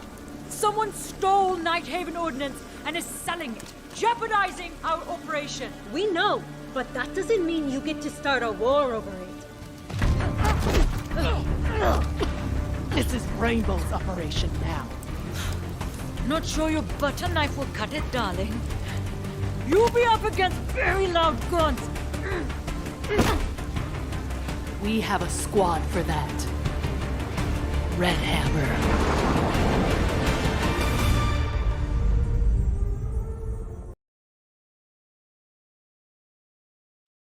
All right, ladies and gentlemen, we are back with Zotac Gaming TEC Rainbow Six Siege Invitational, supported by Ubisoft, as we are here to talk about the final map between Team MercenarieZ versus Team from the opposition team. And I've got to admit, Nobles again. Apologies, MercenarieZ versus Nobles Esports. Map number 3, Cafe, will be the final map to determine who will claim this match and unfortunately who will go out in the top of the series in towards the playoffs. Will it be Nobles or will it be MercenarieZ? Grace, we've seen a lot of battles being made around. We saw map number 1 going in favor for MercenarieZ, but unfortunately on map number 2, MercenarieZ fell short with 7-1 on Theme Park. Cafe, Dostoevsky, what do you think is going to happen there? I think this is it, right? The last map, it just seemed like their utility use wasn't as effective as it could have been. When it comes to Cafe, this is where I worry a little bit for the side of Mercenaries. Cafe, as I said before the break, I call it the gravity fall map. You have to do that full clear, ideally, to be as safe as possible. And a big part of that is dealing with the utility setups, especially when it comes to that top floor, right? Regardless of whether you're on Bar Cocktail or you're downstairs in, reading as an example, and library dining rather, you still have to get that top floor control. There's so much of an extension of utility all the way into piano or Christmas, regardless of what you call it, and cigar as well. So again, it's very difficult for the attackers to approach if they're not bringing that utility of their own. Mercenaries, of course, starting on the attack that's this time. This is where I'm concerned. With that Flores ban as well, now I'm even more concerned. Again, the utility setups you can do in that piano area are absolutely just the sweatiest thing ever. Flores has been such an important part at dealing with that and changing the momentum of Cafe, especially when it comes to that pixel spot and the absolutely just massive amounts of utility that you'd have set up there. So Flores being banned out already. The Monty to follow by Mercenaries, again, a pretty safe one. They did not have a great time. I think they think the Nobles might try and rely on that on their own attack. But again, this is where things just feel a little bit uncomfy already. We think about the utility clear that I just mentioned. It's going to be a very heavy reliance on things like those flashes, stuff like that. You really have to bring those flashes to burn out those ADSs, those magnets, via Rooney barriers, for example. Often people will double up sometimes for utility around those doorways too. Sometimes people go with the kind of a Rooney and Castle combo, which is a really interesting thing you see in some Nats leagues as well. All about the destructibility, all about the flashes. The mirror being banned, I think, certainly is a massive help. You can have some really disgusting setups around that mirror utility too. We saw how impactful it was, certainly on Theme Park. Again, it's a similar idea. You can have these very long lines of sight and a mirror window behind them when it comes to a cafe, especially, again, that top floor. So I think that's a very strong ban and a standard ban to come through. The Valkyrie, of course, a classic standard ban. I don't think anyone is too shocked or outraged by that one. Yeah, imagine if Mira wasn't banned and they go in for a different ban instead, with all three operators, Azami, Castle, and Mira still being in play. That whole site could have been a fortress for any defenders, an impenetrable site for the attackers that they have nowhere else to go but just push forward. It could have been a difficult place for them, and in the end, Cafe would have been a heavily defender favored map. So with Mira being banned, but you still got to worry about Castle and Azami, because those bulletproof barriers and also bulletproof castle shield, it will be very annoying for mercenaries to deal with those situations. So they have to bring in at least an explosive projectile like Zofia that could help remove those important gadgets, especially when you have 2 concussives and 2 impacts. Easier to remove those castle's armor panels. But once you waste a lot of time on attack, the more Kiba barriers you'd expect from Nobles. So it's going to be a lot of tough decisions for mercenaries to think it through, and especially with Nobles going for second floor reading room site first instead of third floor, bar and cocktail lounge is an interesting site to look at, because usually when you start off the map, you either go with third floor or first floor. Second floor reading room would usually be the last site to go in if you secure both the sites. So going in for reading room shows that there is an interesting thing to look at. Oh, Lone Soldier. Oh boy, he survives. Oh boy, that was really a close call for him. Grenades being cooked out, not being able to secure the kill, but at least on the bright side, he'll be able to secure at least one of the Kiba barriers being presented to him. 100%. Already they know the importance of keeping this top floor presence. The run out, though, the run out is shut down there by Hasib. I was wondering if Lone Soldier was about to go back. We saw him prep the windows. Again, a bit of a risky move. If you're going to do something like that, it's going to have to be in the first round of the map, isn't it? Of course it is. Joseph, however, I'm assuming they're not going to get a bit too frisky with this either. They're not going to go for that run out as easy falls.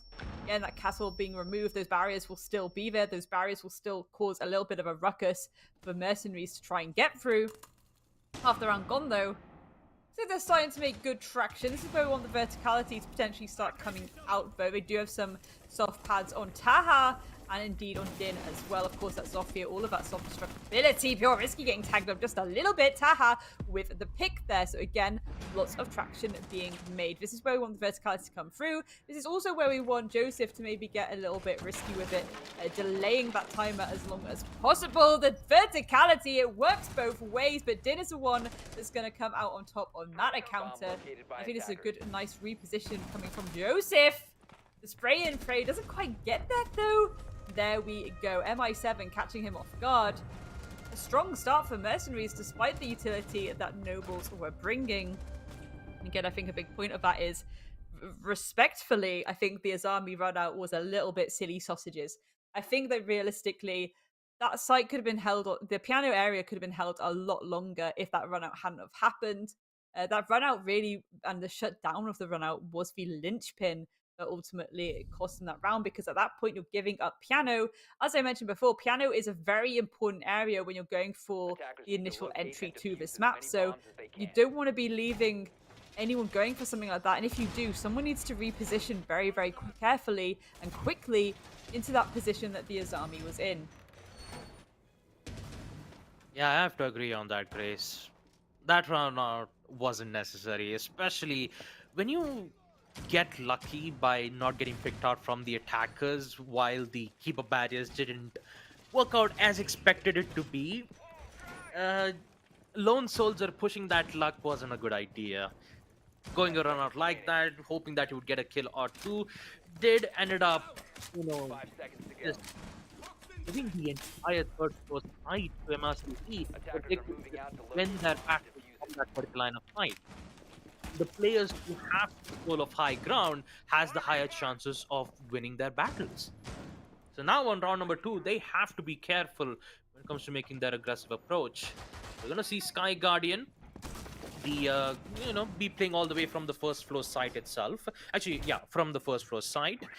Commando in, commando weapon in hand. It's very rare to see that weapon being brought up. It's usually the P10 Roni, which is a very great gun, which has a high fire rate, but, less magazine to bring it out with. But the high fire rate is the main reason why people bring that weapon in the first place, especially with the, especially when you bring out the Runi. So, again, breach charges from Din will be able to open up lines of sight all the way towards the piano room. And piano room is one of the most important sites for both the attackers as well as the defenders. If you lose that site, then and the attackers gain control of it, they can now slowly regain their momentum by using their drone works, finding information, opening up lines of sight, and vertical line of sight is key on a map like Cafe. 100%. I thought Easy was going to go for a run out there. I'm really glad they didn't, though. Again, this top floor control, we're starting to get the window pressure, and I imagine they'll start to jump in through these windows and start to apply. Granted, probably not the white stairs window. I think that's best to be held on that rappel.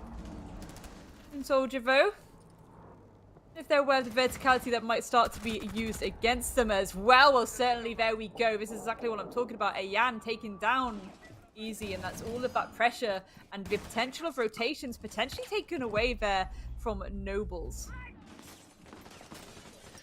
Yep, initial frags still in favor for MRCZ as they are gaining momentum on attack. Removing Legion off, which means that lesser amount of goo mines will be present in the site. Ayan already sprinting towards third floor side with his own teammates, as they will now start off with the vertical line of sight being trained around from a second floor reading room. There is one currently, the Azami, playing from that site. It's best for them to play it elsewhere, play from the stairs, maybe from pillars. Information will be given nonetheless, and especially it's from the hacked attack drone from Mozzie that's been given constant information, and that is annoying Mercenaries a lot, but still, they still got it covered. They removed another player off of the board, and that is Lone Soldier. 5v3 as they're slowly making their way to a second floor reading room, as Puriski's feeling a bit difficult there, but at least he'll be able to secure that the Vulcan shield being popped off. 3v3, wait a minute, Sky Guardian finds 2, Den and Taha goes out, which could put it in an equalizer, and turns out Team Nobles are almost bringing it apart, but Ayan is still there. 1v1, no time, 1 second. Oh, he gets it! Just the nick of time. Ayan just sprints around almost by the bell. He gets the win, and MRCZ. Oh. Oh boy, that was so close. My God. 2-0. Nobles had it. They only had 2 seconds. And Ayan just sprints around and get it in just point 0.2 or point 0.1 seconds. My God. I would love to be in Oh their voice boy. chat right now after that. Like I would, those are those moments where you know it's one of those instant, just your ears burst as your teammates are cheering down the mic at you. Attackers need to Good locate stuff and defuse indeed. any Clutching it bombs out they the can. final seconds. The stuff you like to see, Ayan. Well done indeed. Again, starting to get a bit scrappy on both sides. So this is where my spidey sense starts tingling. Again, I think both sides need to be more mindful about the utility used here, the way they're playing to the timer, the patience to approach each other. And again, I love the fact that mercenaries are getting very stuck in here on those window plays as well. And this is my main concern. It's like, okay, granted, maybe for util, yes, they've gone back to basics here, and it's a lot better because of that. And they seem to be using a lot of that util too. But it's also the fact that they know exactly where to cut off these rotates, and they're willing to contest it. They're willing to hold it as well. At the same time, we're seeing, of course, the aggression come through from Nobles. They're willing to contest these attempts at cutoffs too. So I think we've got a game on our hands, Baba Gusta. Yes, we have, Grace. Especially for mercenaries. My God. Nobles. They've worked so hard on that site. This is the second time that they've lost a second floor reading room, and they are definitely not going back to that site ever again. Kitchen will be the site for Nobles to defend. And just like you said, Grace, they're gonna first get control on third floor, open up vertical line of sight. It's just the usual as you'd expect on a map like Cafe Dostoevsky, because you need to, open up those hatches. You need to get control on third floor, because pillars is usually the main, chokehold for the defenders, because you have a lot of long angles to deal with. One of the angle, which currently in New Hatch, you can look all the way from basement. So such a long angle like that will be looked upon, and for Nobles, the only thing that they can do is just play across from either reading rooms, reading and fireplace. You still have players to worry about from the first floor side, but Easy, on the other hand, did he just contested Hasib from a vertical line of sight? I think he did. All the way from second floor. Turns out it just didn't work out well. And I kind of like this Noir filter. It just brings me back to those detective vibes. What exactly happened, as I think? Creates, what's your thought? I think we've traveled. Yeah, I think we've traveled back to the 1940s a little bit here.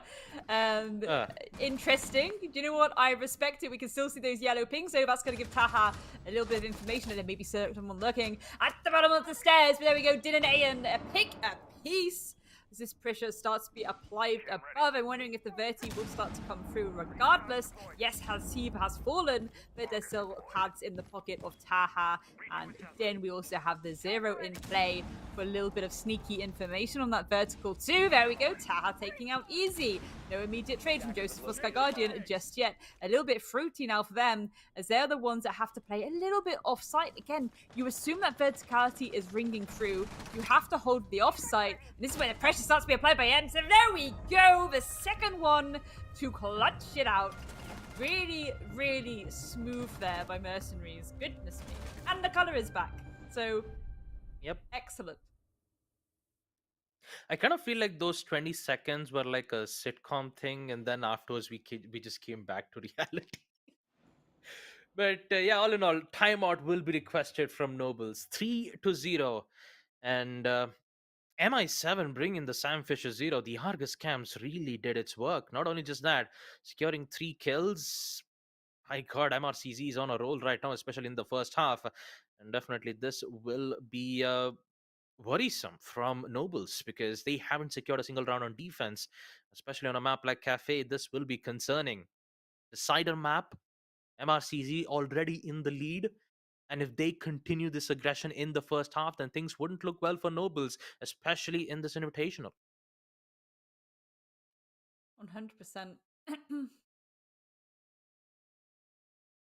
Whew. If you're Nobles right now, again, it's this idea of like, okay, we're losing map control. That's how they're really getting us here. We're losing that map control. Maybe we need to play more in those duos from those initial engagements again. Let's try and buddy up a little bit. Go with the buddy system. Get our roamers in a good old friendly duo. And they will try and play together. Play for those trades maybe a little bit more. That could whittle down the side of mercenaries from the get-go. This is again very difficult when you know they're playing on the windows. At this point, though, again, I want to underline that point. You know they're playing on the windows. You know they're taking this classic cafe. So don't really contest the windows too much unless you know they're definitely there. Don't try and go for a rotate when you know that 9 times out of 10, they're probably going to be holding on to it like that. Unless you have something to cover it. Again, the Azami is really the utility that can come through very strong now. Presumably the fact too that they can hold on to this piano area for a bit longer if they had an Azami with an additional roamer probably there. Again, why not bring the good old-fashioned pixel setup? The Flores isn't on the table. You can stack those Ramais, stack Jaegers, go to Cocktail Bar and just do the pixel with the Azami on the board too. I think that could be a nice one, but instead they're choosing to go to Reading and Fire again. However, and it's a big however, the Mozzie Mute and Pulse combo. So again, Intel Denial was gaining Intel of your own. It's where you C4s. Yes, indeed, there are those C4s. This is something that could work. Again, I would rather there be a little bit more kind of focus around maybe a bit more of a kind of Azami-esque hold here, just because of how powerful she can be. I assume that alibi shield may be upstairs. Let me just use my little elf eyes to see where that may be. Maybe tell it just will be, yet. Grace, yeah. I think it Yeah, will I be think in it's third actually floor, in just like you said, Cocktail. yeah. 10 seconds left. Yeah, it's Maybe in in- Cocktail. Again, maybe would prefer Especially that with more in Vomai, Bar, yeah, that but makes sense. yeah. For insertion. It would be nice to Like, have it's- it there. it's- But again, Yeah, they've yeah, got go the ahead, Grace. little... They got the plan. They got the clones out too, so Pure Risky can play around that. Again, the shield combo. Again, the bailiff to break out hatches as well, Babagusta. So I think they're just going to try and hold on as long as possible. But again, I just really want to see more presence in that piano. And there's the shield actually. We just saw Sky Guardian behind it. So again, it's by planks looking all the way down there. But this is where it's dangerous if someone does start to play on these windows again, especially that white staircase window. Yeah, and once again, this is a risky decision here that Nobles is doing right now. Once again with the same site into a second floor, but this time major changes in their operators. Mozzie's Pest, one of them gets caught. Pulse's cardiac sensors, information, denial of info, and C4's galore for Nobles. All it requires is just one kill, at least an early kill, for them to secure. Turns out Pulse is making a very risky decision. Oh boy, 5 HP. He needs to be very careful in this duel. And these are some risky duels that Nobles is taking right now. And he's like, you know what, Joseph? Let Easy handle this. And here he comes all the way from the Windows side. It's actually from the Mozzie. Oh boy, Joseph. Risky rush. Risky rush. He will stay alive. Well, not for long. He's been taken out. 5v4. Drone has been stolen. And here comes Pure Risky going in back with the refrag. And now here comes a lot of tensions all the way from the third floor side. They have control on piano, but the main problem is the hallway towards wide stairs. So they're giving it all they've got to let the attackers hold in that position for more than a minute or so, so that when they make their final push in second floor, that's exactly where they'll be able to hatch their plan. Last time I remember, it was just 1 second remaining, and it was Taha who secured the kill. But Taha is already gone, and Sky Guardian, he was going with the inverted kill, but he doesn't get it. Oh no! Oh boy, this is not looking good for Nobles, and now it's just 1 minute. All they have to do is just waste time, but MI7 getting that kill from Lone Soldier is going to put a lot of pressures from Nobles. 100%. Swing around the corner. Hasib, good stuff there. Sky Guardian falling down, whittling the defense down to 2. Again, no C4 for East to deal with. He does have the SMG, however, and that's going to take MI7 clean out of the server. Now, very bit of self-destructibility as they start to make their approach. There's one at least. Risky taking out Din, but Iron can trade that immediately back, holding on for dear life, and there we go. Swift cleanup, a swift collapse there, and a swift pinch coming through on the side of MercenarieZ. The pressure they're able to apply is so strong right now. And they shouldn't go back to second floor. That is definitely a no-go for Nobles because they just lost that See, site two I times, Grace. Well, no, this is the thing though. Like they were going middle.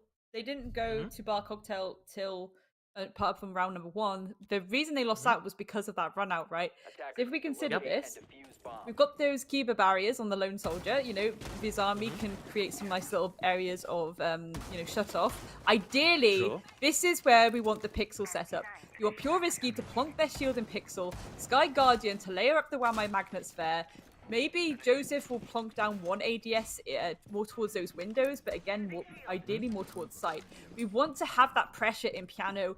We know that they are going to get those hatches open as a freebie, but we need to maintain that Piano pressure. That's what needs to be going through Nobles' head right now. Again, the mute jammers are certainly going to benefit as well, not only holding back those hard breaches, but shutting down bits of information where they can, especially from the top of red, which is the main hatch drop we're going to get here. So again, I think they need to be very sensible sandwiches here.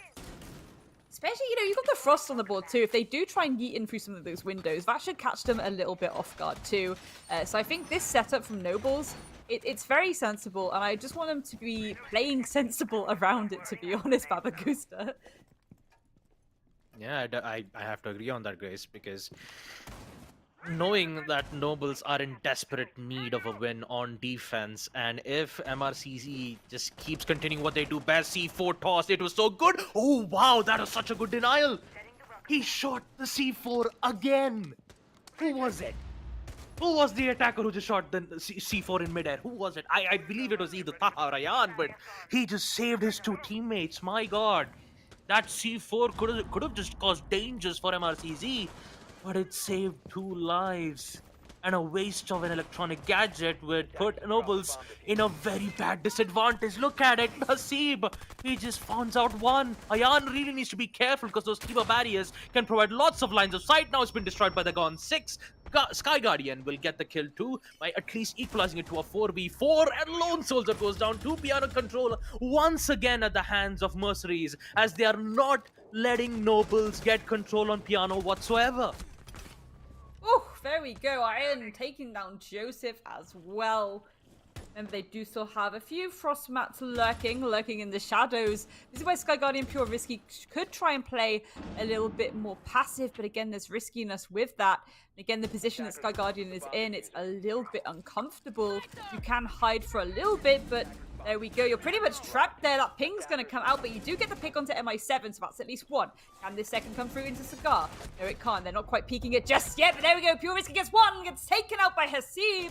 Could have got a second there. So Guardian, you know the call out is coming. They're coming towards planks. This is where it gets uncomfortable. The pinch could be about to come through. Audio cue of you shooting out that drone certainly isn't going to help, but you have to, needs must. You don't want to give them any information on your positioning. There we go, there's another one. Hasib falling down. There we go. Good work, Sky Guardian. A clutch to get Nobles. A defensive round on the board. Very well played. Very sensible indeed. Oh man, that was so well done from Sky Guardian. Those kills were so crucial for Nobles to recover back. Man, MercenarieZ were always one step ahead in the early rounds. And Sky Guardian bringing it back will actually give some hopes for Nobles to at least win a lot of rounds this time in the second half. Their main goal is to win yet another defensive round. At least ending the first half on a 4-2 should be a good idea for them. And, try to bring it back when they, come back on attack in second half. It's just Sky Guardian is currently the hero of that round. I definitely have to say I have to agree on that. But yeah, round number 6 once again, since third floor side has been locked. The only thing that the side that they can go through is either second floor site or back towards first floor kitchen. And they'll make a decision to go towards first floor site nonetheless. They don't want to go ahead and go with second floor reading room because the amount of pressure that MRCZ is giving all the way towards Piano is just too much for Nobles to handle. They need to figure out some other way. Good stolen drone from Lone Soldier. That is great information, which means that they'll be having eyes and ears of any attackers from their own attack drone. The main problem of it all is the good sustain that Joseph has, especially the corner station. And I believe that Nobles are thinking of being in a aggressive state. They want to go in for runouts, they want to go in for kills, and turns out they'll do exactly that, especially with Easy's run out. MI7 eliminated. And now he can just, I mean, if he's low on HP, he can just easily go back to those corner station and put him back to full HP. So this is looking good for Nobles. Yeah, good entry pick, certainly, especially taking away that 0. It's all that information taken away from the side of mercenaries as well. You know, it's not just about the horizontal use of that gadget, but the vertical one too. It's such a destructible map, and it really allows you just an extra dimension of pressure when you are approaching these sites, especially when it comes to that kitchen site, because again, the main importance of that kitchen site is getting that top floor control, then working your way down to the middle and starting to open up those floorboards like there's no tomorrow. Iron taken down easy though. That's a Legion taken off the board. No more goo mines to be thrown out as this timer progresses. Looking like Pure Risky might come upstairs to try and get a trade. There we go, as he falling down. So already, again, Noble's positioning is nice. This is where Pure Risky ideally needs to pull back just a little bit, get a little bit safer. You've won your one. Now fall back safely, please. That Logic Bomb coming out might give a little bit of an audio cue to some of the side of mercenaries. There are roamers still lurking in the midst. Lone Soldier and Joseph really holding on here for dear life, trying to hold on for as long as possible to this map control, burn out that timer. We're nearly at that minute mark, so that's very, very good going so far for the side of Nobles. Yes, time is currently the sixth defender, as you'd call it, Grace. The best thing about for the attacker is that they have some drones being caught, but Ayan, on the other hand, he will secure the kill, double kill. Lone Soldier goes out. They have finally cleared out the roam, but there's still Pure Risky. And his location is still unknown, so that is definitely going to be concerning for the side of Mercenaries. And for Nobles, 3v3, they can still hold their ground in first floor kitchen site, but for Mercenaries, they have to they have to focus on it. Here's one of the sounds. Pure Risky knows that the Zofia is slowly making her way in towards the stairs, and he just doesn't want to give up his positioning just yet. They still have the bulletproof cams, but somehow through the flash, he will get the kill from the bearing 9, but an instant trade will come back nonetheless. 2v2, time's ticking, no lines of sight being opened up, only vertical line of sight, which means that they have to push in towards the door, or maybe from the hatch drop, which will happen right about now, but turns out Sky Guardian just removes both of them. What? How? Is it from the line of sight? No, from the ace of Selma! Oh no! The Selma! Oh, jeez. That I did not expect it. No. Oh, Sky Guardian. Oh man, he is definitely the guardian of the side, that is for sure. 4-2. Roll swap is in. And a timeout once again from MRCZ. My goodness. This is the thing, right? Mercenary is timing out already, right? We're going into the side swap. Normally, what you'd see is people do a few more rounds on the main half here. The fact that they're timing out now shows that they want to have a quick chit chat about how this defense will go. They are in a very strong position right now.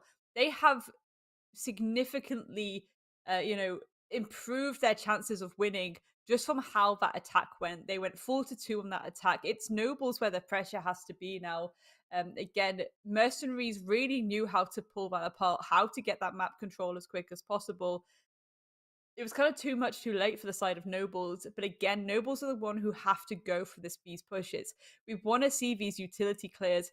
It concerns me slightly that we're seeing the Lion Dokkaebi hover happen here. Triple global as well when we've got the Jackal utility involved. When you know, as I say, Cafe, the name of the game is the utility clear.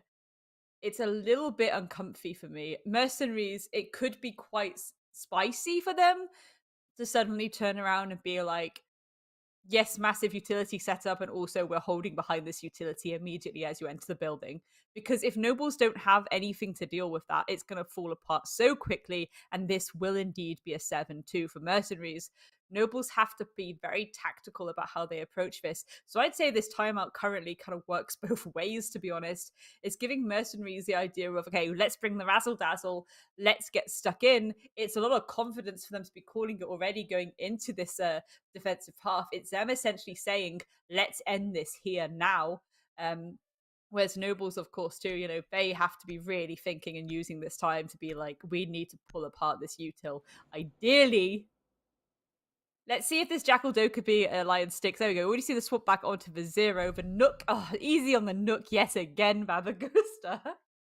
Oh boy, that is. But you know, that works though, because again, you know, whenever you see the Nook, it often comes from that basement. So say it's Bar Cocktail, you'll have the Nook go in through kind of baking, and then they'll make their way through kitchen, and they'll go up the staircase, either white stairs or red stairs, eventually start to apply pressure that way, maybe a few little nade kills as well.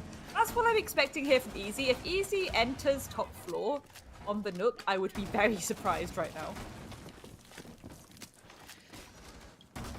Well, I believe that definitely has to be the plan here, Grace, because a cooked nade is definitely how you'd be able to at least remove some of the players.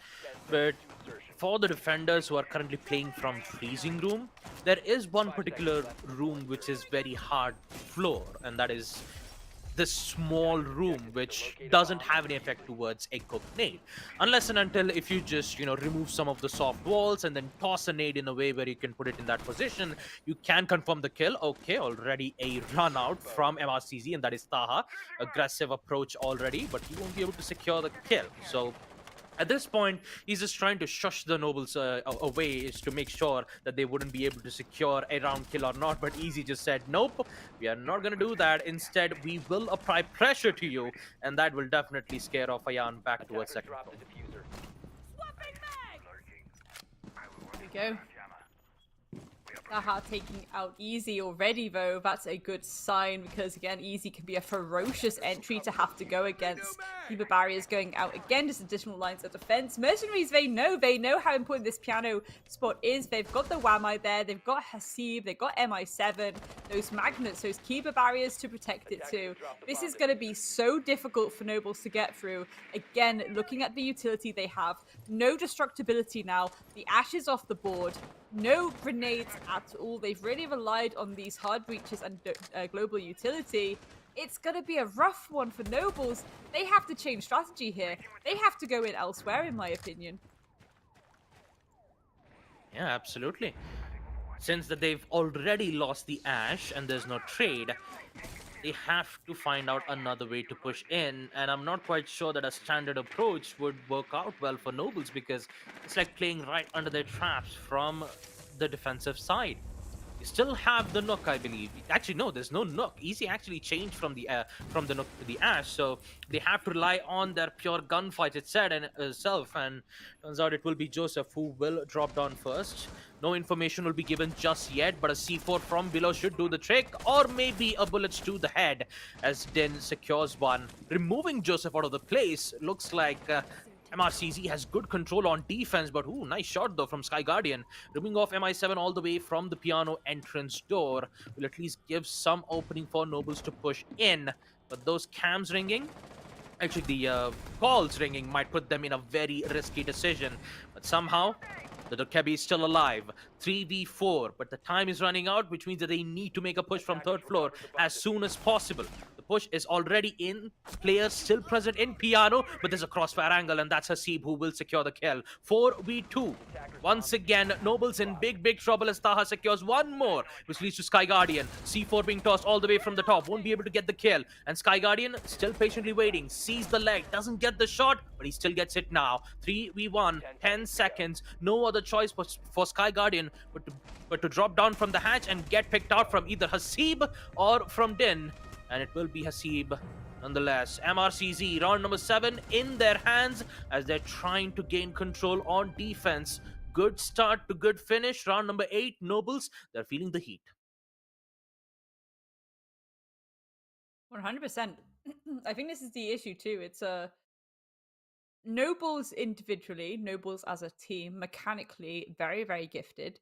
And you see this where they're able to get their ones, they're able to get these really nice picks, these really important picks, regardless of, you know, if they get these 1v1s, it can really go in their favor. It's just, this is Cafe Babagusta. You need to be bringing the util. And already, look, they're bringing a lot of global utility. This is, it's frustrating me slightly because again, it's like mechanical skill is there, You just need to bring to the table the destruction utility. This is where you want the sledge or the buck, to be honest, if you are attacking Cafe. Again, loads of verticality, loads of opportunities for verticality on every single map. Even if it's bar cocktail, you're still using that utility to get rid of, Kiba barriers as an example. You can go underneath if you've bought the buck and start applying pressure to cocktail from, reading room as an example. If you've got the sledge, you've got the nades to deal with, get someone to send in a few flashes, you send a nade. That's how you used to deal with that pixel hold with the shield and the Wamai magnets behind it as well. This is a bit concerning for me. I think Nobles need to go a bit back to the drawing board with how they approach this map, to be honest, because again, it just feels very squiffy. You've got 3 globals, you've got the gridlock there as well. Granted, you've got a lot of EMPs to work with, so that can clear utility too, and you do have flashes too on Sky Guardian, of course, but again, you need something to destroy shields, destroy Kiba barriers. That's the name of the game when it comes to Cafe. Mercenaries right now have 3 shields on the board. They didn't even have to bring Azami. They have 3 shields on the board. All protected. All secure. All secured. And they only need a Wamai for that too, so since they have less amount of utilities, that they can only rely on secondary EMPs. But where is the destruction? Only an Ace Sulma Breach Charge can do it to destroy those important gadgets. But turns out, here comes the call. Ayan, is he prepped for this shot? One push is all it needs, but nope. Won't be able to secure the kill. But if Gridlock pushes in towards the side, there's a lot of Razor Bloom traps that could set off. That's one setup, and that's Sky Guardian taking damage. Taha, on the other hand, sees one of the players, but does he know that the attacker is playing too close? Yes, he does, playing very aggressive. Oh, pure risky! What a risky maneuver! 2 kills with just the sprint. That's the opening that Nobles needs. Now they have the entire control, but vertical line of sight, they can't have it, so they need to rely on Jackal's secondary shotgun, or maybe Ace Summer Breach Charge to open up those important line of sight. Or you can just steal their cams and get loads of info from the default itself. Oh, great shot. MI7 3v4, but there's a lot of damage that needs to be recovered, and it will be difficult as Nobles are still trying to keep on. This is it. Like, that shouldn't have worked. That shouldn't have been allowed to happen on the side of Mercenaries at all. The pressure behind the shield. I've seen similar things like that happen before, where you just rush the person on the shield, but it's few and far between because it shouldn't work. And often that's the frustration for the player that was playing behind that shield position. Speaking of frustration, here we go. Well, there we go. Joseph is going to take out Hasib. Poor Din is left in a 1 versus 4. Nobles potentially about to get the 3rd round on the board. There we go. Job is a good one.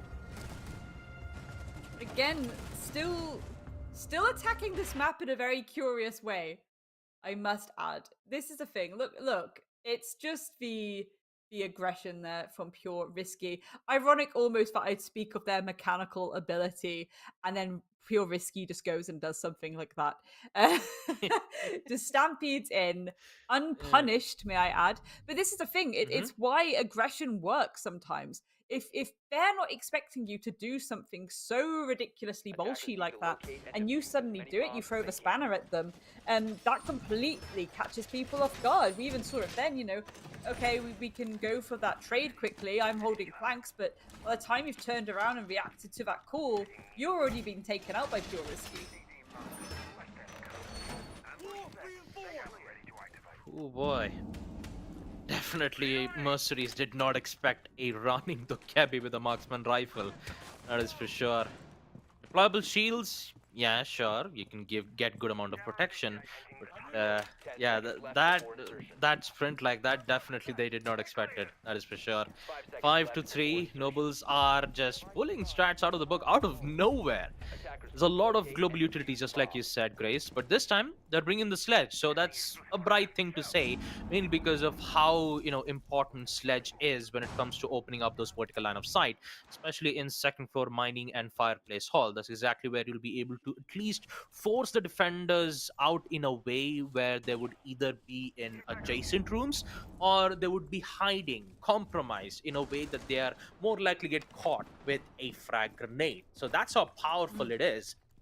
And they should expect heavy resistance on towards second floor.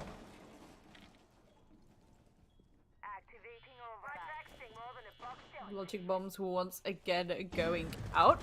Extended hold as well from the defense could be quite an interesting one given the multiple entry points for multiple dimensions. Again, Nobles are finally willing to bring here.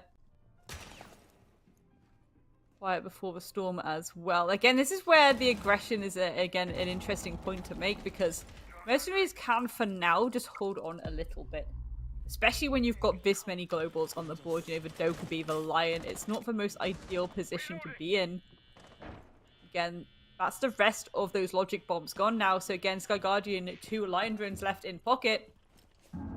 Be a strong reliance on that, and they still have to clear this map and position themselves to go for that execute. Ideally, saving at least 1 in pocket for that final execute would be very useful. Oh, beautiful shot there, though. Iron falling down. No immediate trade back just yet for Mercenaries. Oh man. Like the only player who's been making a lot of risky plays is the Dokkaebi. But now that has been neutralized, and now they can focus on the rest of the players from the side of Nobles. He was the only player who's been giving a lot of openings for Nobles. Now since he's gone, 1 minute left, still trying to use the vertical line of sight, and the Lion's gadget definitely will give away a lot of information. C4 will be able to find one, so is Easy getting control on second floor as quick as possible. But does he know the player playing all the way towards reading room? No, he does not, and neither does Taha. This could be a bit difficult situation for Taha to be in, but no, he might be able to find one, but no, Easy. He already dropped down from the hatch. This could cause dangers for MRCZ. A lot of damage being caused from the Capcan trap. He's still alive, but you still have Taha playing in a very powerful positioning. If that push happens, and if he denies the plant from Lone Soldier, this could be huge. But where is the Legion? Oh, he sees one. That's one. There you go. That's the confirmation. But Lone Soldier is a bit much more afraid. Oh, he denies it. There goes Taha. 1v2. It's all at the hands of Asib, and a quick pick from Lone Soldier. And Nobles, just like that, will secure the round. What a chaotic round that we did get to witness here, folks. MRCZ, they just started to panic once they got control on second floor. It was they were just running helter-skelter, and once I thought that Taha had the advantage, I know for a moment I thought that Taha would have at least removed out the ace. But yeah, less of information really did put MRCZ in a state of bother. And this is definitely going to bite them back a lot. 5-4. Higher chances for Nobles to equalize this. And in round number 10, third floor bar could be their saving grace. An uncomfortable timing, I think, on the hatch there for Taha. Again, just getting that one pick there onto the sledge. And then trying to look for the opportunity. Dropping down maybe at the wrong moment, because then you essentially just give them the line of sight for your body dropping. I think maybe going for the pick as you drop onto that sledge initially may have fared better. This gives you a bit of breathing room as that ace tried to stick the plant initially. And again, it's a difficult once time plays like that. It's really just down to momentum, and again, just it's a very heat of the moment thing to do. And again, we're starting to see the Grim come out along with that Amaru, the Ying as well, and the Dokkaebi Lion combo. It's a bit of a curious mix. Creativity, I guess, is really the name of the game when it comes to the side of Nobles. They really do like to bring the Grim, though. Again, not really something I often see too much in it. I'm not sure. Granted, it clutched them out that round on Theme Park, but I'm not sure of how much use they actually get from that utility from the get-go, especially when they're going for those clearances. I do love the fact that they go for that additional dimension of pressure, that additional bait, so to speak. Yeah, even I'm speechless about this place. I mean, once again, we're seeing Grim being brought out on round number 10. What is Noble's idea right now? Is it a rush? I think it is. It is a rush. You know, they're just waiting for timing. Everyone is in position. All they've got to do is just storm in the building. Once the Candela starts to roll out, Amaru's got a hook, everything in place, they'll start to just drop down and get those kills. There you go. Call's been given. Where are the Candelas? I'm just still waiting for it, though, because Nobles, I kind of feel like they're going to go it for now. But maybe they're ready for something. Yep, there you go. There comes the Candelas. Will we see a drop down? I really think so? Yep, there it is. Drop down. The Amaru's got a hook. Information kills 2v5. A rush and a half. 1v5. And it's Hayan. Left in a 1v5, like left all by himself. Clueless about what exactly happened in that situation, but at least he might be able to deny the default plant. Lone Soldier, can he be able to get this? Yes, he does. MRCZ, they definitely did not expect at this rush. They definitely did not. Ayan taking a lot of damage. He will secure the kill nonetheless. Beautiful flick, though, to get easy. But still, this is a lot to take in for MRCZ. I mean, that rush was just well executed. Drone works, calls, Candelas, executes, and the Maru's got a hook right from the window side. Perfectly executed attack rush. And with it, we will see Nobles equalize. Map number 3, Cafe. 5-5, Grace. Can you imagine? 5-5. Nobles, they just pulled out a bunny. And now they've equalized it. It's a very strange looking bunny, I must add, though. Like, again, in theory, this is it though. Like, genuinely, like, in theory, what they're doing shouldn't be working. At all. As soon as you hear those candelas go off, that's when you stop looking at said candelas. Again, granted, if you're immediately in the site, you know, it's difficult. They made changes to flashes obviously a while back where now you just get blinded regardless of you looking away, which I was very Jimmy Russelled about at the time. But again, it's this idea of, you know, some of the players that were away from the area effect of the candela, they just stared directly into it through doorways, etc. Not the most ideal way to approach that, to be honest. But again, it's just the fact that they were able to time that well, of course. You know, we saw people get tagged up a little bit, though, so it's not like Mercenaries went down without a fight. It's just they had this sudden util dump to deal with. Again, we speak of utility being the name of the game. It's like that certainly maybe is taking that sentence a bit too seriously, Nobles. At least they've equalized, though. Like, this is the thing. We could be going to overtime here if that's anything to go by. Very scrappy way of achieving you know, these rounds, getting these rounds under your belt.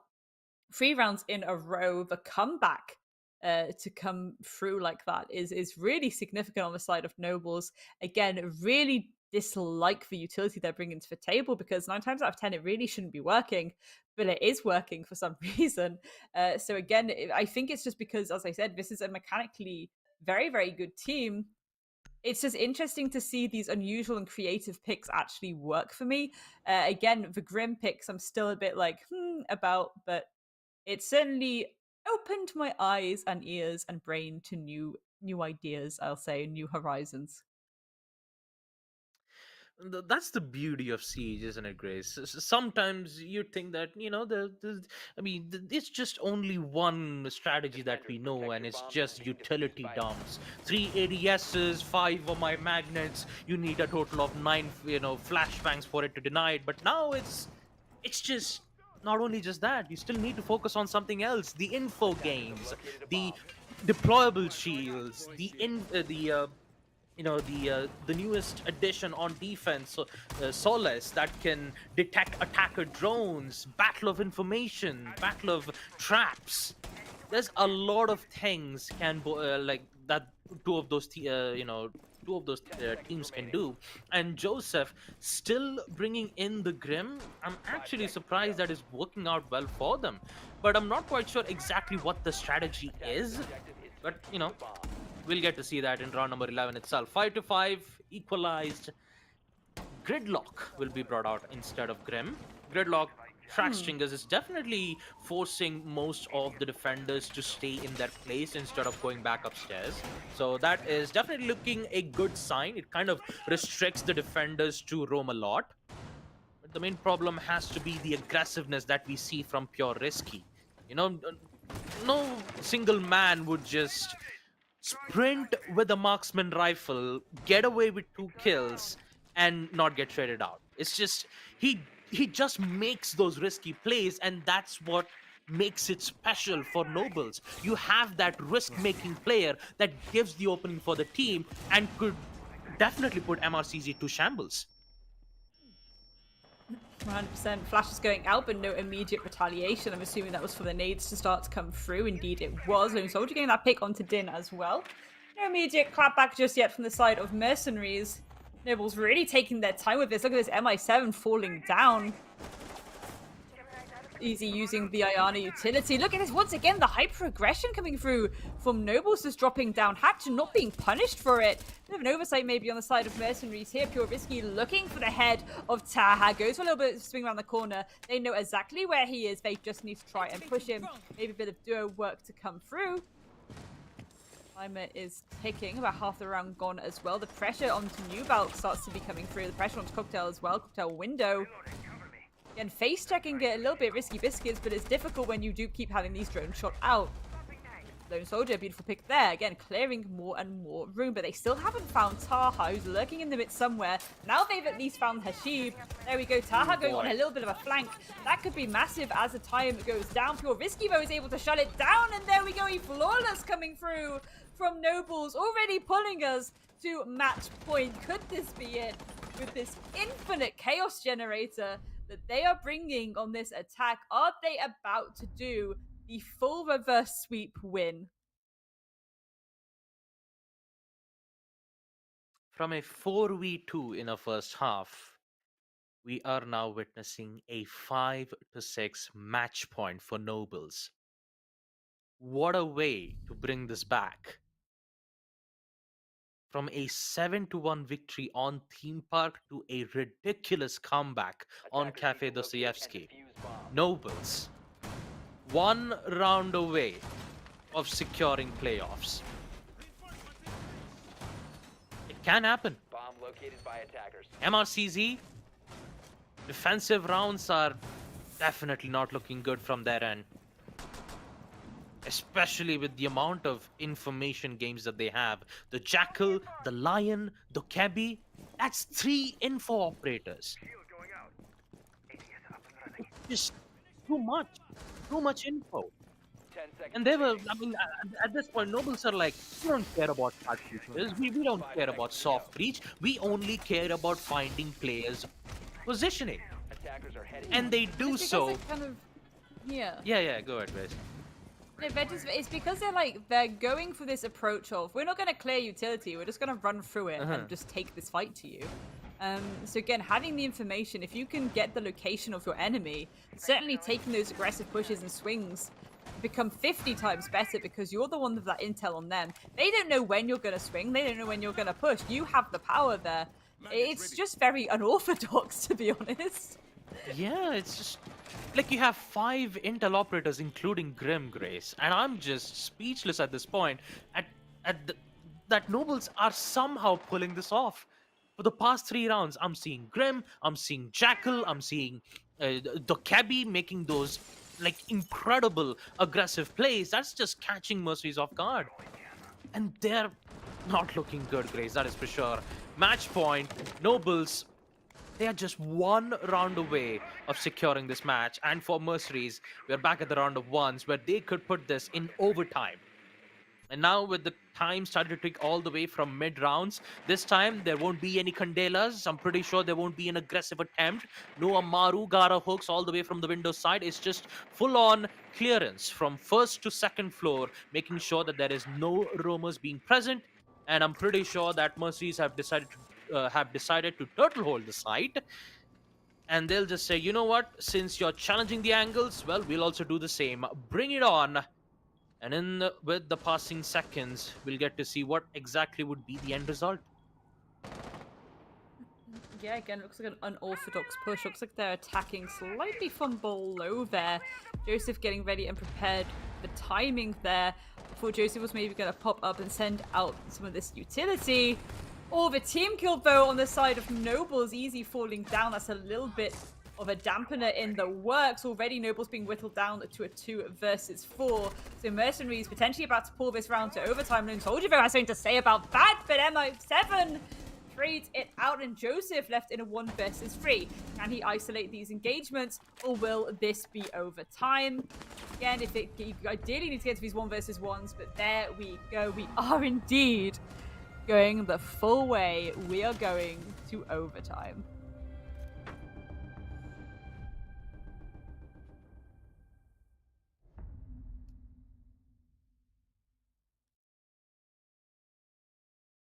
All right. Ladies and gentlemen, looks like MRCZ have finally brought this up, so they're not gonna give up just yet. 6-6. We are heading to overtime. Third floor bar and cocktail lounge will be the site, and for MRCZ, this will be their final chance to right their wrongs. Nobles, on the other hand, they were doing so Attackers good. need What to exactly locate and happened in defuse that the previous bomb. round? Like, what happened? A team kill from pure risky. It was. I think It the kind of issue is looked when like you, an when you- uncoordinated yeah. push. Yeah. Well, it's when you accidentally team kill your entry. Mm-hmm. It's then one of you needs to fulfill the role of take checklist of what your entry was meant to do. Yeah. It also means that you're not pushing as a duo anymore. You're pushing without Easy in front of you, essentially. So that makes True, it yeah. significantly difficult. The collapse that they were going to go for, the entry point, it essentially just got 180 as soon as that team kill came through. It is an unfortunate thing. Sometimes these things just happen, you know, but again, it's difficult when it's like that. Like, if you accidentally maybe kill a support player, it's not as bad. You could still go through tighter choke points, but it's just a bit more difficult. Your entries are the ones taking those initial engagements, getting a majority of those picks under their belt, ideally. So yeah, not the most ideal, especially if you're biding your time like that with all that kind of utility that Nobles were bringing. A little bit rocky. Nobles starting on this attack as well. Given how their attacks have gone, this could be pretty interesting because getting the flexibility, you've already got Guardian being down, Babagusta. Don't tell me it's the Pog mat. Guardian, did you get caught by a frost mat trap?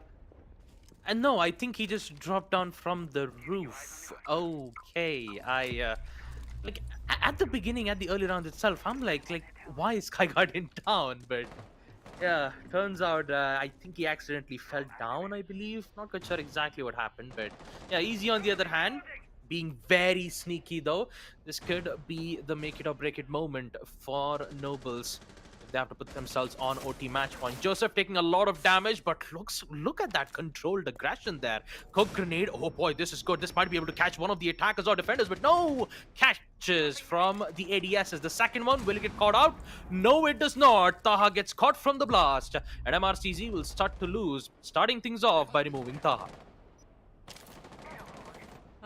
Indeed, there we go. The positioning of Din has been pinged out for the rest of the attackers too. But Hashib looking to get a little bit freaky around this white stairs area. I think he's very aware of at least one of these players lurking there. They're certainly aware of him. Swing Easy getting a bit distracted there by the push from MI7 as well. Keep barriers covering as Lone Soldier gets that pick onto MI7. Dinvo taking out Pure Risky. Scrap fest all around this white stairs. A trade across the board. A 2 versus 3 right now. And goodness me, Iron perhaps needs to go for a little bit of a reposition here. And Joseph is still there. With the bulletproof shields, he's just taunting them. There goes the kill. Oh, Pogmat. Confirmation on the kill. There it is. That's the Pogmat that I was waiting for. 1v2. It's all at the hands of Din. C4 tossed. Deals a lot of damage, but doesn't secure the kill. One shotgun blast should do the trick, but he needs to wait for his teammates to come by. Drop down from Lone Soldier. Din is really a bit worried. No C4. Plant will be made. Will we see the push? No confirmation on the kill just yet. But Lone Soldier will get the kill nonetheless. Securing overtime match point. Nobles will now secure round number 13. I've got to admit, Joseph's approach. He just drops down, has the bulletproof shield, places the shield, and just screams, "You shall not pass." That's what happened. That's basically what happened. Oh, you mean you're going to hold on from Cigar Lounge? Well, guess what? You shall not pass. I'll still be there watching the site. Oh god, I just love the aggression here, Grace, from Nobles. I just love it. It's just so unusual. Again, the white stairs push, it was the pressure then onto, you know, the corridor as well. It cut off, I believe, MI7 going into the bathroom as like, am I from the piano pixel? It was just very, okay, there's a lot of piano setup. Let's just avoid that yet again and just take our very strange and creative utility and just go up the staircase. and push them like this, take these gunfights, take that high progression. Yeah, I'll swing around this keeper barrier. What are you going to do about it? Very, very scrappy there. This is where things get interesting. Of course, Mercenaries had an absolute field day on their own attack. Nobles kind of struggled a little bit on this defense. So again, if the previous rounds are anything to go by, we would expect Mercenaries to pull us to, the full way here. Go to that 7-7. But again, Nobles, they're bringing a lot of fruitiness, I would say. They're bringing the old razzle-dazzle. They're bringing a lot of creativity. And they're bringing a lot of aggression. And aggression certainly works a lot better on that defense. I just pray that they don't go for these runouts. I think that would be very silly right now. I mean, truth be told, Grace, creativity is exactly why Nobles are in overtime match point right now. The amount of unexpected plays that we've seen is actually working out well for them. At MRCZ, they are just losing the grasp of the situation. For now, they're the ones on attack. And once again, third floor control will be their main concern. Purisky already playing all the way from third floor side. Meanwhile, Pulse is giving vital information. Once they drop down, that's exactly where their positionings are compromised. And that will be Hasib first. Aggressive approach once again. Not a lot of info being gained, and that will be Purisky. He just does what he does best. Headshot. There goes Hasib. MI7 working around the corners as he removes Purisky out of that place. Third floor, it will be their domain, but Easy still wants to contest this.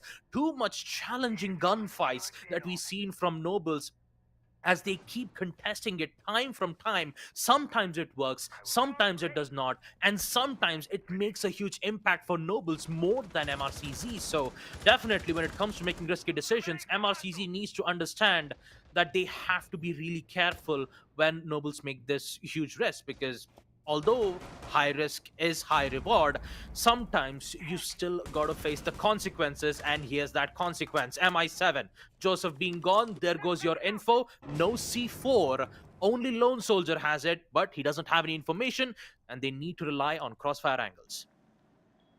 This is it. They pretty much had to give away all of that map control now. This is where you just have to pull back, but it's difficult. Again, the verticality that can come through. This is where things get a little bit scrappy and awkward too, because we see Easy hiding in VIP. Bit of that information's coming through, but the executor's coming through. We need a little bit of a fight back here. Sky Guardian does take out Dinbo. That's at least one little bit of the holdback. Lone Soldier, bless them, actually trying to contest this on the site. The verticality not coming through for Mercenaries right now. There we go! Already it's left down to Taha, and oh my goodness, that is Nobles with this dub.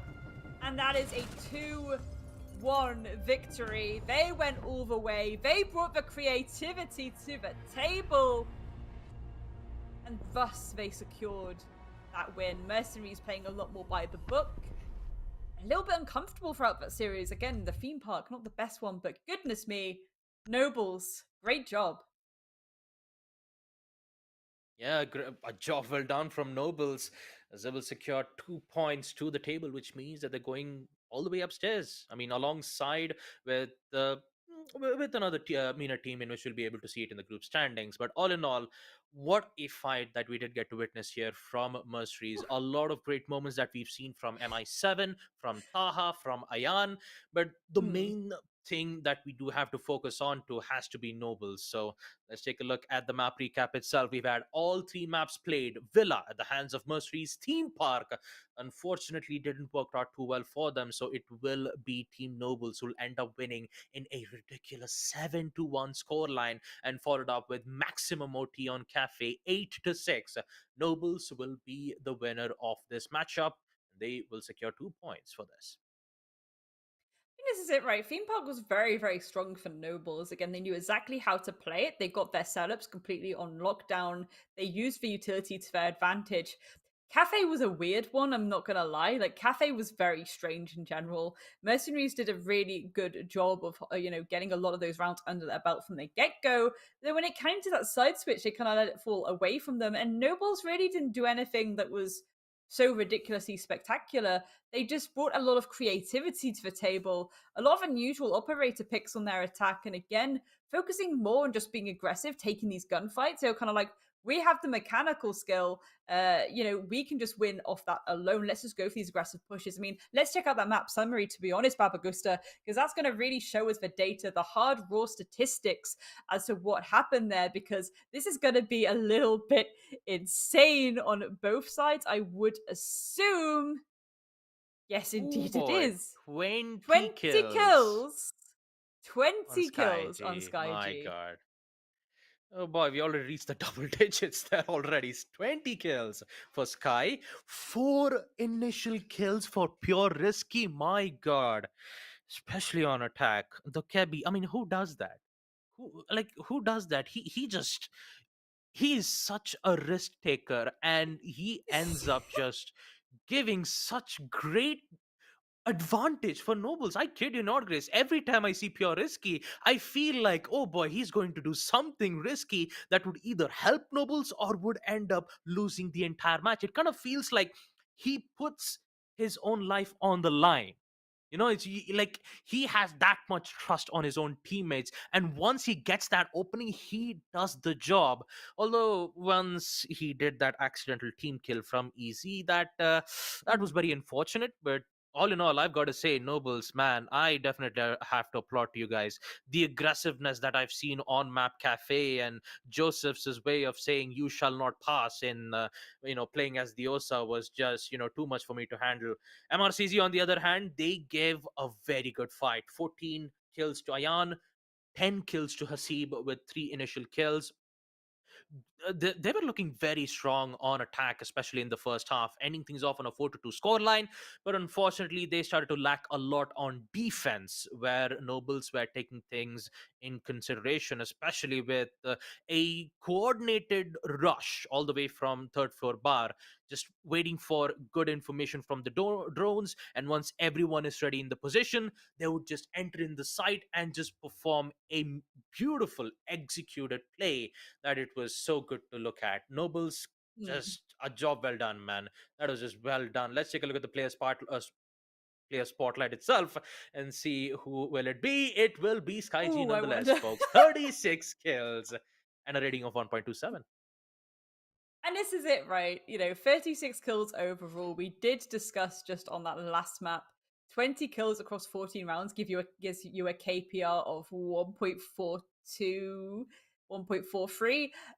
Again, to go all the way, to go to that full extent of overtime and have a KPR like that, it's really good going. It shows that you are a little bit of a terror when it comes to, getting in that server and really putting your money where your mouth is. Again, they were bringing creative utility, but it wasn't the classic utility you want to see on Cafe where you're doing the full util and roam clear. It was just, they've done this massive elaborate setup, I'm just gonna waltz through it, and it worked somehow by some miracle. It worked. They just got away with it. They just got away with it. And this is the thing where it's a bit like your face is in your hands for MercenarieZ, because you're like, MercenarieZ, they're such a good team, but they just gave Nobles the breathing space to be like, yeah, I'm just gonna waltz in. But it's because you don't expect someone to do that. You don't expect people to be like, oh, we're just gonna drop from Sky in a comp game. Oh, we're just gonna, we've got cocktail control now, and I'm just gonna push you randomly. You've got the Kiba barrier set up at the top of white, and 2 of us are just gonna come and try and contest you. And you're thinking, oh, they're gonna try and throw some util, or they're gonna try and take these gunfights, and then they just suddenly rush towards you up the staircase. Like, what? Okay, Nobles, we see you. You've certainly made your presence known. Yeah, really good stuff there. Sky G, incredible work today. Incredible, especially on that last map. Fair enough is what I'm going to say about that. Fair enough. But let's look at the player comparison, to be honest, Babagusta. Because again, Nobles, they went up against a good team. They went up against good players here. MercenarieZ, they are a very strong team themselves. So rightfully so. We look at the ratings, we look at the KD there. I am not that far behind. 33 kills to 36. Granted, Sky G, of course, their kill count was boosted significantly by that final map, but Iron is pulling marks on the map here. They are being like, I'm getting my one. Granted, it is a kind of more of a roam player there on that Jaeger, but again, it's the fact that they are getting those kills under the belts, above 60% cost on both sides too. So again, two players who are certainly making a good bit of work come through for their team, getting those kills under the belts. Probably more trades needed, but it's difficult to trade on both sides of these two teams, given what we just witnessed, given the hyper aggression. I'm just speechless as to how that best of 3 went, I'll be honest. Whew. Yeah, man. Map number 2 itself, I kind of felt disappointed, especially from MRCZ's end, because 7-1, it was their map pick. They had the morale boost by winning, by winning Nobles' map pick itself on map number 1. So since they won map Villa, Jesus Christ, map number 2, for a moment there, I thought that they could have ended up winning it on Theme Park, but turns out it did not. So 7-1, and then we saw on Cafe Dostoevsky that they did make a really great efforts, and I still have to applaud their efforts on attack. But evidently, so what's done is done, and it will be Nobles who will secure it nonetheless. Which means let's take a look at the group standings, and let's take a look at it once more. I believe there you go. That is the finals one, and I believe Nobles and MercenarieZ will be qualified. All right, for a moment there, I thought MercenarieZ wouldn't, but turns out 25 Esports had secured 4 points. So, which means that MercenarieZ, they are still in the table. Which means that they are qualified for the playoffs. Congratulations to them, and for Nobles as well, as they're the ones who just won the matchup. The only difference, I believe, had to be the win-loss difference, and I think it has to be between MRCZ and Kira Esports, where I believe some of the matches ended up in 7-2, 7-1, I'm guessing, but I believe that's the main reason why they're in first place. So yeah, there you have it, folks. Group A, Group B, all of them are done. We have GK Esports, Triple Esports qualified for the playoffs on Group A stages, and MercenarieZ and Nobles qualified for Group B. And this is it, right? Because I spoke earlier in the week about Nobles potentially wanting to get a bit of revenge against 25, especially given, Saudi E-League in October, how that kind of went for them. They maybe wanted to have a little bit of a throwdown with 25. They've qualified, 25 haven't. I would say that's a sense of revenge there. Already they're going away with a cash prize here. Already they've taken that advantage into those playoffs as well over 25. So I would say that is that story shut there. So good stuff indeed. But again, it was just such a unusual best of 3, I'll be honest. It did catch me a little bit by surprise. I think if I'm MercenarieZ, before I go into those playoffs, I want to readdress what went wrong in Theme Park. Because again, the attacks, the utility that they had in pocket, they were not using to open up that flexibility, that breathing space that they needed to go for those final collapses. That was the main issue with that attacking half of them. And again, the defense is just realistically, when there's that much creativity, you could catch them maybe a little bit off guard just by being a bit more by the book, a bit more crossfire friendly. But that's it for now. The playoffs will actually be starting on the 18th. So again, they have a little bit of a break. You guys have a little bit of a break too. So you're all sieged out at the moment. I certainly am. But again, the playoffs is where the real action's gonna get seriously juicy. I want to see just the most ridiculous things come through, especially if Nobles are going to play like that again, where they're bringing that creativity, they're bringing that aggression. I want to see the counter-stratting come through. Granted, only a day to work with, but get on those VODs and get those strategies down. Yep. And with that, folks, we'll be taking our leave and also ending the stream. Hope you guys enjoyed it. And until then, we'll see you back at 18th of the playoffs. Until then, good night. See you. And see you tomorrow.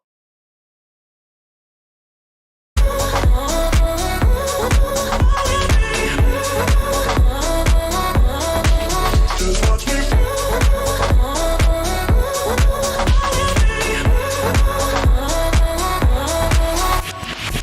I got you wrapped around my finger, but don't you try to call me tomorrow. There's nothing personal in having a little fun. You wait to see if it's worth your while.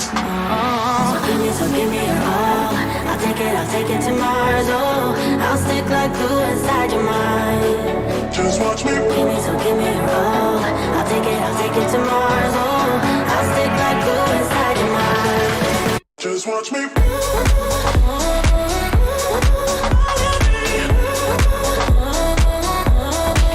Just watch me.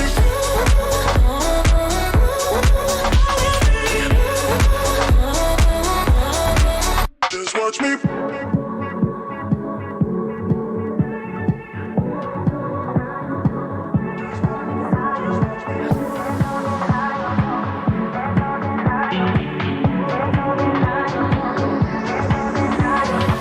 There's no denying what we want.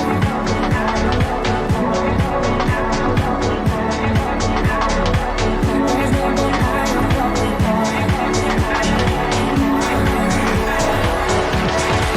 Just watch me.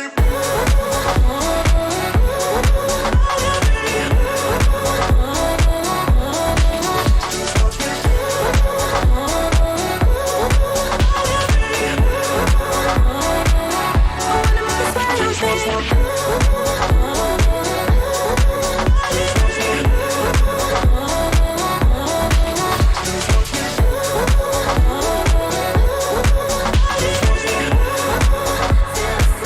I wanna make it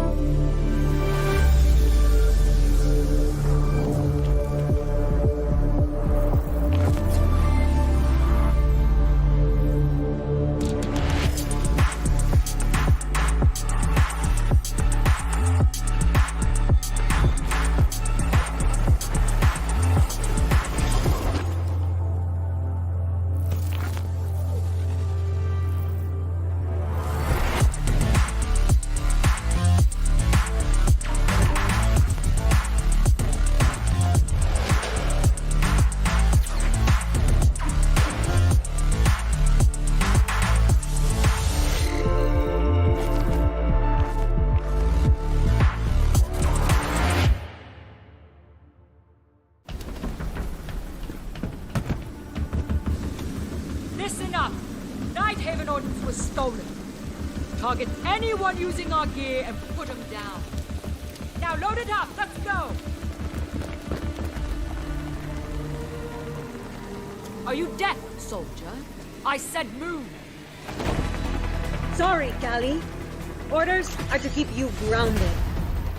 And whose orders might that be? Mine.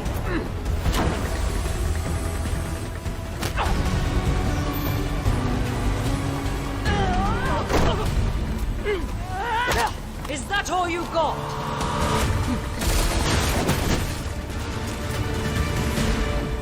Damn it! I didn't kill Yahata! Someone stole Nighthaven Ordnance and is selling it, jeopardizing our operation. We know, but that doesn't mean you get to start a war over it. This is Rainbow's operation now. Not sure your butter knife will cut it, darling. You'll be up against very loud grunts. We have a squad for that. Red Hammer.